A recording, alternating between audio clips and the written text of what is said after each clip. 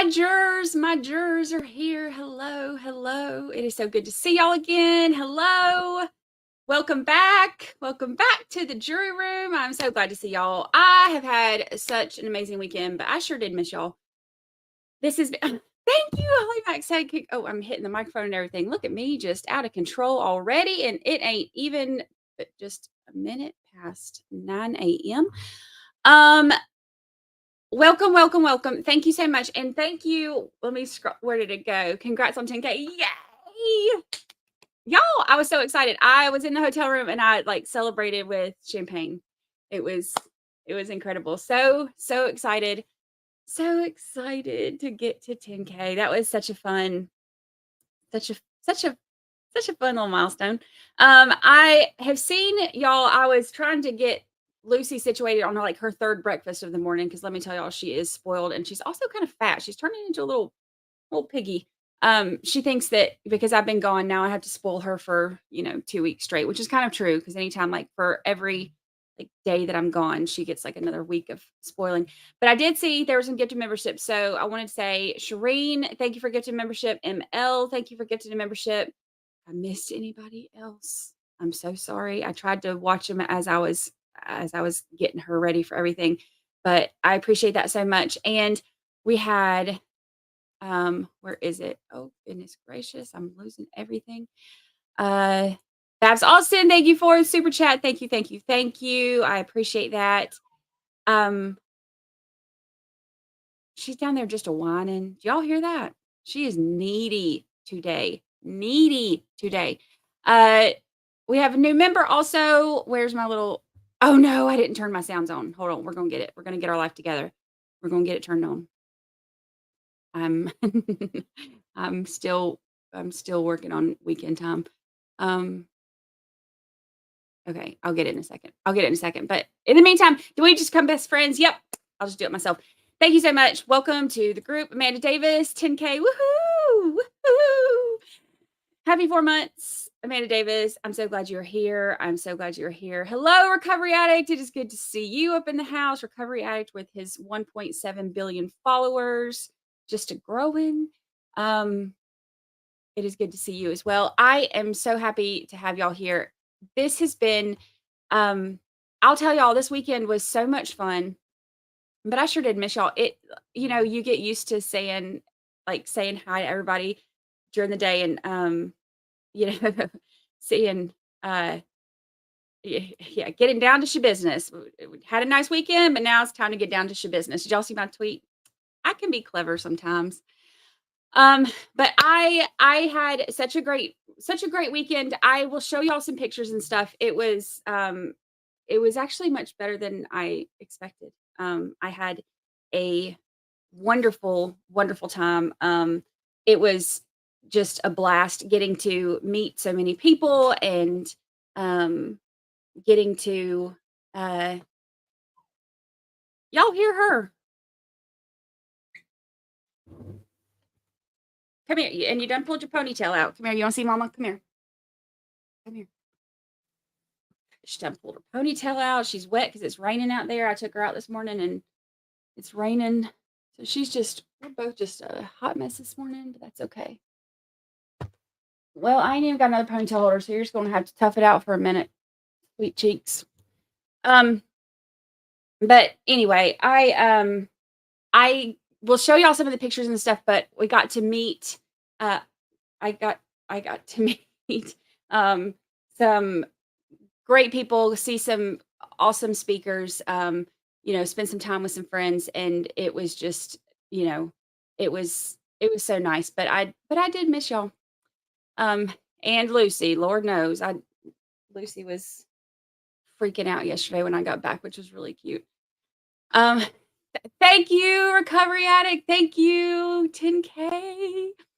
It was so exciting. I was sitting there watching. I was refreshing, and at one point, I was sitting in the hotel room, and I was like, "Oh my gosh, look! It's at 9,999." And then I kept refreshing. I've heard this that I was sent a clip. I was sent a clip that I was on JLR's live. Didn't know that. Didn't even see him film and wasn't paying attention. And then I was on his live, and I guess I was in the back of one of Anjanette's lives too. So, um, but I did not know that until it was too late. Thank you. Thank you. Thank Oh, so exciting. I really like it's funny because I yeah, I like being there this weekend. I was like with all these people who have like, you know, these huge followings, and I'm like, here I am like with our 10K, and that's such a big deal. It's such a a fun thing for me and so exciting for me. And so I'm like, wanting to party it up and celebrate over 10K, and then I'm like, oh yeah, these people have like the entire world. But it was it was it's still just as important to me. I loved it.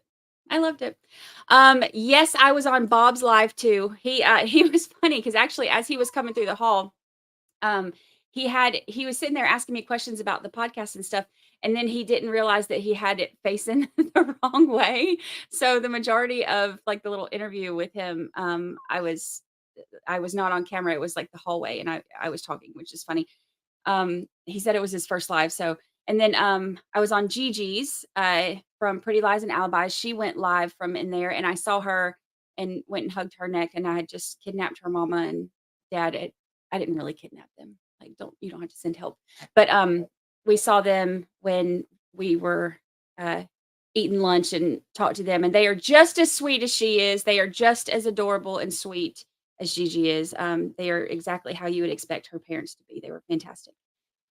So, um, so that was fun. Yeah, yeah, I was, yep, on Gigi's. It's funny because I did not go live from there, but I ended up on like a whole bunch of other lives somehow. Just seeing everybody. Why are you whining? What is your problem? Go lay down. Your friends are here. Be on your best behavior. We got company. Come on, lay down. You're good. She's had like 4 treats and 2 breakfasts already. I did get to do a lot of networking. I did get to meet a bunch of new fantastic people, which was a lot of fun. Um, it was great. It was great. Yay! 10K. 10K. Tosh, thank you so much. Remember for 4 whole months. 4 whole months. Uh, gosh, it's gone by fast, hasn't it? It really has. Snuggle back in. It was cool to see you with Mel and Carrie. Yeah, and Carrie did such a good job, y'all. And I know that like I'm biased because I'm like she's my friend and everything. So I'm automatically going to be proud of her no matter what she does. But she rocked it on like her speaking and stuff. She did such a good job. Um, oops. I'm trying to scroll back down. Scroll back down. Hello. I saw Nikki in a live. I got to say hello. Iowa Backyard Cam member for 1 whole month. Congrats on 10K. Thank you. So exciting. It's like, you went to CrimeCon? Yep, I did. And it was amazing. Kim Newton member for 4 months. Hello. I'm so backed up on this. I'm trying to make sure I say hi to all my friends this morning. Why are you whining? What is the problem? You're literally eating a treat. You can't whine while you're eating a treat. That's not how life works. You're all right. You're going to get through this. Holly Mac, new member. You've been a member, but welcome back. Let's see. Who is JLR? JLR investigates. He was there, and he did a couple of lives. So, and I was sent clips. I didn't even see. Kelly P, member for 3 months. Thank you. Congratulations on 10K. Thank you, Kelly P. I saw Kelly P on live too. I was like, oh, hey y'all. Hello, my friends. Let's see. Thank y'all so much on all the 80s Music Man is back. Where have you been, 80s Music Man? Where have you been? Oh my gosh, and I didn't even get my sound effects started so that I can't even do the squeaking door. Maybe that's why Lucy was whining. She was trying to let me know that you snuck back in. Welcome back. We hadn't seen you in a little bit. We've been missing you. Welcome back. Dean Sparks, Lucy is super cute today. Lucy is super needy today, Dean Sparks. That's what Lucy is. She is super needy. Gigi's parents were the best. They are just the most adorable little couple in the whole entire world. Oh, thank you so much, Artie. Congratulations. Your first 10K is a huge deal. Thank you so much. I was real excited. Recovery addict member for 4 months. What you have done is amazing. 10K party. Can't wait to see the interviews you lined up. Yes. I was trying to figure out when we're going to do it. I think I'm going to try to do it like 2 weeks, like in 2 weeks, like not this coming Sunday, but the next Sunday. So that'll give me time to, because we actually hit it faster than I was planning on it. So I haven't had time to get everything like scheduled yet. And I still got to get the new podcast. Like I've been trying to do the podcast episodes on Tuesdays, and with CrimeCon, I'm going to be late because there's no way I can get it all done today, especially because we have our Murdoch stream tonight with like the Murdoch Dream Team, who I'm so excited about. So I think we're going to try to do it like maybe not this Sunday, but next Sunday. So I will let y'all know as soon as I can get it. As soon as I can get it all lined up. Weather Watch, hello. 10K don't play. Woo woo. Thank you, Weather Watch. I appreciate that. Remember, for 4 whole months.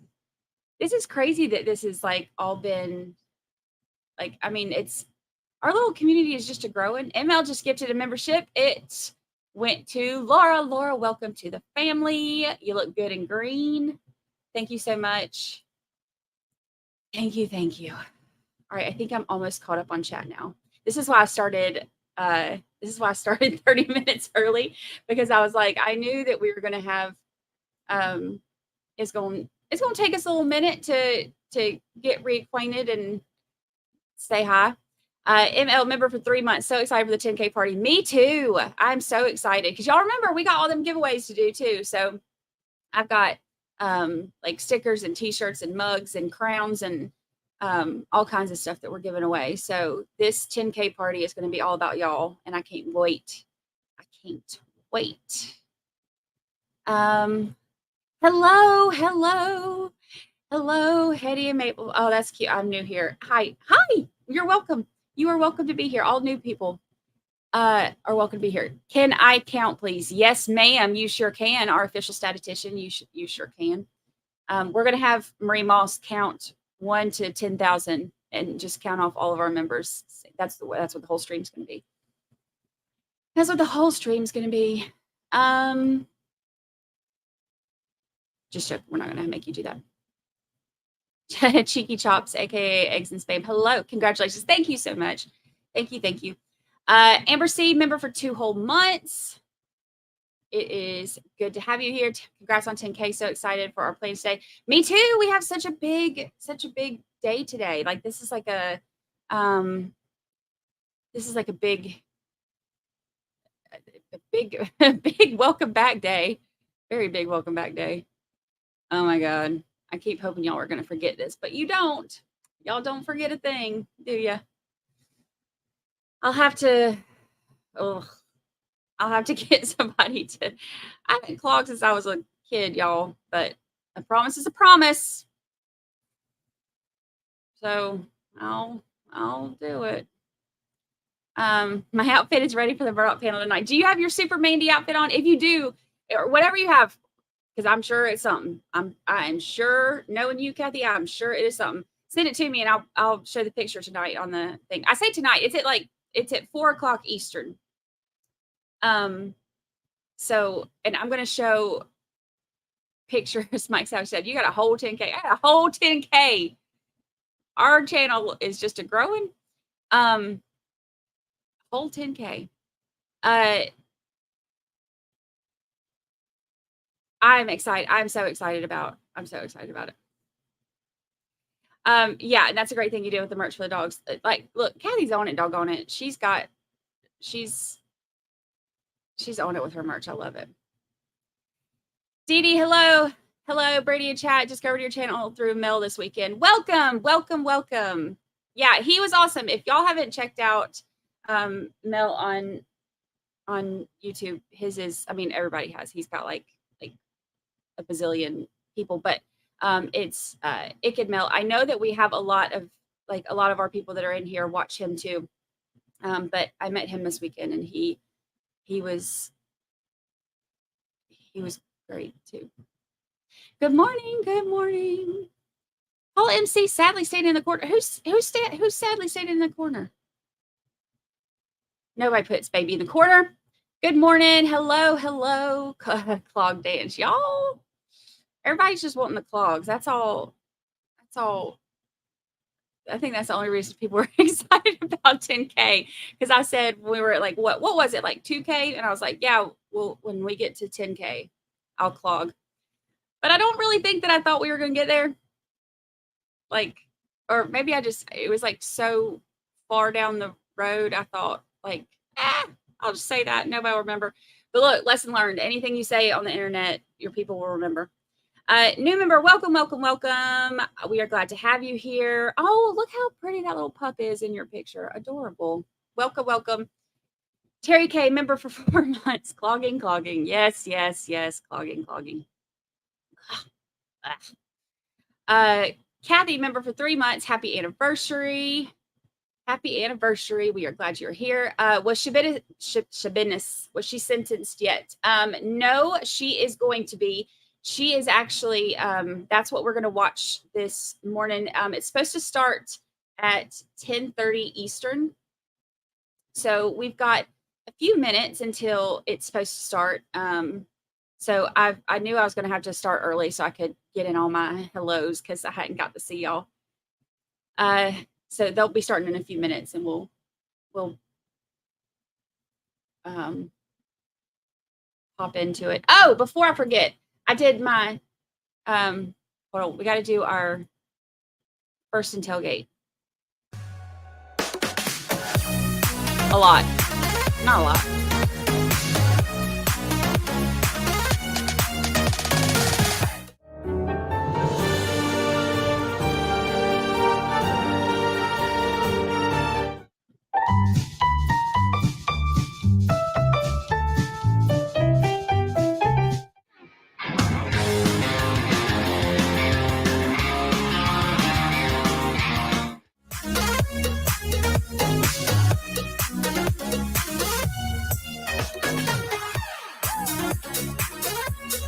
Woohoo! See, how proud are y'all that I actually remembered to do it? I have been slacking on that lately. I've been forgetting a little bit. Only because there's been so much going on. All right, I'm going to get Schabusiness set up over here, and then we will wait on her. Let's see. Get Schabusiness. I don't have Beach Cam set up only because I was on my laptop last night and it's raining, so it's kind of hard to see Beach Cam anyway. What's on tonight? Just joined. So tonight we have the Murdoch panel. We're going over everything, and we're going to go over, like, Dr. Kinsey's going to be here, who, y'all, let me tell you, I saw him at CrimeCon, and he and his wife are just the bee's knees. They are so incredible. I love them so much. And he's going to be on Mandy Matney, Mandy Powers, like just literally the dream team. The Advocate, thank you so much. Starting a gift train. Thank you so much. I appreciate the super chat. Thank you. Thank you. They're from all over. Brother Brewmeister JT sent me the Halloween ones. And then I've got, like, I've had some of the members have sent me some of these other ones. And then these 3 up top, I started out with those because I've found them. They're from everywhere, but I love them. Rumsky, welcome. Hello. Welcome. It is good to see you. Welcome in. Good morning. Good morning to all of our new people. This is fun. Holly Mac, Choo Choo Party Train. Hello. Good morning. Thank you so much. I appreciate the super chat. Thank you. Thank you. Thank you. Oh yeah, I got to find the clip later. We're going to play some of the clips of from our first stuff when we started to, as we as we've been growing. Or I should sing while I'm clogging. Oh gosh, yes, that would be quite the duet. Quite the duet. Charlene O'Donnell, thank you so much. Congratulations, Brandi, on 10K. Thank you, thank you, thank you. Kelly, thank you for the super chat. Gosh, y'all are just like the gift train going crazy. Thank you so much. Gifted train, I'm back between you and RA. I did hit the like button. Thank you so much, Kelly. I appreciate it. Very, very much appreciated. Nikki, thank you so much. Woohoo, on the 10K train. Woohoo. Yay. I was so excited, y'all. Y'all should see me in the hotel room, like refreshing. And then like it hit 10K. I was like, very exciting. Thank you so much, Nikki. I appreciate it. Deebs, member for 4 whole months. Did you not say unclogging, braying the plunger? I like that better because that would actually be probably a lot easier than my old self trying to, clog dance again like I'm a spring chicken, and I'm not anymore. I'm not a spring chicken anymore. That's okay. Spring chickens are overrated. PJ, thank you so much for the super chat. Great pick of you and Nancy Grace. Congrats on the 10K. Thank you so much. She was actually so kind in person. She really surprised me. I mean, not that I expected her to be like all hateful and stuff, but she was so sweet and just so, she cared so much about her people and stuff. I thought she was fantastic in person. She really impressed me. Terry K, thank you so much for the super chat. Y'all are just the sweetest. I appreciate you so much. I really do. Hello, Ponzi Fonzie. Yes, this is the live sentencing. We are waiting for them to come. And Daddy's going to come back from prison and talk about his baby girl. And Taylor is supposed to talk herself. So we're going to see how this goes. I've got my sweater for it ready just in case that D word comes up again where I get so embarrassed and have to cover my face. Hopefully that shouldn't come up in the sentencing. But look, the way that this trial went when we were streaming it, you really just never know. So I've got sweater for it ready just in case. Just in case. Just in case. Jen, thank you so much. So glad you and Lucy are back and had fun. Congrats. Thank you so much, Jen. I appreciate it. Thank you for the super chat. Thank you.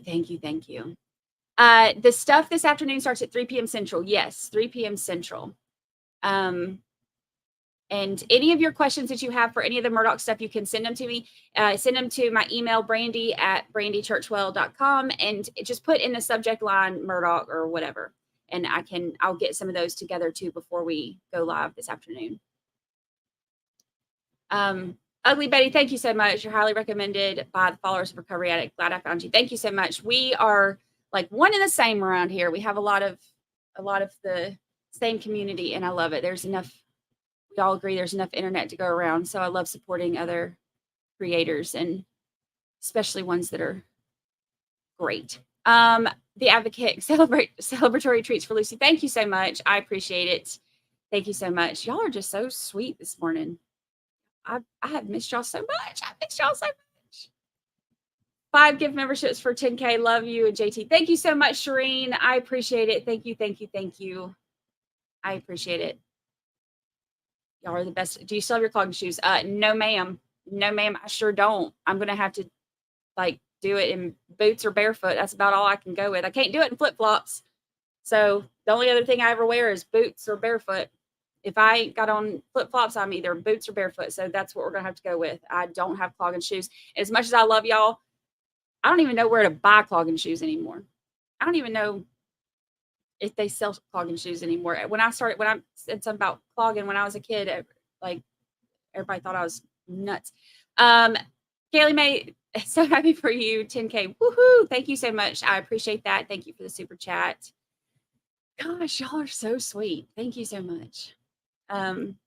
She really is incredible in person. She really is. Thank y'all so much. Thank you. Baby Bear, thank you for the super chat. Thank you. I appreciate it. Selena K, member for 3 months. Gosh, that's gone by fast, hadn't it? I love this channel. Congratulations on 10K. Thank you so much, Selena. I appreciate it so much. So much.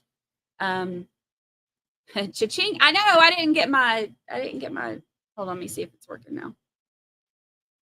Nope. Gosh, I should have thought about that. I have to, for whatever reason, whatever button I hit, I have to restart that before I do this thing because I hit something wrong. Here's the sensor to cover your blushing, Brandi. Y'all, I don't think I've ever blushed as much as I did during this Schabusiness trial. I had a sweater for it. I have the sweater for it ready. Twisted Branches new member, welcome. Thank you so much. Congratulations on joining our little family. This is where you live now. This is where you are. This is where you have to report every single day and spend the entire day with us and never go anywhere else ever. I'm just joking, but we're glad to have you here. Michelle, member for 3 months. Congratulations on hitting 10K. Woo-hoo! Happy 3-month anniversary. Suzanne, member for 4 months. Congratulations on 10K. Way to go. Thank you so much, Suzanne. Happy anniversary to you too. OG Sean White, new member. Welcome to the family. You heard the rules. This is where you live now. You will report and you will stay put and you will hang out. I'm just joking. Those aren't our rules, but you are welcome to anytime you want to. Welcome to the family. We are glad to have you here. Jiggly Jules, welcome to your 1-month anniversary. Good morning, y'all. Good morning. Good morning. Good morning and happy anniversary to you. MS Kim says the clogging store. Duh.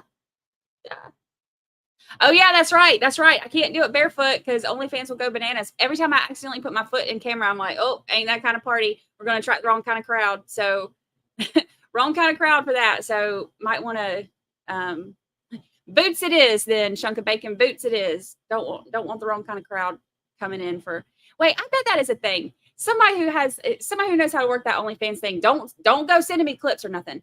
But somebody Google that or however you look it up on OnlyFans. I bet there is. I bet there's a barefoot clogging thing. There's got to be, right? Some kind of I bet that's a whole genre on its own. If it's not, I just gave somebody an idea and I just want 20% of whatever you make on it.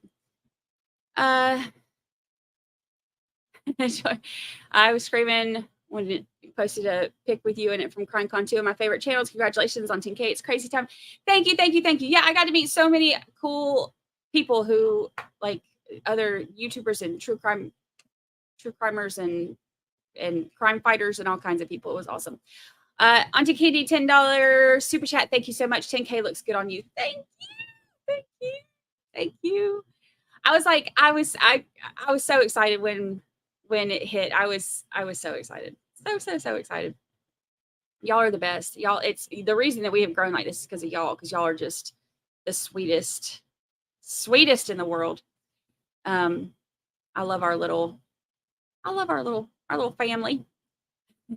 Yeah, Kelly P, I clogged in 5th grade. Oh, see, you can stand in for me. See, Kelly P wants to be the clogger. Kelly P has just volunteered. I don't know what y'all are reading into this, but what I read is that Kelly P has volunteered tribute to be the clogger for the 10K party so that I don't have to.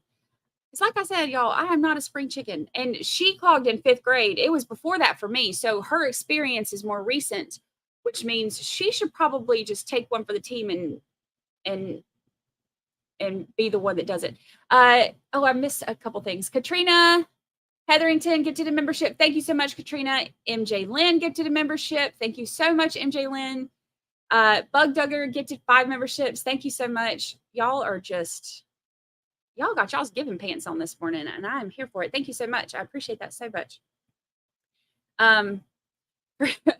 OG Sean White said, for you, I'll stay. LOL. Congrats on 10K. Thank you so much. Thank you. I appreciate it. Thank you so much. Did I not stream the trial for Kara the last couple of days, or was there no court? I did not stream it because I was in Orlando for CrimeCon, so I have missed it. But I know some people watched it. We are going to try to hit the highlights. I missed Thursday, Friday, and yesterday, and I haven't even looked. I've been so busy. I have not even looked to see what's happened or if they're done. I know that they did closing arguments in the sex therapist trial yesterday. I think so. We might just hit some of the highlights from that, like on one of the days, and then watch the closings because it's with me being gone, it's I'm trying to catch up, but man, y'all, I got so much to catch up on. Let's see. Checking in from RA. Hello to all of our RA friends coming on over to say hello. Miss, I'm late, so sorry. You get detention. Just joking. We are glad you were here. Better late than never. Thank y'all so much. Every time I think I'm about caught up, then I realize there's more that I missed. ML gifted another membership. It went to Minderella. Welcome to the family. Thank you so much, ML. I appreciate that. I appreciate that. Thank you so much. All right, am I caught up? I think I am. Here's to 20K coming soon. We'll be there before you know it, y'all. Y'all are awesome. Laura said, good try, Will. It's worth a shot. It's worth a shot. Red pens and tap dancer, does that count? Yes, ma'am. Yes, ma'am, Pam, that counts. Look, red pen, yes, sirree. Yes. Do you volunteer tribute? You can be the tap dancer. Thank you so much. Thank you. So exciting, isn't it? Brandi doing the hard sell for Kelly P. Look, I'm trying. I'm shooting my shot, y'all. I'm shooting my shot trying to get Kelly P to be like volunteer tribute for the yes, Sarah, she's supposed to be speaking, and Lord knows what she's going to say. Y'all remember when we heard her voice, though? It did not sound like her voice, like what you think it would sound like. She was not, remember when they were asking her about like testifying and stuff, and she was like, yes, no, like it was just like that real soft, whatever. And that is not what I was expecting. I don't know what I was expecting. I don't know. I mean, I wasn't expecting her to have like some, gruff, like, no, I don't want to testify. Like nothing like, or I don't know what I was expecting, but it wasn't that. So it'll be interesting to hear her talk. And I mean, what can you honestly say? Like, we're going to see. We're going to find out. And Daddy's Daddy's taking the prison bus on over. He's going to be talking for her too. So we'll see what he has to say too. Jackie D, member for 2 months. Congrats on 10K, Miss Brandi, and all of you. I missed you too. Thank you so much, Jackie D, for being here. Kaylee, new member. Welcome to the family. You heard the rules. This is where you belong now. This is where you live. This is where we report every day. Hello from RA Chat. Drop in and say hello. Hello. It is good to see you. Love this group. Me too. I know I'm partial, but man. CrimeCon is in Nashville, Tennessee, 2024. Yes, it is. And I have already been looking at the rooms and stuff. I'm trying to get some stuff figured out, but I think I'm gonna go. Plus, my mama's side of the family is from Nashville, so it'll give me a chance to go say hello. Closing arguments are today on the. Good to know. See, y'all are on it, doggone it. Y'all keep up with things when I have been in my own little world and have missed everything. I have missed everything. I have dual citizenship with Brandi, all right. B Crimes member for 4 whole months. Welcome to your 4-month anniversary. It is good to have you here. 10K, yes, 10. We need 10K brows. Look, y'all,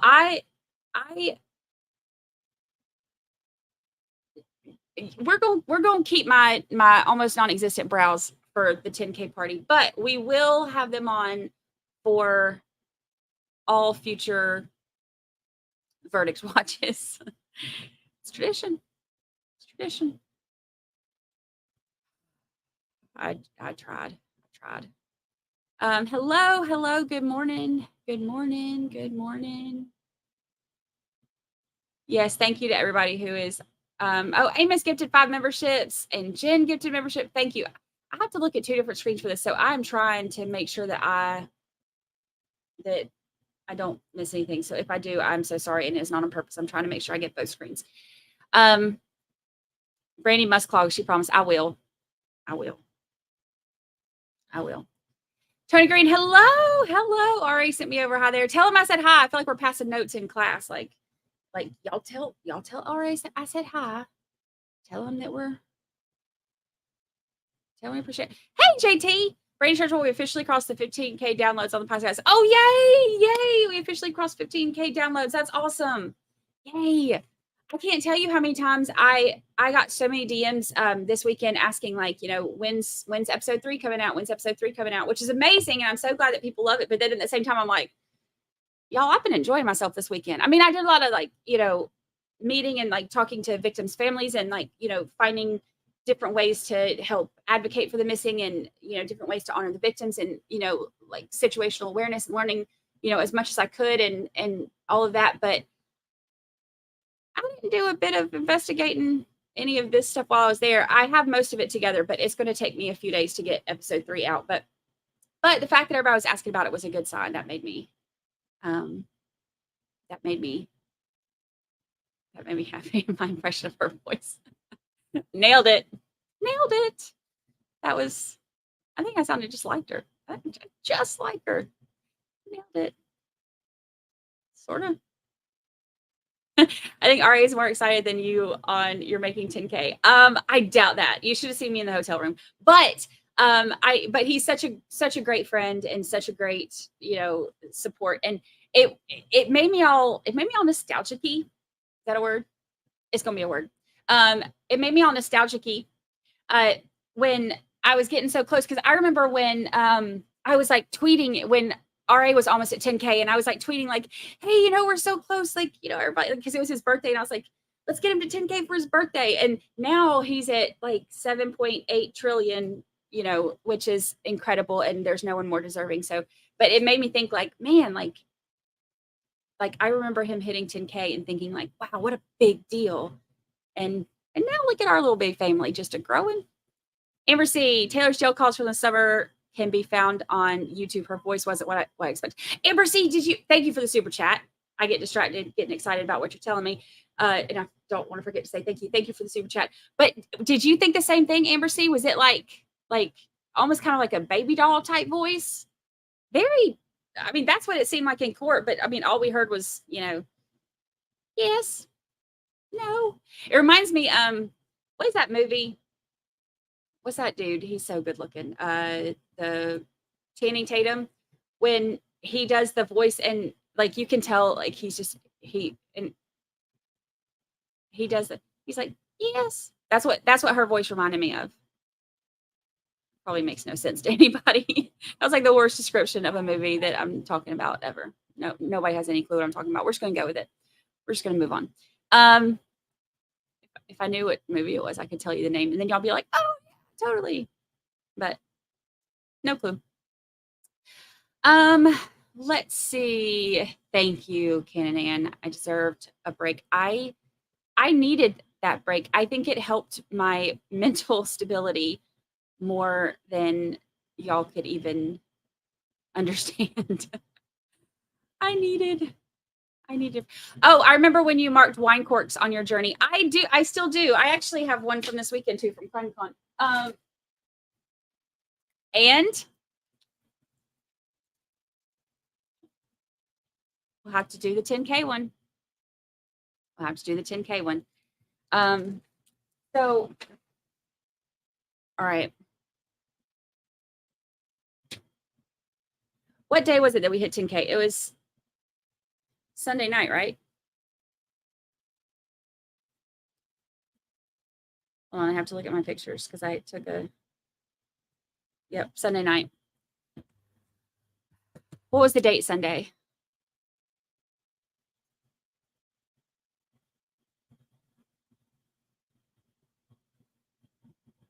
Y'all remember when I did like 156? I have it over there. Okay, so 10K. That's so cool. All right, that was okay. So today's 26th. I didn't come here to do math. All right, today's 26th and it's Tuesday, so 25th, 24th. Okay, so 9, 24, 23. Okay, so 9, 24, 23. Oops. 10K. That one's going in the special occasion quart jar. Yes. So exciting. So exciting. I'm a happy camper. Did y'all see Miss Shelley, Blanca, and Cousin Eddie on the Murdoch Netflix thing? Yes. I spent some time with some of my friends this weekend, and we got to watch that. It's crazy, huh? We can ask them about that too. Y'all, like I said, any of the Murdoch questions that y'all have for this Murdoch like dream team that we got assembled for tonight, email them to me, Brandi at brandichurchwell.com, and just put the subject line as Murdoch so I can pull them out from all of my other stuff. We love our mods. We love our mods. Jill C says Brandi and JT are the captains of the ship, but mods deserve a round of applause for the 10K. They are fantastic, so lovable on the channel. Love you, mods, and thank you. Yeah, I could not. Like, I would be completely lost without like JT and the mods. Like, this is they help me like stay as mentally, I was about to say mentally stable, but Lord knows I ain't that, but as mentally stable as possible. Look at you, Amber Norcutt. She's the man with it, man. See, she's the man. Amanda Vines, yes, thank you for the super chat. Thank you for the super chat. See, y'all know things that like all it takes is I could just say like one random thing and it's like it seems like nothing makes sense. And then y'all are like, yep, I know what you mean. What was it the other night? We were talking about I jumped in on Night Court with JT and somehow we started talking about wrestlers. Y'all, I said something about I was like, what's the one that's like dope? And I was like, wait, that's Homer Simpson. He's not a wrestler. And it was I meant the one that says woo. And look, y'all, I quoted Homer Simpson trying to talk about the wrestler and Polly Prissy Pants, I think it was Polly Prissy Pants was like, you know what's sad is that like I knew exactly what she was talking about. I don't know if that should scare me or if that should like impress me, but either way, I think it does both, honestly. Y'all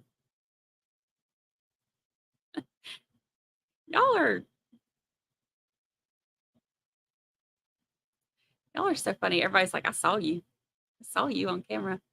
Yeah, there were more cameras around than I realized.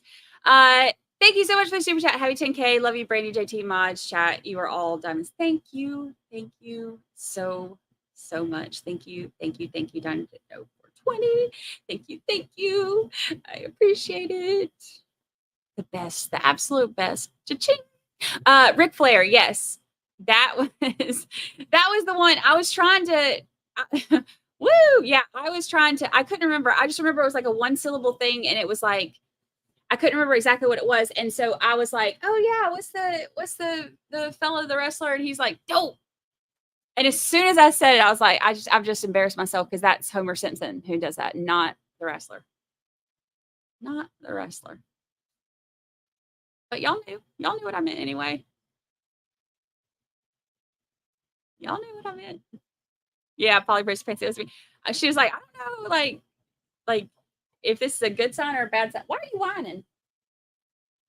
She's like, I don't know if this is a good sign or a bad sign that I knew what she was talking about when I was trying to do the Homer Simpson, but you know, it's fine.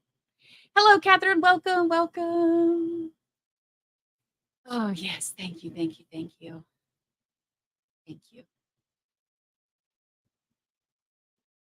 I've been watching wrestling since 1985. There's a little group of us on Twitter who saw that they did wrestling at the Baptist church down here somewhere. And I was like, y'all, I don't think there has like I've never been to a wrestling thing like, you know, like high school matches and stuff like that, you know, when I was in school. But I'd never been to one and I was like, I think for me personally, as an individual on my own personal growth journey, I think that it is imperative that I go to the wrestling match at the Baptist church. Because if you are going to go to a wrestling match, that would be the one you would want to see, right? The one at the Baptist church. And oh, that's not true. I did do a I did go to one other wrestling thing that was interesting. It was interesting. Oh God, how could I forget that? I think I blocked it out. Let's see. Oh, we have gifted membership. Let's see. The Good Tarot with an H was gifted a membership by Dynado 420. Thank you so much. Thank you. Thank you. Appreciate the gifted membership. Thank you. Thank you. Thank you so much. Y'all are the best. Oh, what just happened? I hit something. Hit the wrong button. There we go. Wrestler. Oh, sorry. Wrestling. Wrestling.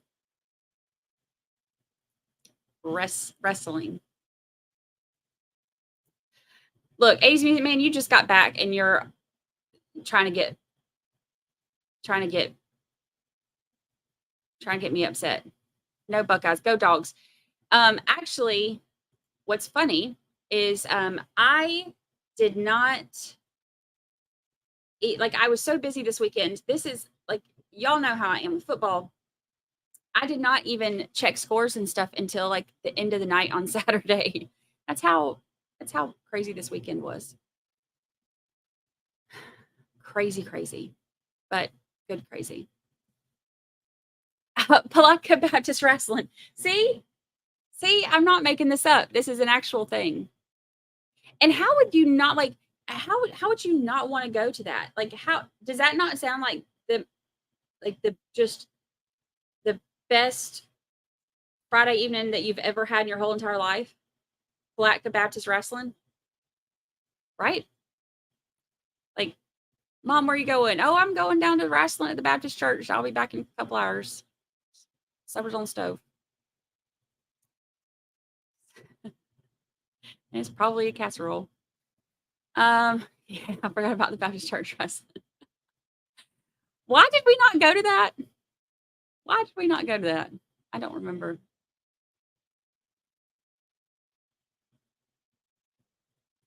There's a difference between wrestling and wrestling. What is the difference? Wrestling. Wait, hold on, Mary Murphy. I'm going to regret asking this. Mods are like, don't go there, Brandi. Don't go there, Brandi. Okay, I'm going to regret. You did coleslaw wrestling at a biker bar? Mary Murphy, you did coleslaw wrestling at a biker bar?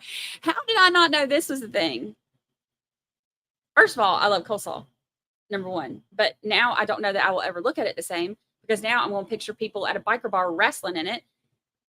Mary Murphy, I need pictures as long as let me rephrase before I start getting my inbox flooded with all kinds of biker bar coleslaw wrestling pics.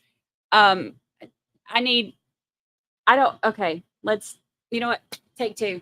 I would like to see pictures if they're not going to put me in a sweater fort where I get too embarrassed. I don't think I'm about to Google it. No, that's a bad idea. That's a bad idea. No, things will come up. I'm not doing it. Coleslaw wrestling at the biker bar one time. Well, you know what? There's a one time for everything. I'm here for it. I would love to see pictures if they exist. I'm new. Welcome. We love new people. I'm new. I found you through Ikebel. He was so glad to meet you at CrimeCon. We all honor you for your strength in doing something like this after losing a family member, sending Texas-sized hugs. Welcome from the other channels too. I appreciate y'all coming and checking us out. Maggie Carr, super sticker. Thank you so much. Thank you so much. I think I am almost caught up.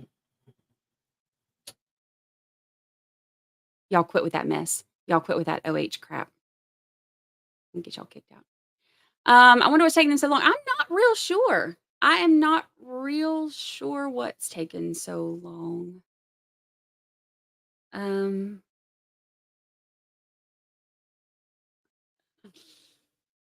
ugh. Next time we're going, yes, yes. Oh, wrestling. Okay, look at Lindsay Hendricks with my. Okay, wrestling is backyard country scrap, typically in dry grass. Okay, well, I will try to work on saying. Let me get as dignified as possible. Wrestling, wrestling. We're going to the Baptist church. Wrestling. No, that's probably still wrestling. Um, Coleslaw wrestling. Okay, I got y'all. How can you not Google coleslaw wrestling? Like, you can't bring stuff like that up to me and then expect me not to Google it. Biker bar. If it, coleslaw wrestling, y'all. If anything ever happens to me, somebody come delete my search history, please. Lord help me. Coleslaw wrestling. It's a thing. Oh Lord help me. Oh my God, this is. Oh my God. Oh my God. I wish I wouldn't have Googled this.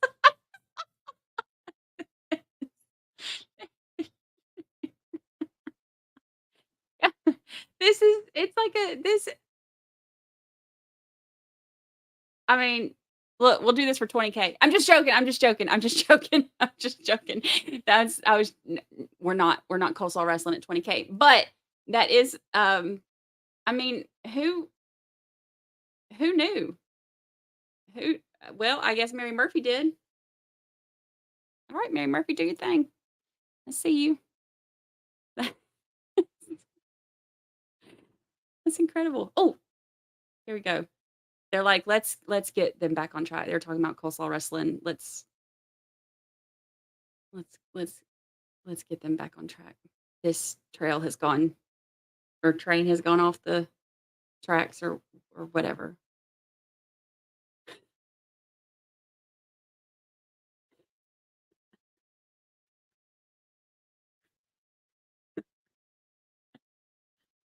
God, this is not normal behavior. Mary Murphy said, "You're cracking me up." It's a thing. It's a thing. Pics, please. Oh my gosh, that's so funny.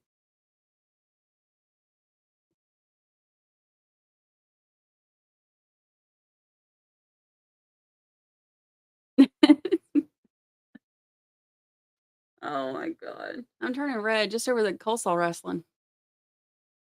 Imagine how for those of y'all who didn't watch Schabusiness with us, um, if I turned this red over coleslaw wrestling, imagine how red I turned every time they mentioned their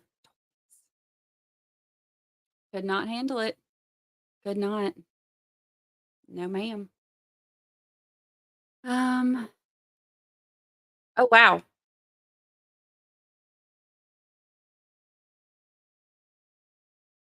That's an interesting get up.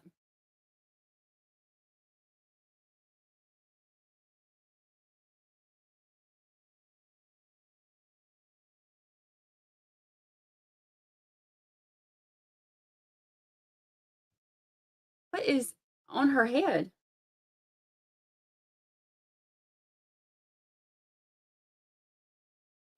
What is happening here?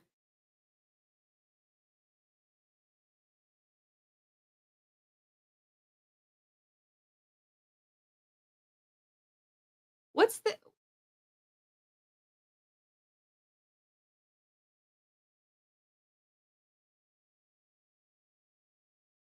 She's been spitting on people.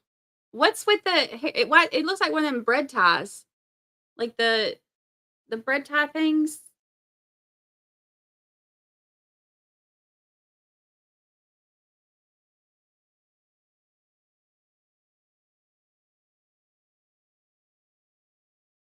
Why am I not surprised that she's been spitting on folks?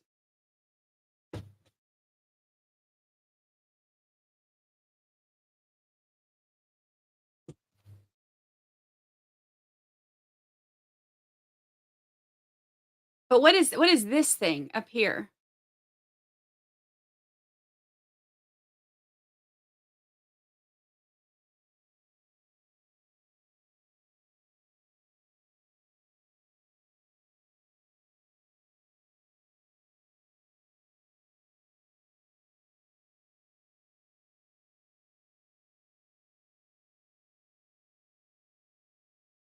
Interesting.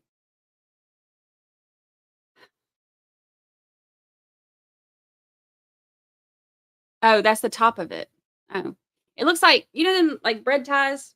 Like, the little not the tie, but, like, the little bread things that, like, like, you hold your bread and then you spin it, and then you put that thing over there? Look, she's like wait. She's like, "Yep, I know what you're talking about." She's shaking her head, yes. But and then, like, you put a little bread clip thing on there? She's looking at me. Oops.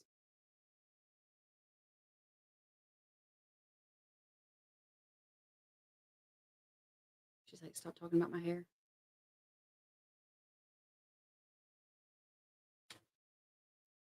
Her and Letitia have the same hairdresser. Lisa Dancy, thank you for the super chat. Yeah, I guess there's not a whole lot of hairdo options when you're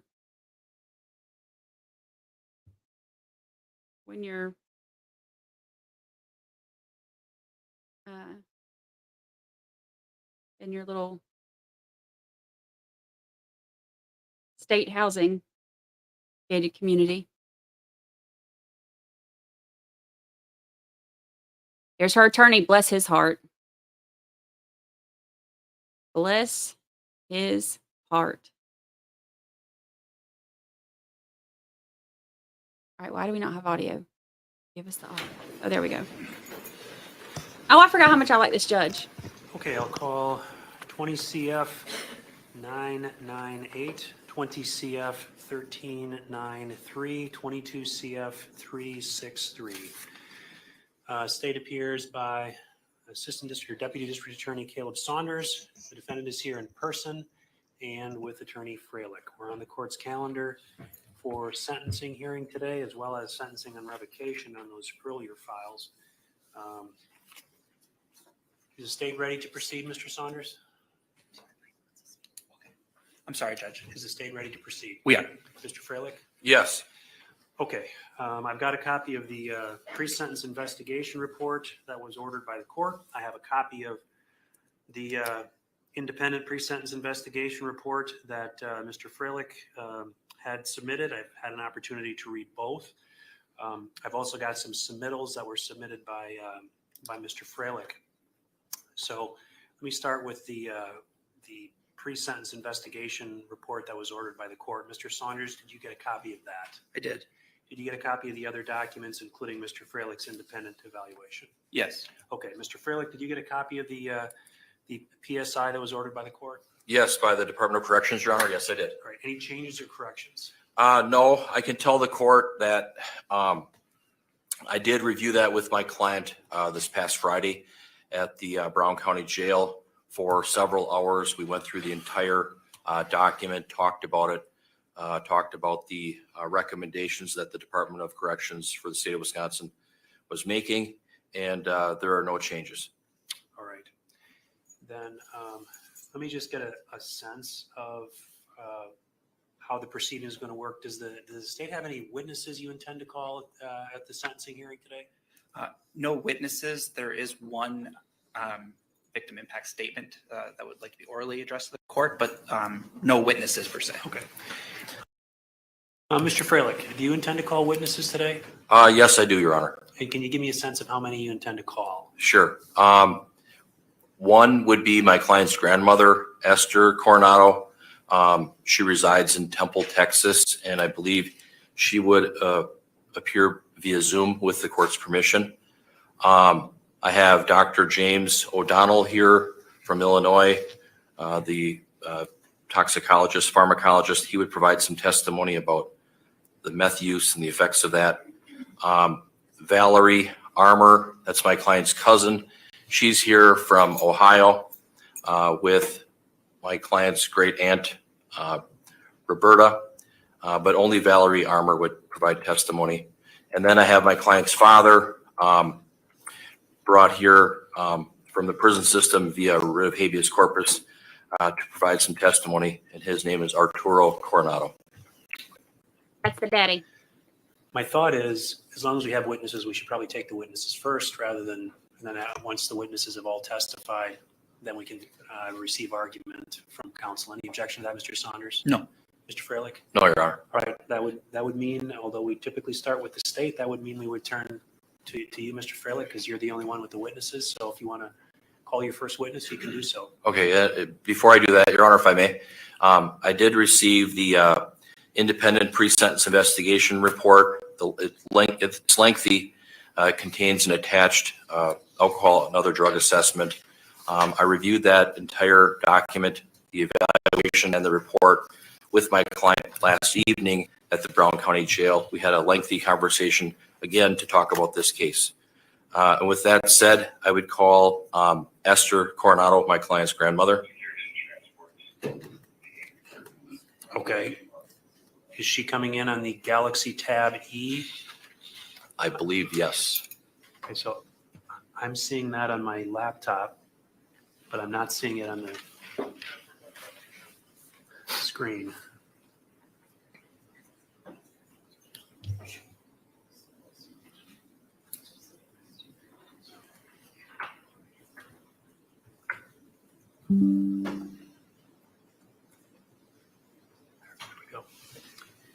Okay. So are you Ms. Coronado? Yes, Okay.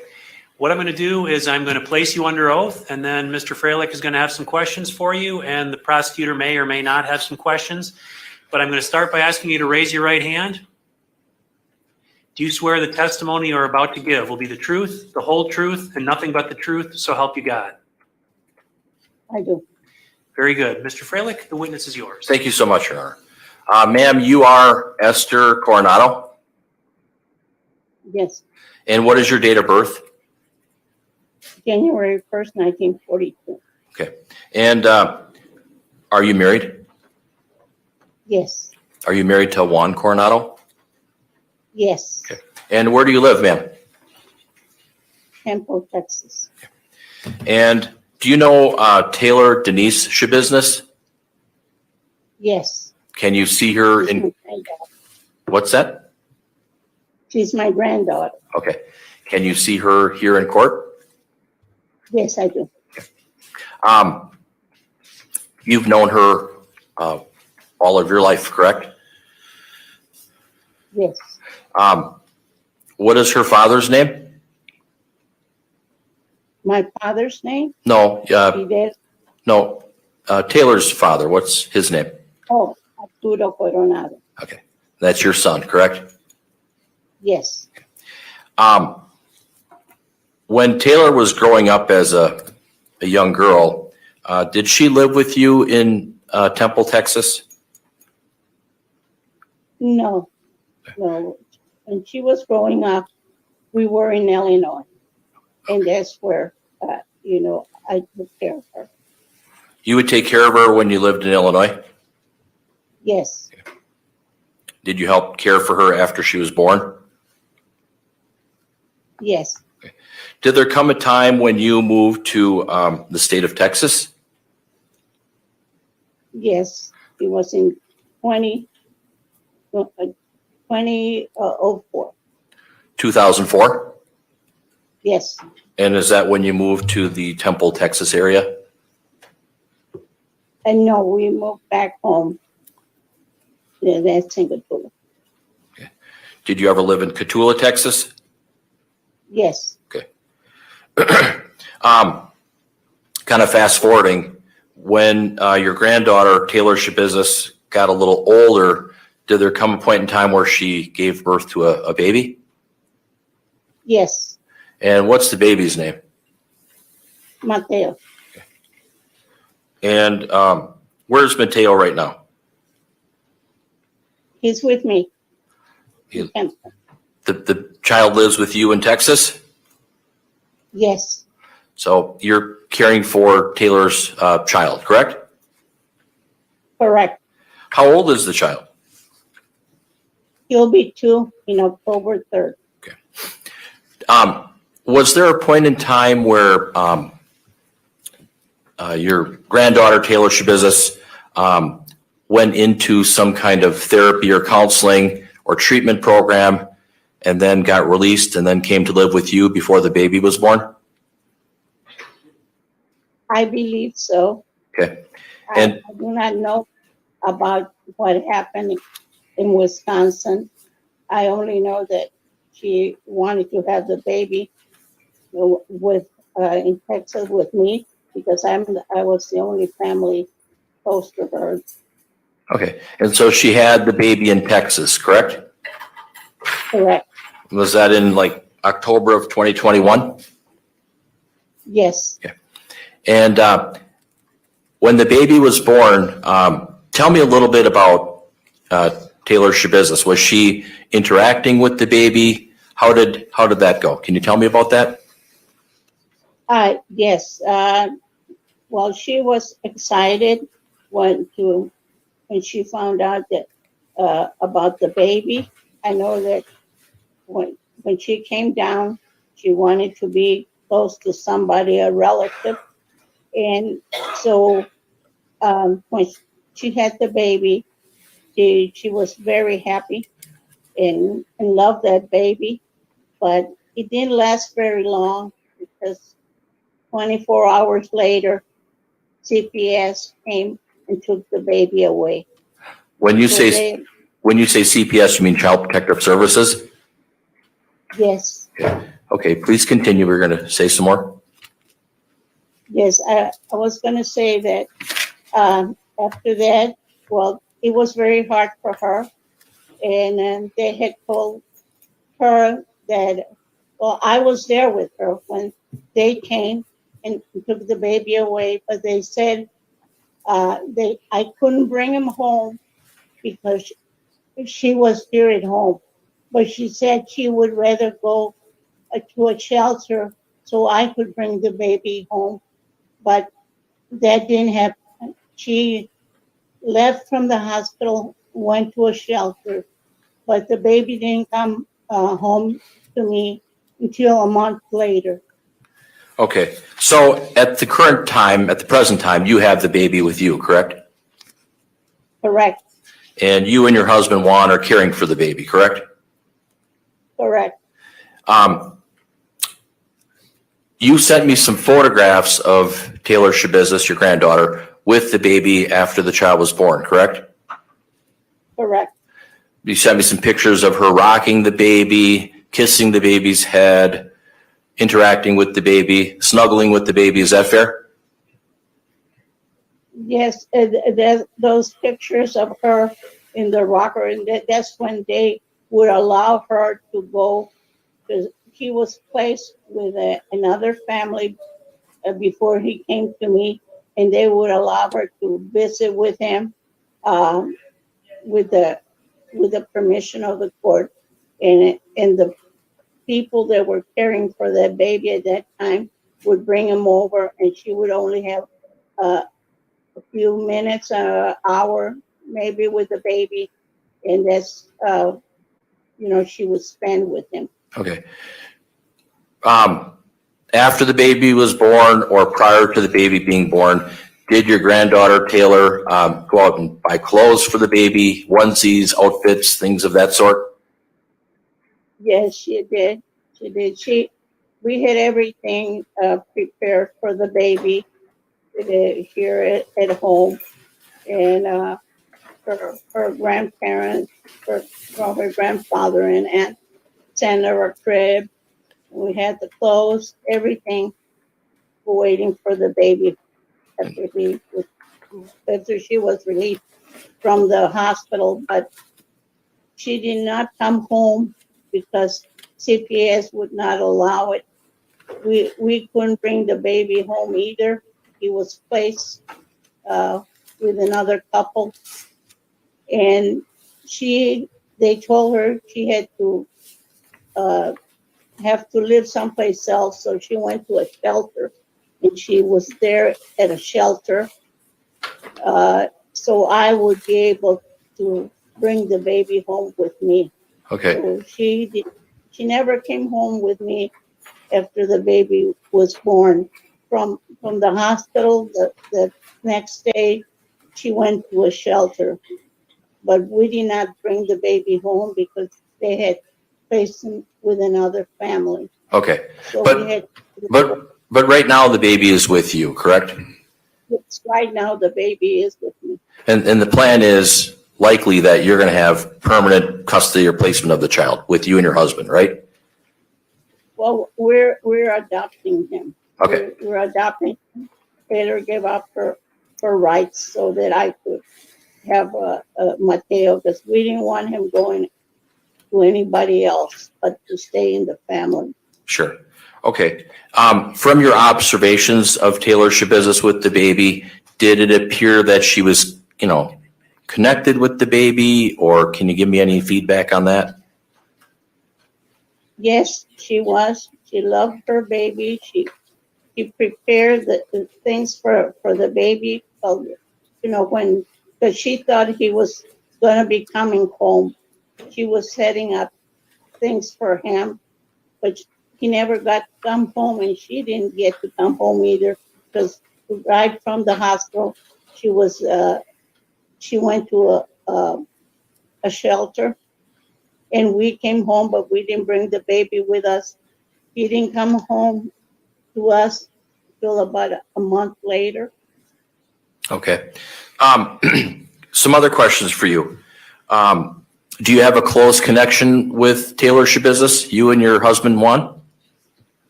Yes, I think you sent some pictures of you and your husband Juan with Taylor Schabusiness in the middle. Is that right? correct. Yes, You both love each other very much. Is that fair? yes. We went to visit her in Wisconsin. That's where we took the pictures, because she had her own apartment. She was doing well, and we went to see her, and that's when we took the pictures. Okay. When she was living in Wisconsin, was she working at a cheese factory, Saputo Cheese? Do you remember? Yes, she was. She was working there. She was doing good. So after that, I don't know. We communicated back and forth. She would call every week, and then later on, I didn't hear from her for a while until she told me, that about the baby, and she wanted to come and be with me so she could have the baby. And I told her that would be fine. So she came down to Temple. Okay. She graduated from high school in Texas, correct? Correct. And that was at Cotulla High School? Yes. And I looked at some reports and records that she may have graduated in 2016. Is that about accurate? I think so. I don't remember, but it probably is correct. And when she was attending Cotulla High School, did she live with you in Texas? Yes, she did. Okay. How long did she live with you before she graduated from high school in Texas? Oh, maybe about a year and a half. And during the time that she lived with you for a year and a half prior to her graduation, did you note any problems with drug use or other issues? No, Um, no, I didn't notice okay, any of that. okay. And when she lived with you in Texas, was she involved in any kind of sports or activities at all, like soccer or swimming or anything like that? No, because it was almost her last year. So what she did, she just worked. She got several jobs there. You know, just working maybe like a Dairy Queen. It's a small town. There's not that much work there, so she would work at different places. Okay. Do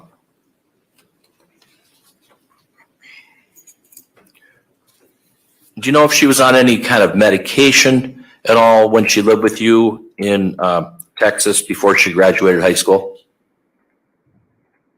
I believe so, but I really don't know what kind of medication she was on.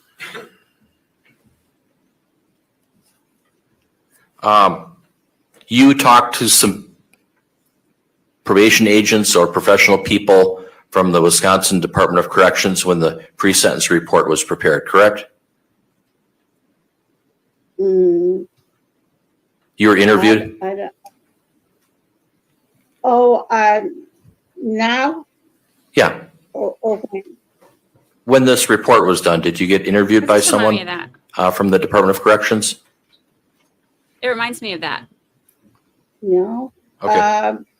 I got interviewed by three persons that said they will work with you, but I don't know if that was true or not. I don't. But I was interviewed by three someone that said they worked for you. Okay. Your son is Arturo Coronado, and when he got divorced, did that have an impact on your granddaughter Taylor? Well, when he got divorced, my granddaughter has been on her own for a while. Okay. When Taylor's mother passed away in 2009, did that have an impact on Taylor? Yes, it did, because she had just lost her mother, and a year later, her father remarried, and the person he married had children of her own. So she was kind of I would say, didn't feel well. She felt like she lost her mother, and now she was losing her dad, because there were other kids involved in there. Your son got married to a lady named Katie after Marla passed away, correct? Katie? Yeah. Yes. Okay. And did Taylor ever talk to you about the fact that she didn't get along with her stepmom? Taylor always kept everything to herself. She never said things about people. I know that she didn't feel comfortable. She felt like it was too soon after her mother passed away, and her father remarried, and she felt like abandoned. And then here she was in a home where there was three children, but one of them I know that lives with the father, but two of them were living there, and her brother lived in the basement, and so she just from a nice home that she had, then she ended up living in the basement. But like I said, she never complained to me or said anything. But I went to visit them, and I could see that, she felt misplaced. But now other siblings Okay. You're aware of the criminal charges and the convictions that resulted after the trial in this case, correct? Yes, I think so. I don't know too much about it, but yes, I know that they found her guilty and they want her to spend her life in jail. And I think that she has gone through a lot in her short time of being here. She has gone through a lot. There's a lot of things that she has to, losing her mother, her father remarried, then find herself pregnant and losing her son, and then losing her brother. So that's a lot for a young person to take in. And ma'am, your granddaughter, Taylor Denise Schabusiness, she's, we agree, 25 years old? Yes, She had a brother, Arturo J. Coronado, AJ Coronado, correct?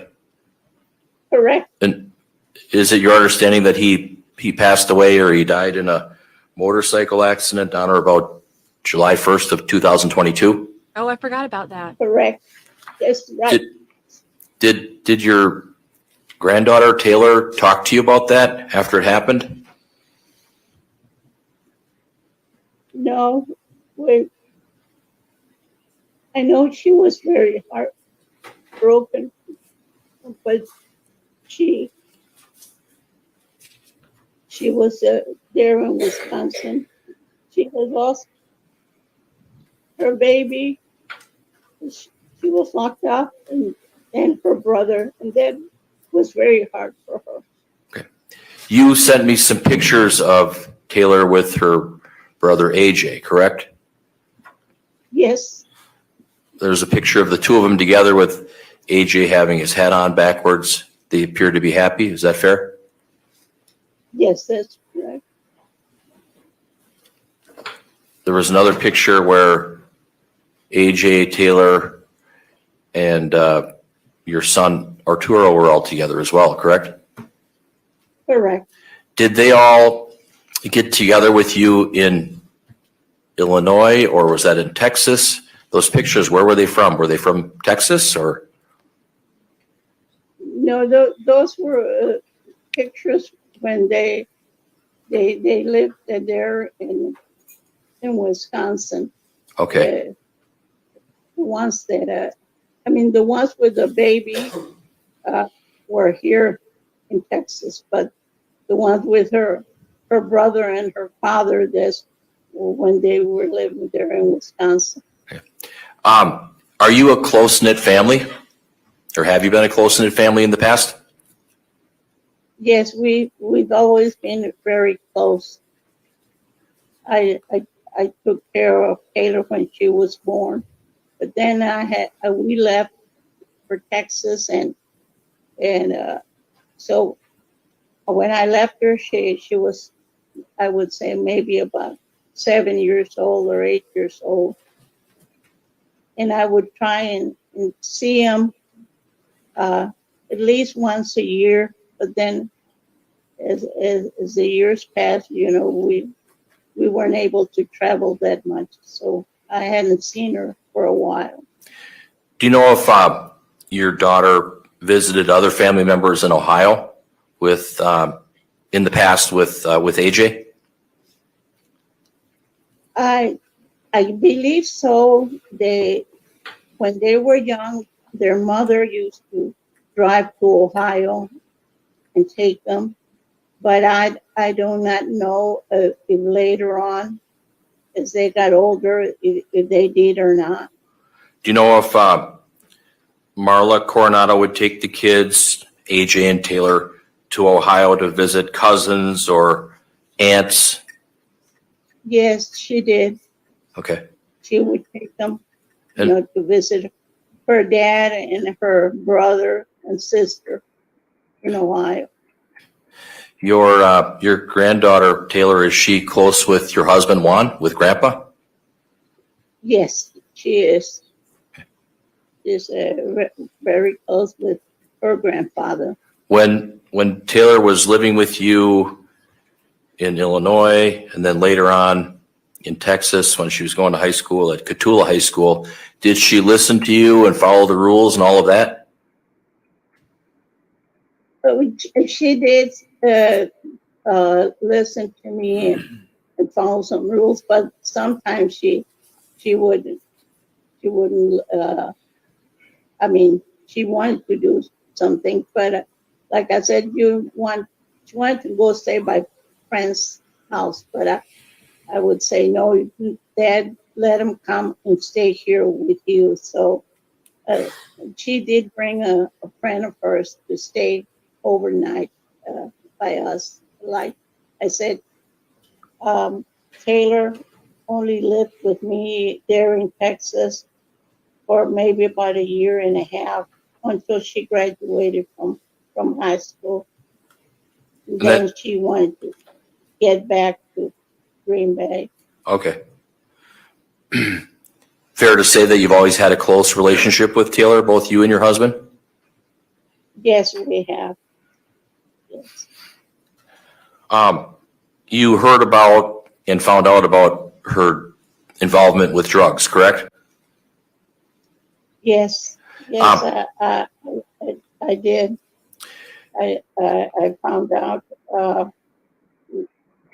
later on because she used to call me, and then for a while she didn't get she wasn't calling it anymore. But I try and always try to keep in touch with her. But then afterwards, I found out that she was pregnant, and she asked if she could come down and have the baby over here by me, and I said that would be fine, because she didn't have anybody else that she could turn to over there, so she wanted to be by me, so I told her to go ahead and come down. Okay. Now, she's been found guilty by a jury of first-degree intentional homicide, felony, mutilation of a corpse, and third-degree sexual assault, all felony offenses, all as repeaters. For the first-degree intentional homicide conviction, the Wisconsin law is such that the sentence is life imprisonment, and the issue really is whether she should be given the opportunity for extended supervision or possibility of parole or not. Do you have any thoughts on that? Do you have any input on that issue? This is what I've been waiting to hear. Well, I do. I believe that she has gone, in her short life, she has gone through a lot. And like I said, first losing her mother at the age of 12, then a year later, her father remarried, and there she felt misplaced there too. Then she went on her own and was doing well, and then all of a sudden, everything started falling apart for her. I don't know what happened in between because we weren't communicating then.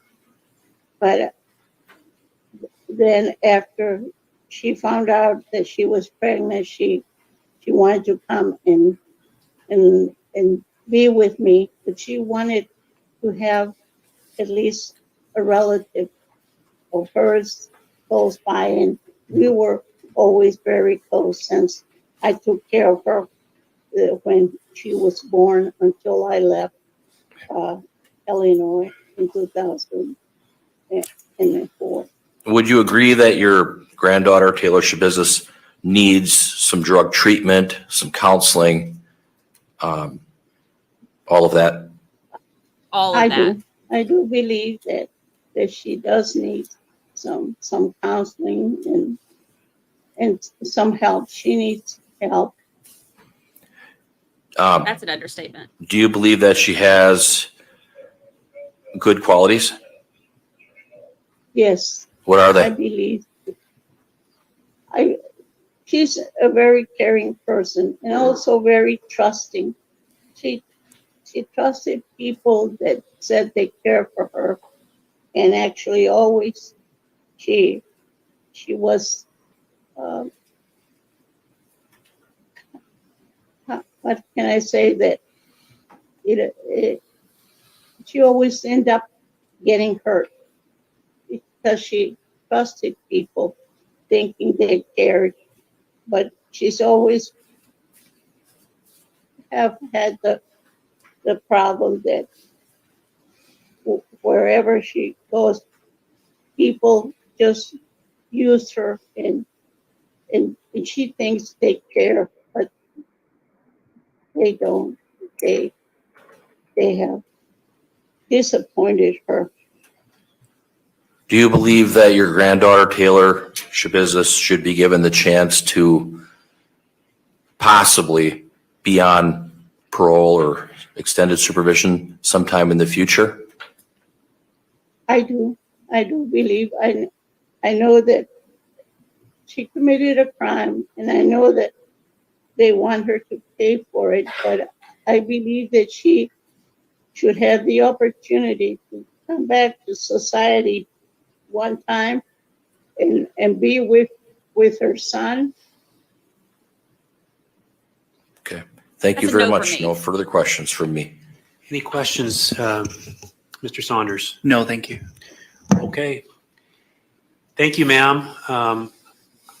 Were you intending that she was going to stay on the Zoom, or you can certainly disconnect now if you want, ma'am, or you can remain on. But having said that, Mr. Freilich, do you have another witness? Yes, I do, Your Honor. It's totally up to the court, but if in my opinion, if she wants to stay on, I would ask the court to consider allowing her to do that. I think I just told her that. So Okay, she okay. can stay on if she wants. Okay, thank you. Next, then, I would call Valerie Armour.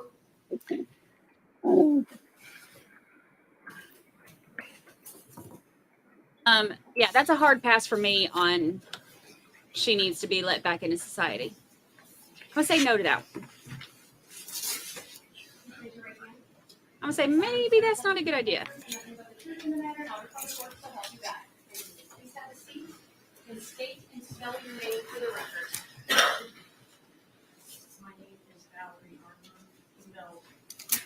You have to get the microphone on. Oh, sorry.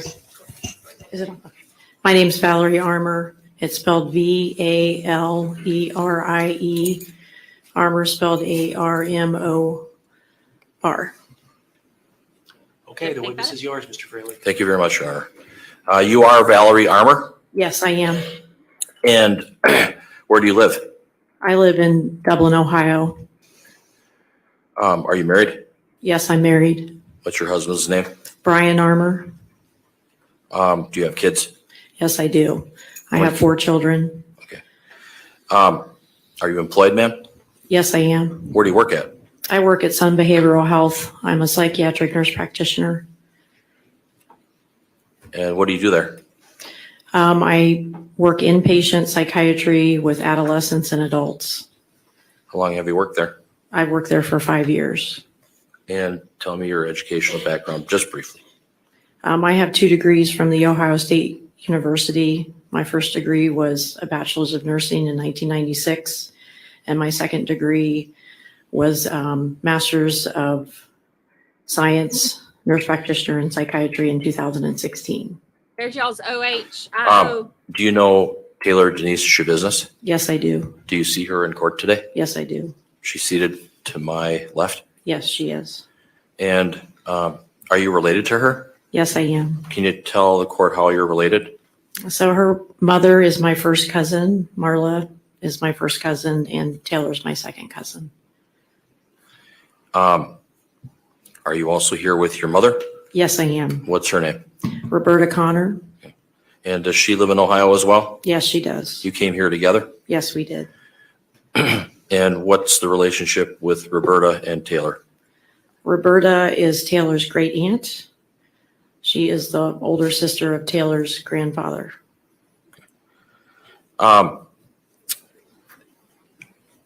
When Taylor was growing up, would you see her periodically in Ohio? Would she come to visit in Ohio? Yes, she would. Tell me a little bit about that. One of the couple visits that I remember in particular, one was in the summer of 2001 when we were going through my grandfather's house. He had passed away in May 2001, and we gathered as a family to get together and go through belongings. Taylor was 3 at that time, and AJ was a baby. And was there a picture of Taylor when she was 3 in a, like maybe a little skirt with a red top and tights? Yes, And was she standing by you? yes, she was. And who else was in that picture? You remember? Marla was standing next to me on the left, and then my cousin was standing next to Marla. Okay, and where was that picture taken? That was taken in Grove City, Ohio, at my grandfather's house. Okay. So have you had a connection with Taylor Schabusiness over the years? Yes, I have. Did she come to visit you on other occasions? Yes, she came down for a family reunion in 2013 that we had when she was 15. That was with your daughter? Yes, Was that the picture that you gave me of you in the middle, your daughter on one side, and Taylor Schabusiness on the other side? yes, it is. And where was that That picture was taken? taken at a park, I think on the east side of Columbus, where we had the family reunion. Inside a pavilion? Yes, inside a pavilion. And describe Taylor at that time in 2013 from what you recall. She appeared to be a happy 15-year-old girl. She had a great sense of humor like her mother. She appeared to be well adjusted at that time. I enjoyed visiting with her and asking her how her life was going. And I had always told her I'd be available to her after her mother passed away.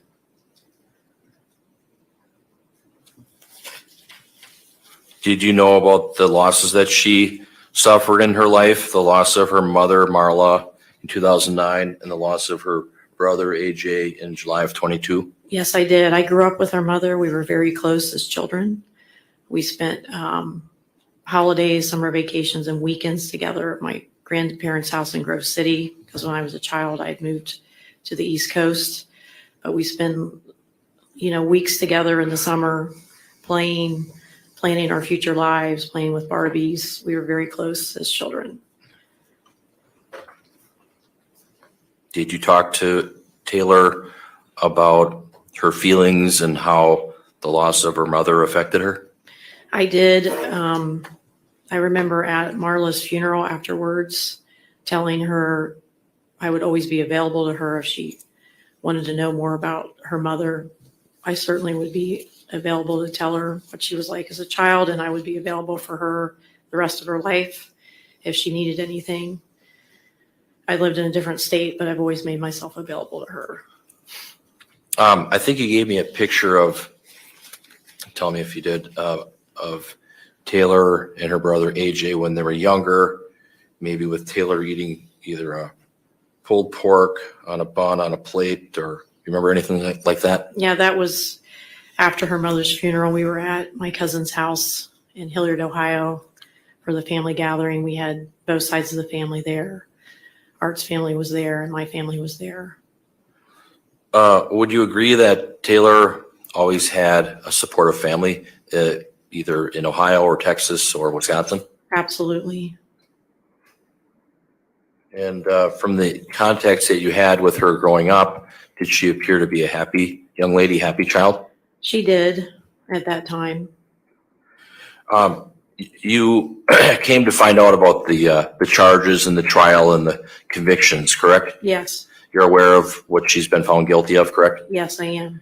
And you're aware of the maximum possible penalties and all of that, correct? Yes. At least as to the first-degree intentional homicide charge, the statute indicates life imprisonment with either the possibility of extended supervision or parole or not. You understand that? Yes, I do understand that. Do you have any comments for the court to consider on that particular issue? I do have some comments about that. Okay, go ahead. So Taylor, she comes from a loving family. I know her to be loving. I know her to have empathy. She's capable of love. I believe she has suffered immense trauma in her young life. First with losing her mother in 2009. Anytime somebody loses their mother at any age, it's a great trauma and a tragedy. So she grew up without her mother. And then from what I've heard, living with her stepmother and her father, I had always heard that they had slept in the basement. So Who slept in the basement? that Taylor and AJ had slept in the basement Okay. when her father remarried. We had always heard that in the family. In 2019, we suffered more losses in the family. Taylor lost her grandmother in May. And then in September of 2019, we lost a cousin who was 27 to a motor vehicle accident. That would have been Taylor's first cousin. At that time, at that funeral, when I spoke with her father and AJ, she was doing well. She was working at the cheese factory. Her father, Art, was very proud of her at that time because she was doing well. And then I had lost touch with her during the pandemic and found out about what had happened when we found out AJ passed away July 1st, 2022. That's when all this came out. So she lost her brother to a motorcycle accident. So our whole family has experienced a lot of loss, and Taylor has experienced a great amount of loss. I'm a mental health professional. She has a trauma history, and I believe she has mental health issues. I'm hoping as she goes forward, she can get the help she needs, and with some deep introspection, be able to work on her issues. And I'm here to be as much as I can with her on her next journey of life, as much as I can. Do you have any comments on whether she should be considered for the possibility of parole or extended supervision? I would like her to be considered for parole. I would like her to get a chance later in life to get to know her son. I think that would be very important to her, to be able to spend some time with him in person as she gets older, and other family members who are still around. Definitely. Do you agree that Taylor needs drug and alcohol treatment? Absolutely.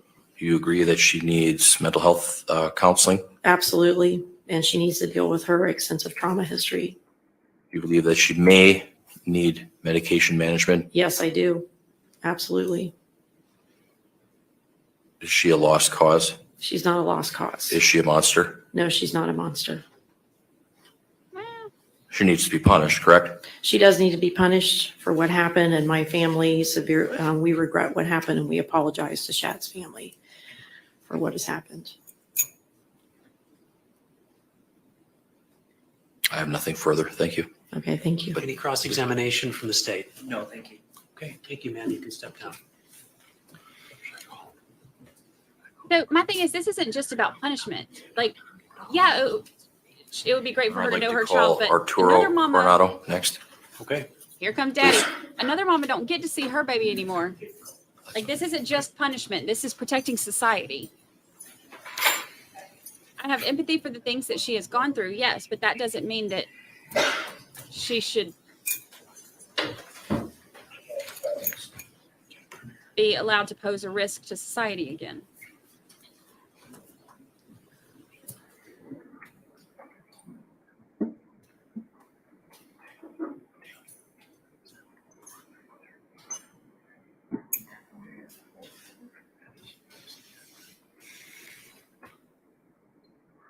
So daddy's in jail for sexual assault of a minor, for the sexual assault of his new wife's young daughter.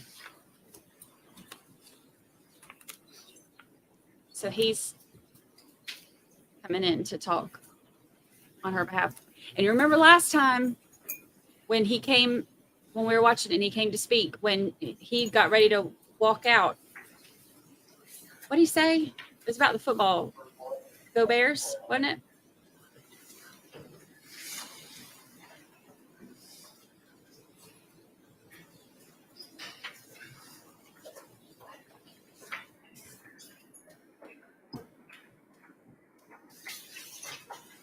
don't know if that's because, because he's originally from Chicago. So I don't know if that was actually a Chicago thing or if that was like a, screw Wisconsin thing. It could go either way, honestly. You could look at that one either way. Because if you want to piss off Wisconsin, if you want to piss off the Green Bay area, what are you going to say? You're going to say go Bears. So it could have been either. As long as we're waiting, we're going to take the video off of you, Mr. Saunders.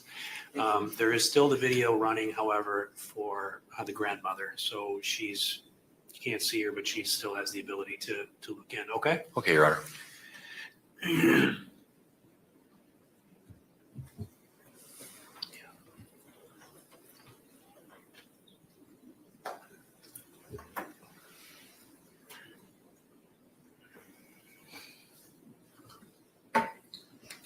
I see all the go pack go now. But see, like, Packers fans, they don't like bears. I mean, like the cute, cuddly, rip your face off bears. Sure, everybody loves those, especially pandas. Y'all know I love me some pandas. But Chicago Bears, not so much.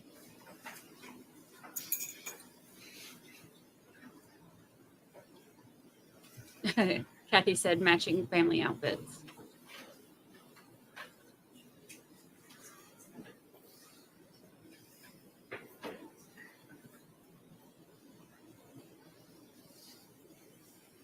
There has been a lot of loss in her family, though. I mean, her brother passing away, her mom passing away. Her brother died on the motorcycle wreck. Her cousin died on the motorcycle wreck. Her mama passed away from, what was it, cancer? I can't remember.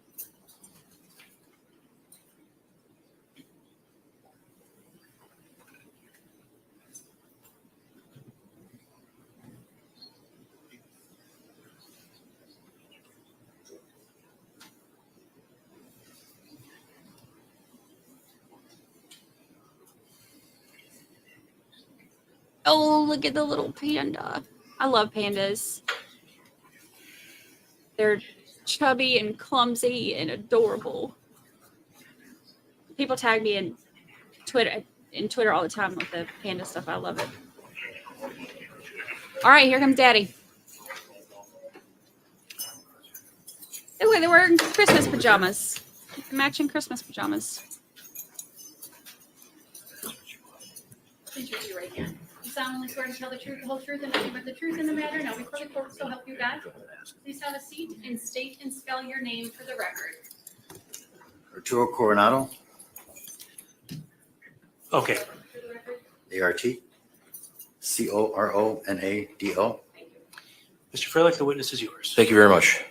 Mr. Coronado, good morning. Yeah. Your daughter is Taylor Denise Schabusiness, correct? Correct. And when she was born, she was born in Evanston, Illinois. Yes, And she lived with you and your late wife, Marla, there for several years till when? Age 12 or so? so 2009, yeah. Okay. And then your late wife, she passed away. Did that take a toll on your daughter? Of course. Can you tell me how that impacted your daughter from what you saw, what you observed? Just, she was young. I mean, she lost her mother, and it's just hard to explain, but yeah, things aren't the same. It was a traumatic event for her. Is that fair? Of course, sure. And then at some point, the family moved from Evanston, Illinois to Green Bay in 2008. Is that right? Correct. And you came to Green Bay because of a job, correct? Correct. Okay. And then you lived here for a while in Green Bay, correct? Yes, She went to Bayport High School, correct? correct. She went to Bayview Middle School, correct? Howard Tomical School District. Yes. And then at some point, there were some issues at the Bayport High School and she went to Cotulla, Texas, correct? Graduate, yeah. And she lived with your parents, Esther and Juan Coronado in Temple, Texas. Is that right? Correct. And she graduated? Yes, And was that about 2016 or so? I believe so, yeah. When you lived with her, was school a struggle for her or was she able to do the work? From time to time, I mean, she did okay. She had some issues. Nothing out of the ordinary. Okay, I'm just gonna see if you could just move the microphone a little closer or move a little closer, because I can't hear you, sorry. Would you help with homework and things like that? Sure. When you got remarried, did that take a toll on your daughter, Taylor? I would think so, yeah. Did you try to help in that regard to kind of bridge the gap? Yep. Okay. When she was living in Green Bay as a child, did you get her involved in any sports or activities? Before I moved up, she was in soccer. She did band for a little bit. Swimming? No. Okay. With regards to soccer, was she good at soccer? Yeah. She liked it? Yep. Oh, yeah. Did you do some coaching? I did. Was that over at the Asco Noble Field, or where was that? No, this is in Illinois, actually. Okay. Did she play soccer in Illinois and Wisconsin? No, I think she may have tried out, but she didn't follow through with it, so. Okay. She did a little volleyball as well. Okay. So she was involved in activities, correct? Sure. What about art or drawing or things like that? Was she good at that? Yes. Can you tell me? She's pretty good. She's very good artist. She can draw quite well. Were you impressed by some of the pictures and things that she drew? Definitely. Does she have some artistic talents? She does. Does she have a creative side? Yes. This is just to humanize her. It's just like, hey, she's not just a monster. She has talent and whatever. When she was younger, would she help people? If someone needed help, would she help? Yes. She would. And I think in the pre-sentence report on page 17 of 38, you talked with a probation agent and you indicated he stated, this is you, you're the he. He stated she was a good person, kind-hearted, and helped others out. Is that what you said? Always, yeah. Okay. Now, Always went out of her way to help. okay. When she got a little older, after school, did she have a job here? She did. Where? Big Beef City. Okay. Her first job. Okay. What did she do there? She worked the cashier and she did a little bit of cooking in the back. Okay. Did she also get a job at Saputo Cheese Factory? That was later on, sure. Okay. Yep. And what did she do over there? She was an operator. She worked third shift. Okay. She worked there about 3.5 years. She did really well. Made decent money, correct? Yep. She liked the job? Yep. And when she was working at Saputo Cheese Factory, was she living with you here in Green Bay? No. Okay. She had her own apartment? Yep. Okay. Well, she lived with us for a little bit, but then she moved out with a friend. Okay. Would you keep in touch with her? Of course. Your relationship with her, is it good? Definitely. Yeah. I received some pictures. There were all kinds of pictures that you would take together as a family, correct? Yes? As much as we could, yeah. When she was living with your parents, Esther and Juan, in Texas, Temple, Texas, you take family photos there, correct? Yes. And when AJ was still alive, you'd take family photos with him, correct? Of course. Was AJ pretty close with Taylor? Yes. He liked to ride motorcycles? He just started to. And would he let Taylor ride the motorcycle as well? No. Okay. But those two were how far apart in age? About 2 years. 2 years? 2 years, yeah. They were very close. Okay. They'd get together with extended family in Ohio, correct? When we could, yeah. Mostly when they were younger. And they'd certainly get together with your parents in Texas, correct? Yes. And so does Taylor have a strong family support network in the state of Texas and or Ohio? Sure. Everybody loves Taylor. Think she's a monster? No.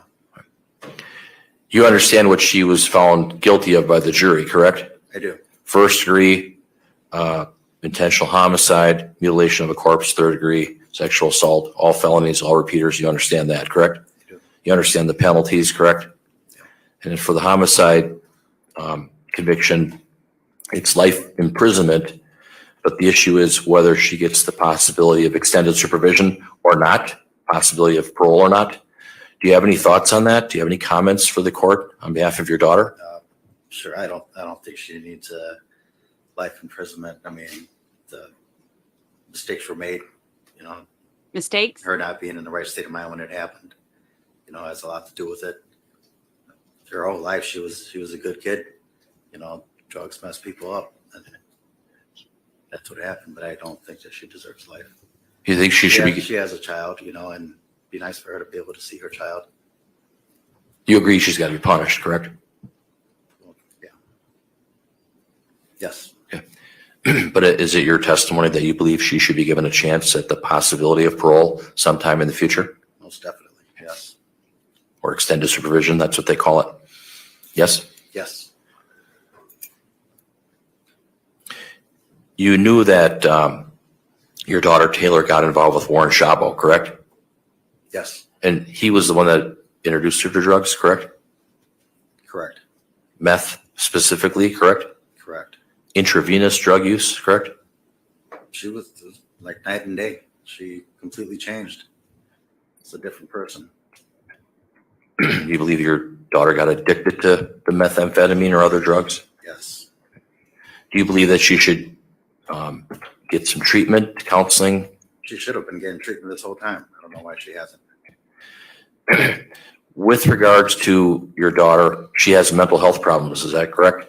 Correct. She's been to Purveya Health and got treatment there, correct? Correct. She's received treatment through Bellin Psychiatric Center in the past, is that fair? Yep. She was under a civil commitment order in order to take psychotropic medications, a court order, correct? I believe so. Yeah. That she was found mentally ill in the past by a court of law here in the state of Wisconsin. Yes. You were involved in that process, weren't you? I was. Trying to get your help for your daughter, correct? Yeah. Lots of different medications were tried, correct? That is correct. Yeah. Some that, like, she was just a guinea pig for some of that medication that just did not work, and probably too strong. I'm not qualified, I guess, to say that, but it What- does not work for her. Sure. And Mr. Coronado, when she was staying at the Nicolay Psychiatric Center, was it your understanding that she was getting injectable antipsychotic medication during that short period of time that she was there? I believe so. And then she was released and then the medication stopped, correct? Correct.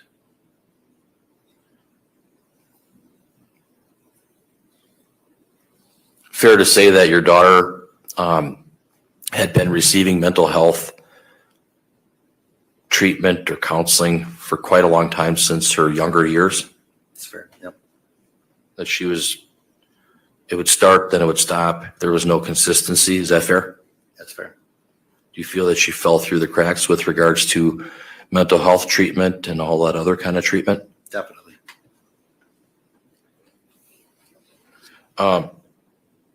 You talked to the people from the Department of Corrections, Rebecca Chavez, correct?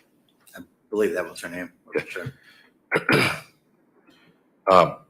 Did you, when you found out that Taylor, your daughter, was involved with Warren Szabo, did you talk to her about the relationship, or did your daughter come to you and talk about the relationship, whether there were problems or it was good? Can you tell me about that? No, they mostly kept to themselves. I knew she was seeing him, but they mostly kept to themselves. So she was working there, and then she quit her job and just hung out with him.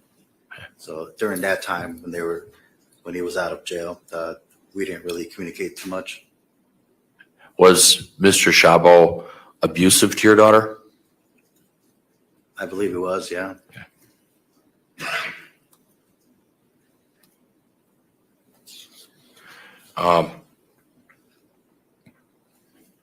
When your daughter was living with you, did she ever come to tell you that she was having hallucinations, visual or auditory hallucinations? She was seeing things, hearing things, anything like that? Yes. Can you tell me a little bit about that, when that happened and what she told you? Just that she would see shadows, from time to time. And she'd hear things? I believe so. Yep. What did you It do? would come and go. Well, just talk to her, calmed her down, walked around until we were able to get her some help or try to get her some help through Correa. You agree that over time, the field of medicine, the field of psychiatry, the field of psychology improves every year. You agree with that? Yeah, I mean, if she was taking the medicine, or if it was around, but I don't think the medicine really quite worked for her. She'd be drowsy. It would take a different effect on her. Make her a zombie? She didn't feel, definitely, yes. What else were you going to say? Just she wouldn't feel right. Her stomach would hurt, and just a lot of issues with the prescribed medicine.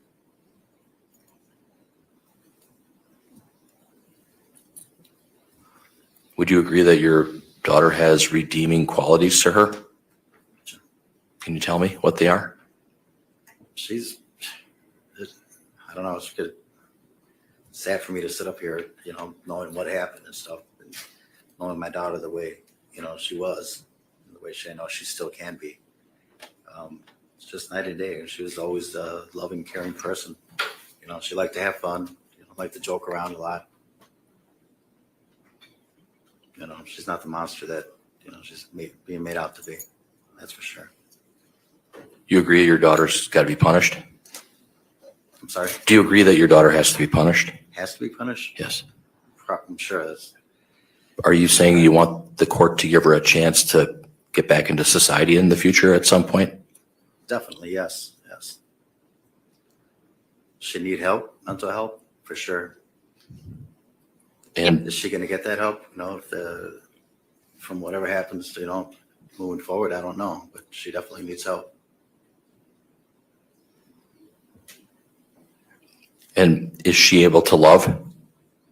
Yes, Is she able to form relationships with family members, definitely. friends? Yep. When she lived with you, did she have friends over sometimes or bring All the people time. over? All the time, yeah. She had many friends. And did she like to go to Ohio to visit an extended family over there? Whenever we would go, yeah. Mostly when they were younger.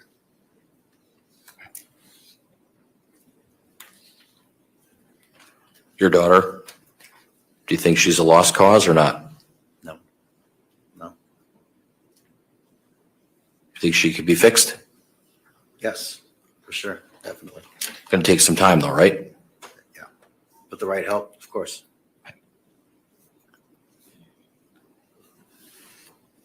Nothing further from me. Thank you. Cross-examination from the state? No, thank you. Okay, thank you. You can step down. State's like, I ain't even got to ask nothing. See if he makes a comment to her. Mr. Freilich, another witness? Yes, I'll call Dr. James O'Donnell, Your Honor. Okay. Dr. O'Donnell, if you want to come on up.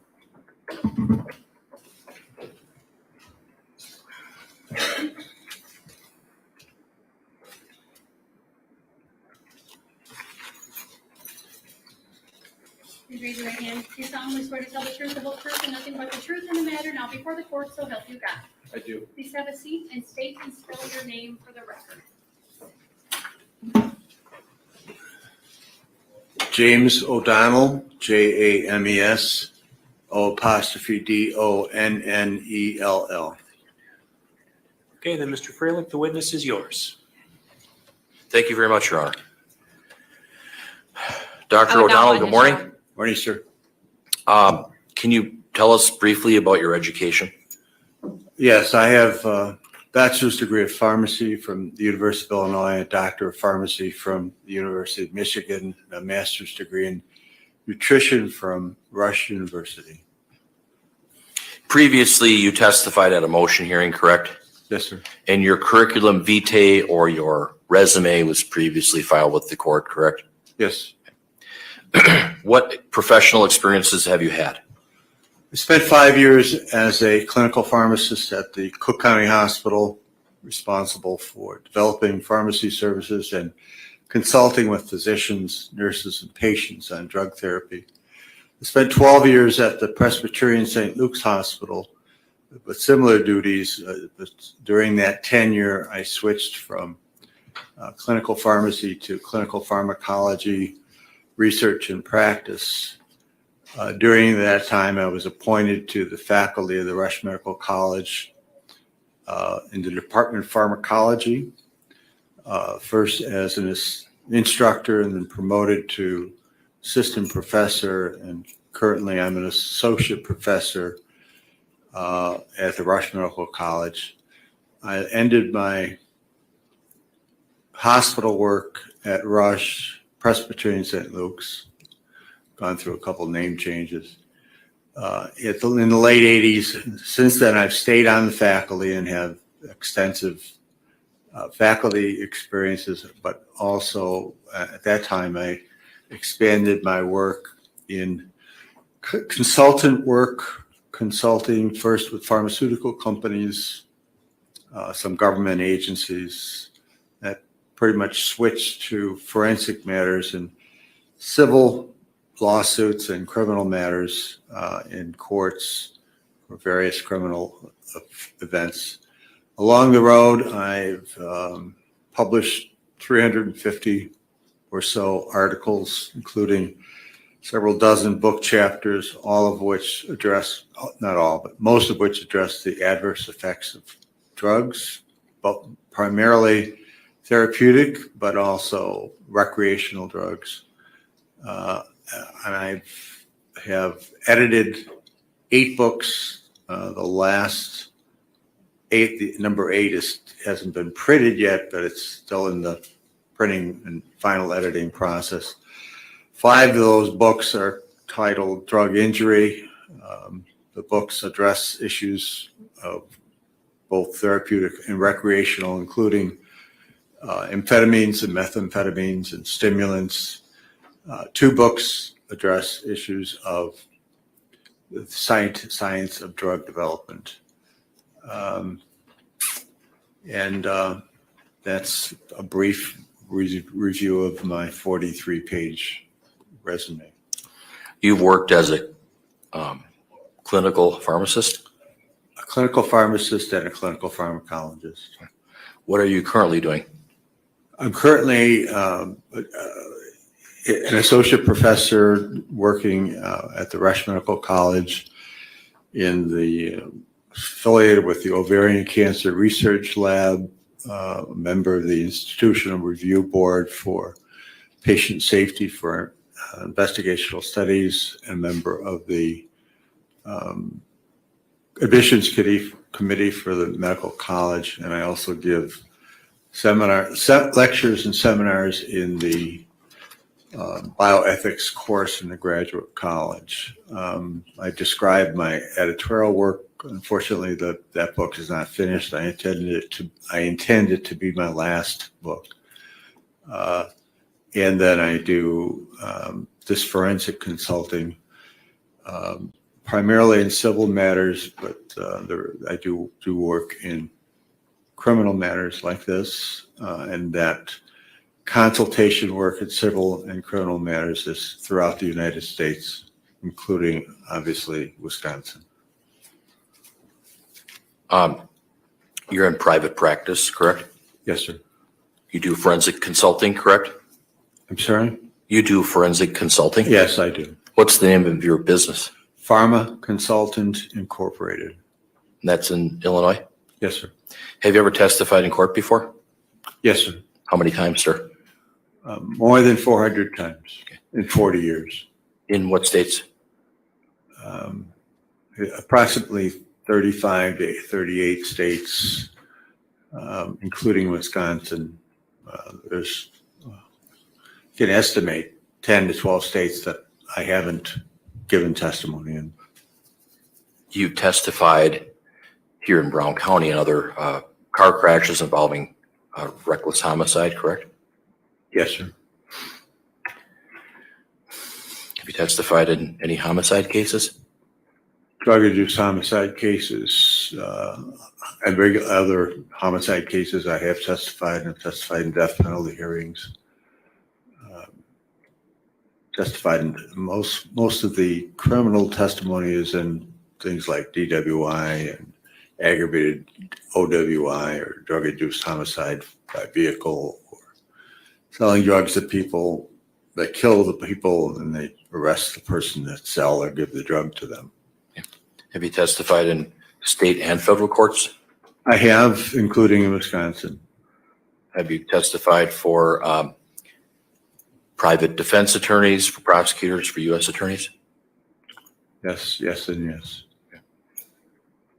The topics that you've testified about, can you briefly tell me about that? It's simple matters. It's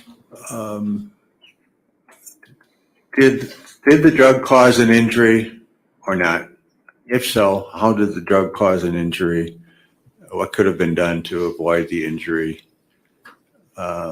Within civil matters, since I'm also a pharmacist, I evaluate whether or not the pharmacist committed errors, violated standard of practice, if their error or violation caused injury to patient who got the wrong drug with the wrong directions or was not cautioned about an interaction between one or the other drug.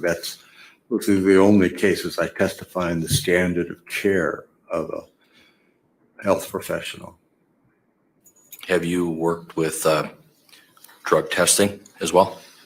I've done that in my training and for a period in a research sabbatical 40 years ago. I don't do drug testing. I do interpret drug testing. That's done in a toxicology laboratory or a hospital laboratory to evaluate that toxicology results into a clinical context and what those numbers mean in terms of what effect it would have on the individual from whom the samples were drawn for the toxicology testing. And I have also given lectures on principles of toxicology in a graduate college. Have you dealt with pharmacokinetics and detection periods? Yes, pharmacokinetics is part of pharmacology. It is what the body does to the drug, and detection period, by definition, is how long the drug can be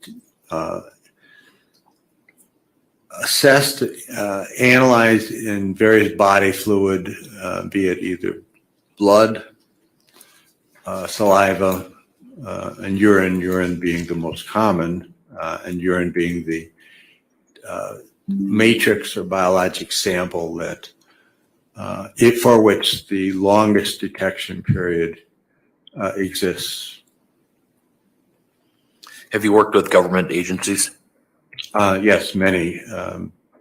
Wisconsin Board of Pharmacy, Illinois Board of Pharmacy, Illinois Departments of Mental Health, Public Health, Attorney General, Drug Enforcement Administration, United States Attorney, United States Congress, Chicago Police Department. There may be a few others. Wisconsin Board of Pharmacy? That was the first one I mentioned, yes. Have you ever examined patients to determine the beneficial or toxic effects related to drugs? I did that in my clinical practice in both the Cook County Hospital and Presbyterian St. Luke's Hospital. Over the period of about 20 years, I've done that in my forensic practice. And indeed, one of the other things I do is I do private consulting outside of any type of litigation for patients who are seeking answers or assistance on medication management. And sometimes patients are referred to me by their physicians to help solve their puzzles, solve their problems. Okay. Now, with regards to this case, you were retained by the defense, correct? Yes, sir. And what did I ask you to do as far as services in this case? You asked me to evaluate the matter, evaluate this Schabusiness chronic and acute drug use related to the homicide. Introduce so to review police reports, videos, autopsy, toxicology of the victim, pre-sentence. I've read since then pre-sentence investigation reports. I did interview Ms. Taylor, the defendant, before the hearing I was here for. I think it was in June or July. And I provided you with my opinions as to her drug use, her drug history, my assessment as to the toxicity from primarily an intense, high dose, almost daily intravenous methamphetamine use on her brain and her behavior, and also reviewing her psychological and psychiatric history, what effects those her methamphetamine use would have on her mental illnesses that she was diagnosed with. So I didn't do the mental illness diagnosis that was done by mental health professionals, but I considered what effect the mental illnesses would have on the drug use and vice versa, because that's part of what I do. We look at the drug, but again, get the clinical context. So what is this drug use, either whether it's quantified, actually measured in the exact amounts, or qualified, described as how frequent.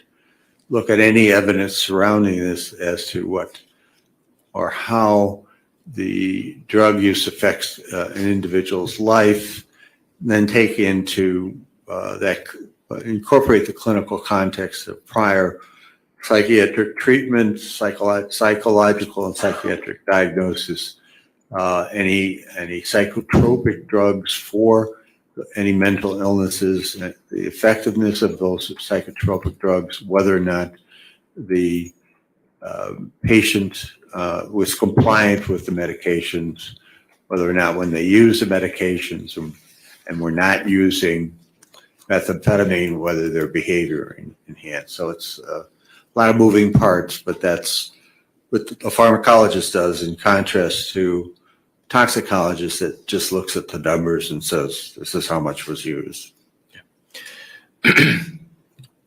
You understood, or you were provided information as to the events that happened with regards to this case, correct? Yes, sir.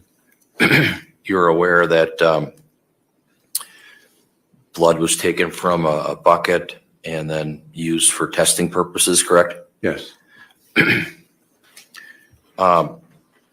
Do you recall what drugs Taylor Schabusiness admitted to using up to and during the date of the incident? Yes. She was using methamphetamine and marijuana, cannabis. Daily? Marijuana daily, methamphetamine almost daily. Those are her words. So there were some days she didn't use it, and that was over the course of approximately a 2-year period, with the exception of when she became pregnant, decided and stopped drug use, but drug use resumed after she gave birth and lost her baby, came back to Wisconsin. Methamphetamine is highly addictive, is that fair? Extremely highly addictive, one of the most addictive drugs that we know.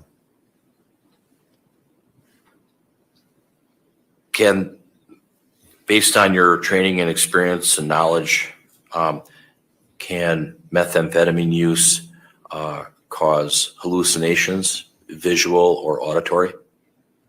Yes, both. It can cause a form of drug-induced psychosis. What is psychosis? Psychosis, the easiest way to describe it is loss of touch with reality. Delusion? Delusions, includes hallucinations, just the loss of touch. Makes what they do makes no sense. What they say makes no sense. They're not reasoned with. They're, to use an old term, they're out of it. If Ms. Schabusiness indicated that she had used 51 hits of methamphetamine prior to the incident on or about February 22nd of 2022, would you have a concern about that? 51 hits. What I have concern, yes, it's, I've she's never like, heard of yeah. that much You see methamphetamine that? used in one setting. I'd be interested to learn what the gram weight is of the methamphetamine, because we have a little bit more context then, but someone, for instance, using 1, 2, 3 grams a day represents tolerance. The patient subject has to use more to get the same effect. But even in the course of use of using it, the way methamphetamine is used, it's astounding. As far as Taylor Schabusiness, how did she use it? Was it IV? Did she smoke it? In her usual method of administration is IV, but she told me that she smoked it on the day of the homicide. That was the preferred method of the victim used, who was also a methamphetamine user. And that's how that it's the term hit applies to smoking rather than injecting. Was it your understanding that the victim and Ms. Schabusiness were using meth prior to the incident on February 22nd of 2022? Immediately prior to, and that for some time regularly used meth together, and that he was her source. Did Taylor tell you when she first started using meth? Yes, when her husband was released from prison, he was a methamphetamine user. He returned to using methamphetamine, and he got her started on it. And that I have a figure in my mind of approximately 2 years. I think that release was late 2019. About that time. Okay. He got her started on it. Did Taylor tell you or describe the effects that meth had on her? It destroyed her life. Those were not her words, but with my take on it, she lost a job that she had for 3 years. It was mentioned earlier, the Saputo Cheese Company. She told me she liked the job. She made good money working there. But when she started using meth, she stopped going to work. Meth was all that she did. She had other jobs, but they never lasted because she was either high or unable to go to work. It changed her. She became, I don't know anything, didn't know anything about her personality, which I've heard about today, but she did, was arrested for aggressive behavior against police officers. And I think that's what precipitated her commitment to Nicolette for the forced psychiatric treatment and medication treatment. She hadn't had that type of behavior before methamphetamine use. She had mental illnesses. She did have psychiatric diagnoses, but those were much more prominent after the methamphetamine use. What psychiatric diagnoses do you understand that Ms. Schabusiness had at the time of the incident in this case? By my reading, they're described as bipolar 1 with psychotic symptoms, schizoaffective spectrum disorder, PTSD, depression or major depressive disorder, and history of ADHD for which she was not treated. Do you have any opinions to share with the court on the issue of impairment or that kind of topic on the date of the incident? Yes. Based on in the setting of long-term chronic intensive use of methamphetamine in a mental. Yeah.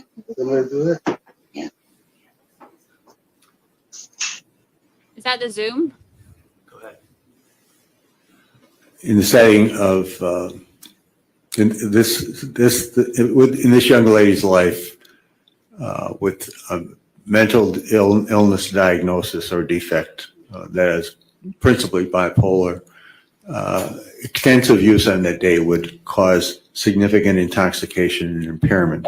Methamphetamine affects the prefrontal lobe, executive function, judgment, discretion, consequences, and through a mechanism of altering the brain chemistry, principally dopamine and subsidiaries of dopamine and other neurotransmitters.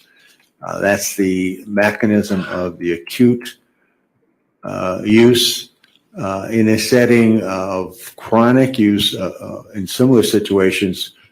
She's already damaged goods. She always has brain damage. She already has brain damage from coming into the setting on the date of the homicide and using again. In other words, the chronic use causes over constant daily insults to the brain function, the brain chemistry, the brain substance, such that even without the use of continuing use of methamphetamine, there is chronic damage that is present as a result of that long-term use, such that an individual has impairments to that, again, the prefrontal lobe, the cerebral cortex, deliberation, evaluation, judgment, risk-taking. So on that day, extreme, intensive methamphetamine intoxication.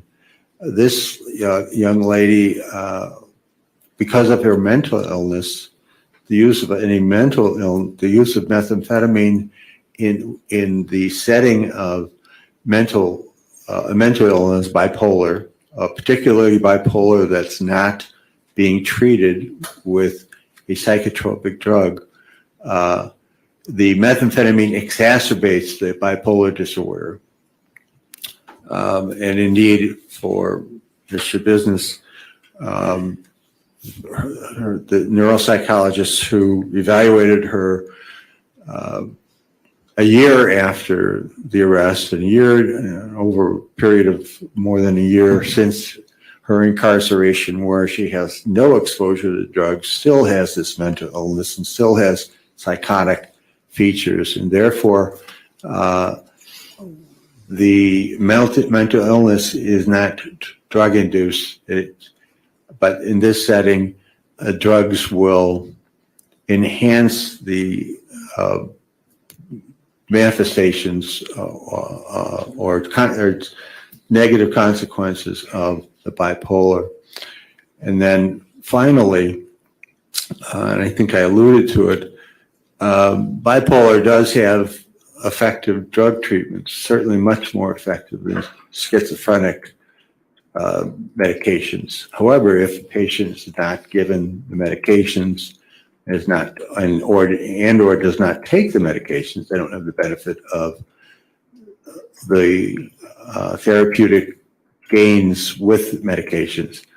Under that setting where we have a patient who has a mental illness and is untreated and uses a toxic methamphetamine, there's even greater risk for a worsening mental impairment in setting where it's just total psychosis and a total loss of reality. Long opinion, but I think that's everything. If Long opinion. a person like Taylor Schabusiness used marijuana at a young age, can that impair, alter, or distort her memory? Yes. One of the consequences is memory distortion, but there's also a shrinkage of the development of the brain. The brain doesn't develop in a adolescent that uses marijuana chronically the way to its fullest potential as it would without marijuana. And part of that is so you're just dealing with less mass. One of the impairments that documented is memory distortion. And then I haven't said anything about the acute effects of marijuana with methamphetamine, because marijuana, in my opinion, is you rate these drugs in terms of risk on a scale of 1 to 100. Marijuana is at a 5 and methamphetamine is at 1,000.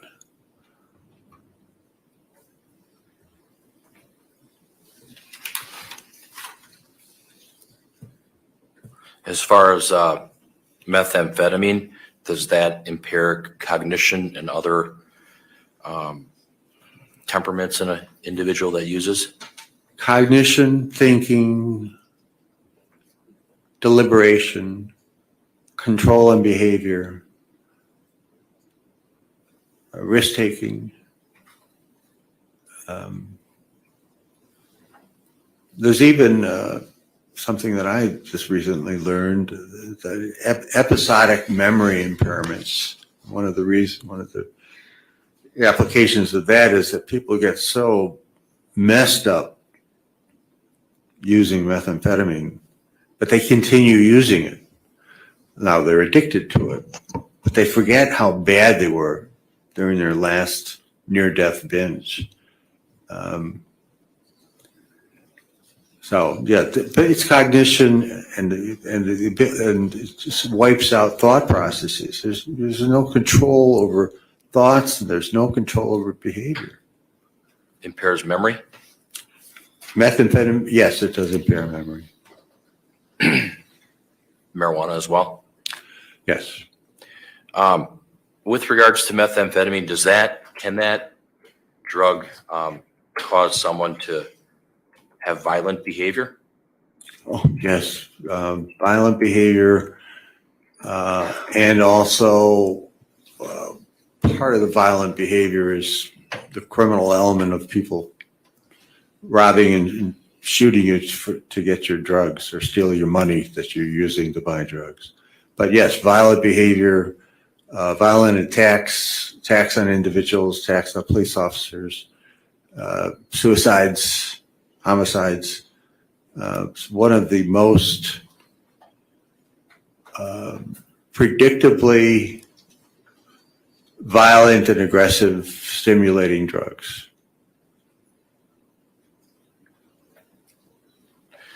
Fair to say that the more meth you use, the worse it gets as far as violence, aggressiveness? That's fair, but I would have to be caution that not everybody's going to have the same extent of the violence, which is good, because otherwise we'd have many more, considering the number of methamphetamine users in our population. We have many more drug-induced homicides. methamphetamine attacks. Dr. O'Donnell, is it your testimony that meth use alters the brain chemistry? It absolutely, yes, it is my testimony. That is my opinion. That's well described. That's how it causes the high, by altering the brain chemistry. It says you do it too much, and indeed there's some literature that describes eventually the methamphetamine users develop Parkinson-like disease because their brain chemistry has been so messed up when they were young that the consequences are that they're at much greater risk for developing Parkinson's and at an earlier age than Parkinson's is seen. Parkinson's is someone with movement disorders and has trouble walking and controlling their muscles. Is it your testimony that methamphetamine use, chronic acute use, can create delusions, hallucinations, psychosis? Yes, it is. I have nothing further. Thank you. Any questions? Yeah, just briefly, Doctor. So I wanted to pick up where we left off there. You said that, chronic methamphetamine use, alters the brain chemistry. Is that right? Yes. And is that something that can be unaltered in some way, the brain chemistry? Pardon? Is that something that can be unaltered in some way, the brain chemistry? With many, in regular circumstances, the chemical changes that are induced by a drug do go back to normal in certain circumstances, certain drugs. So the answer is yes. Okay, but so, you're saying from a young age, chronic use of methamphetamine, fundamentally changes the brain. Is that consistent with what you said? Okay, so then that chronic use at some point, is that able to be reversed in some manner? Fit and image. Any damages are permanent. Okay. And I guess one of the damages of long-term meth abuse, I think you said no control over thoughts, no control over behaviors. That was acute. Oh, for acute. That was acute. Okay. The damages of chronic methamphetamine use is that there can be psychosis, there can be lapses into psychosis. It can, and it can worsen any other mental illnesses. That's the major risk. Methamphetamine use doesn't cause mental illnesses. Methamphetamine use can exacerbate mental illnesses while it's being used. Okay, so let's talk about that. So you're not a psychologist, right? No, sir. Nor a psychiatrist. I am not. So you rely on some of those prior diagnoses and reaching some of your opinions, though, right? Yes, I'm relying on diagnoses made by psychiatrists and psychologists. Okay, and I think you said the principal one was bipolar 1. That Mr. Business had? Yes, That was a prior diagnosis that was made. yes. That was nothing you, I guess, are capable of diagnosing. Right, I would not diagnose it. Okay. So, if a court-appointed psychologist in the case found there was, quote, no credible evidence she has an underlying mental illness such as bipolar disorder, schizophrenia, or a like condition, you wouldn't be able to dispute that, right? No, I think it would be no, I would not dispute that. Okay. But, obviously using these prior diagnoses helps form your current opinion about her mental state. Is that right? These prior diagnoses of bipolar 1, schizophrenia. I used prior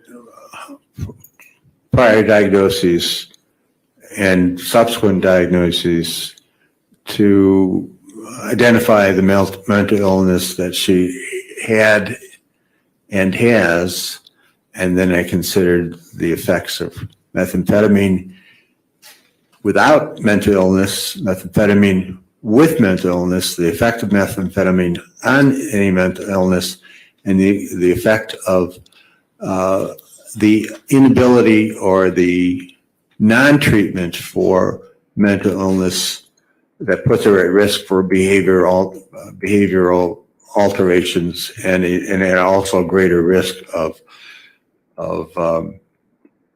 impairment and toxicity from methamphetamine use. Again, it sounds like a lot of moving parts, but I hope it described it so it's not confusing.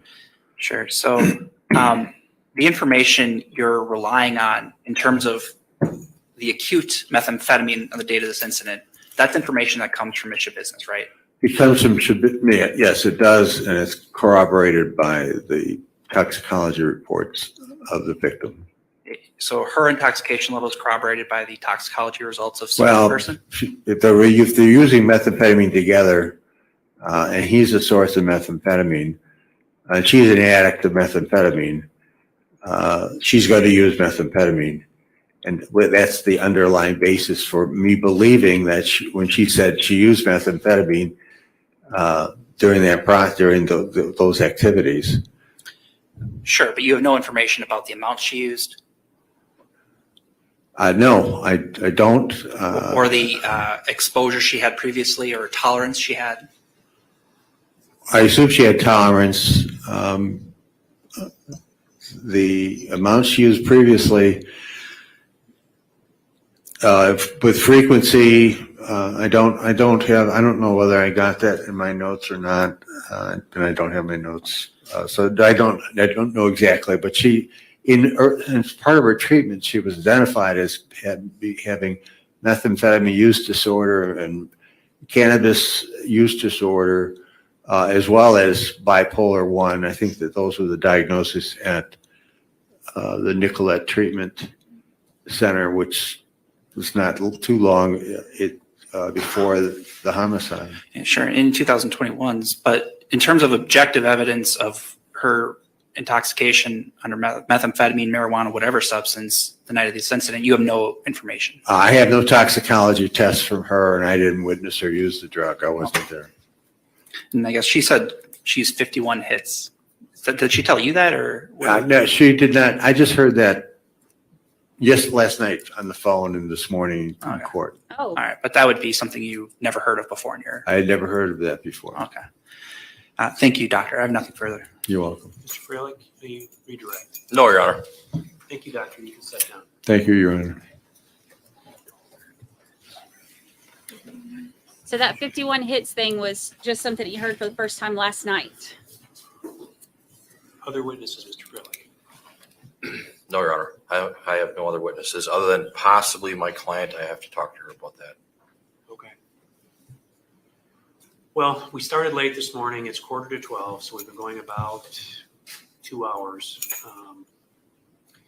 And so my inclination is to break for about 15 minutes and come back and just keep going.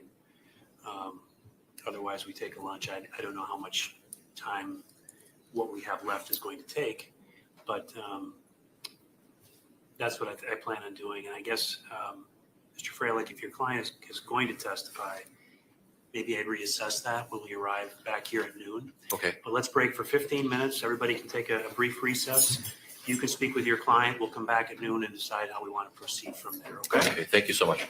We're in recess.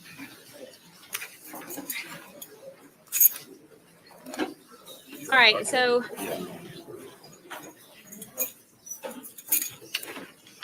we have 15 minutes.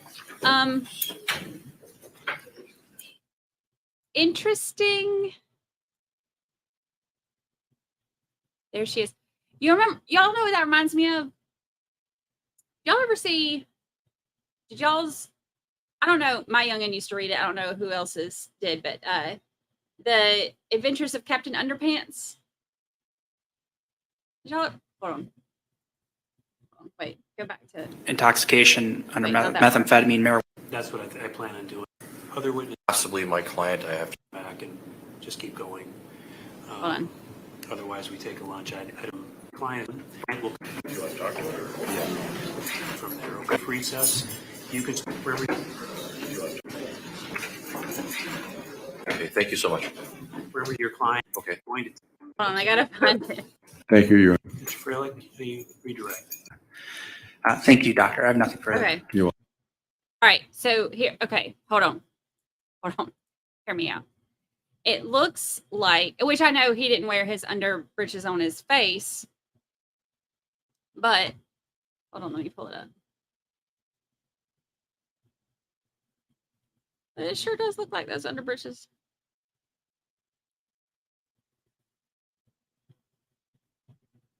All right, let's see. Open. Oops.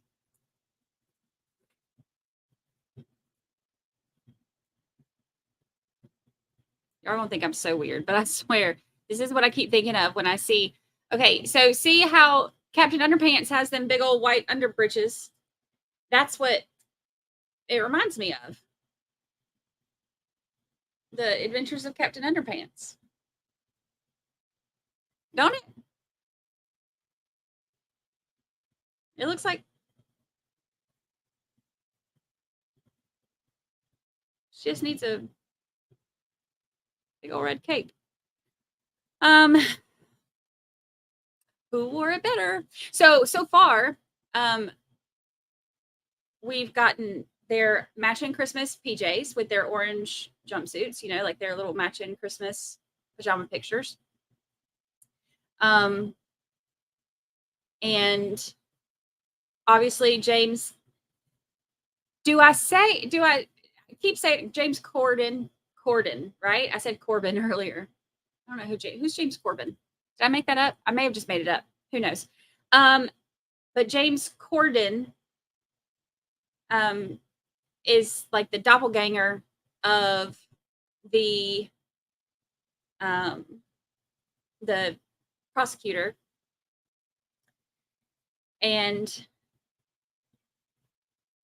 I think so anyway. I mean, that's why I was like, I wonder if they did carpool karaoke in the prison van on the way over here when they were bringing Daddy over to come testify. Corden, James Corden. I'm bad with names, y'all. Y'all should have seen me this weekend, like meeting people, and I'm like, oh, I know them. But what's their name again? So bad. That's all right. All right, we can skip ahead. Gotta get my lookalikes in, and we gotta cast the movie as we go. So there you go. Corden. I'm gonna remember that. Yes, see, picturing the same thing, but I couldn't remember the name. Thank you for making me laugh out loud. I needed it. Yes. We all needed it, didn't we? It's a Tuesday. And it's like the Mondayest Tuesday of all the Tuesdays. I think because I had a long weekend. All right, let's see. So why is Daddy in prison? Well, I pulled up his record when we were streaming the trial, and it was a sexual assault against a minor. He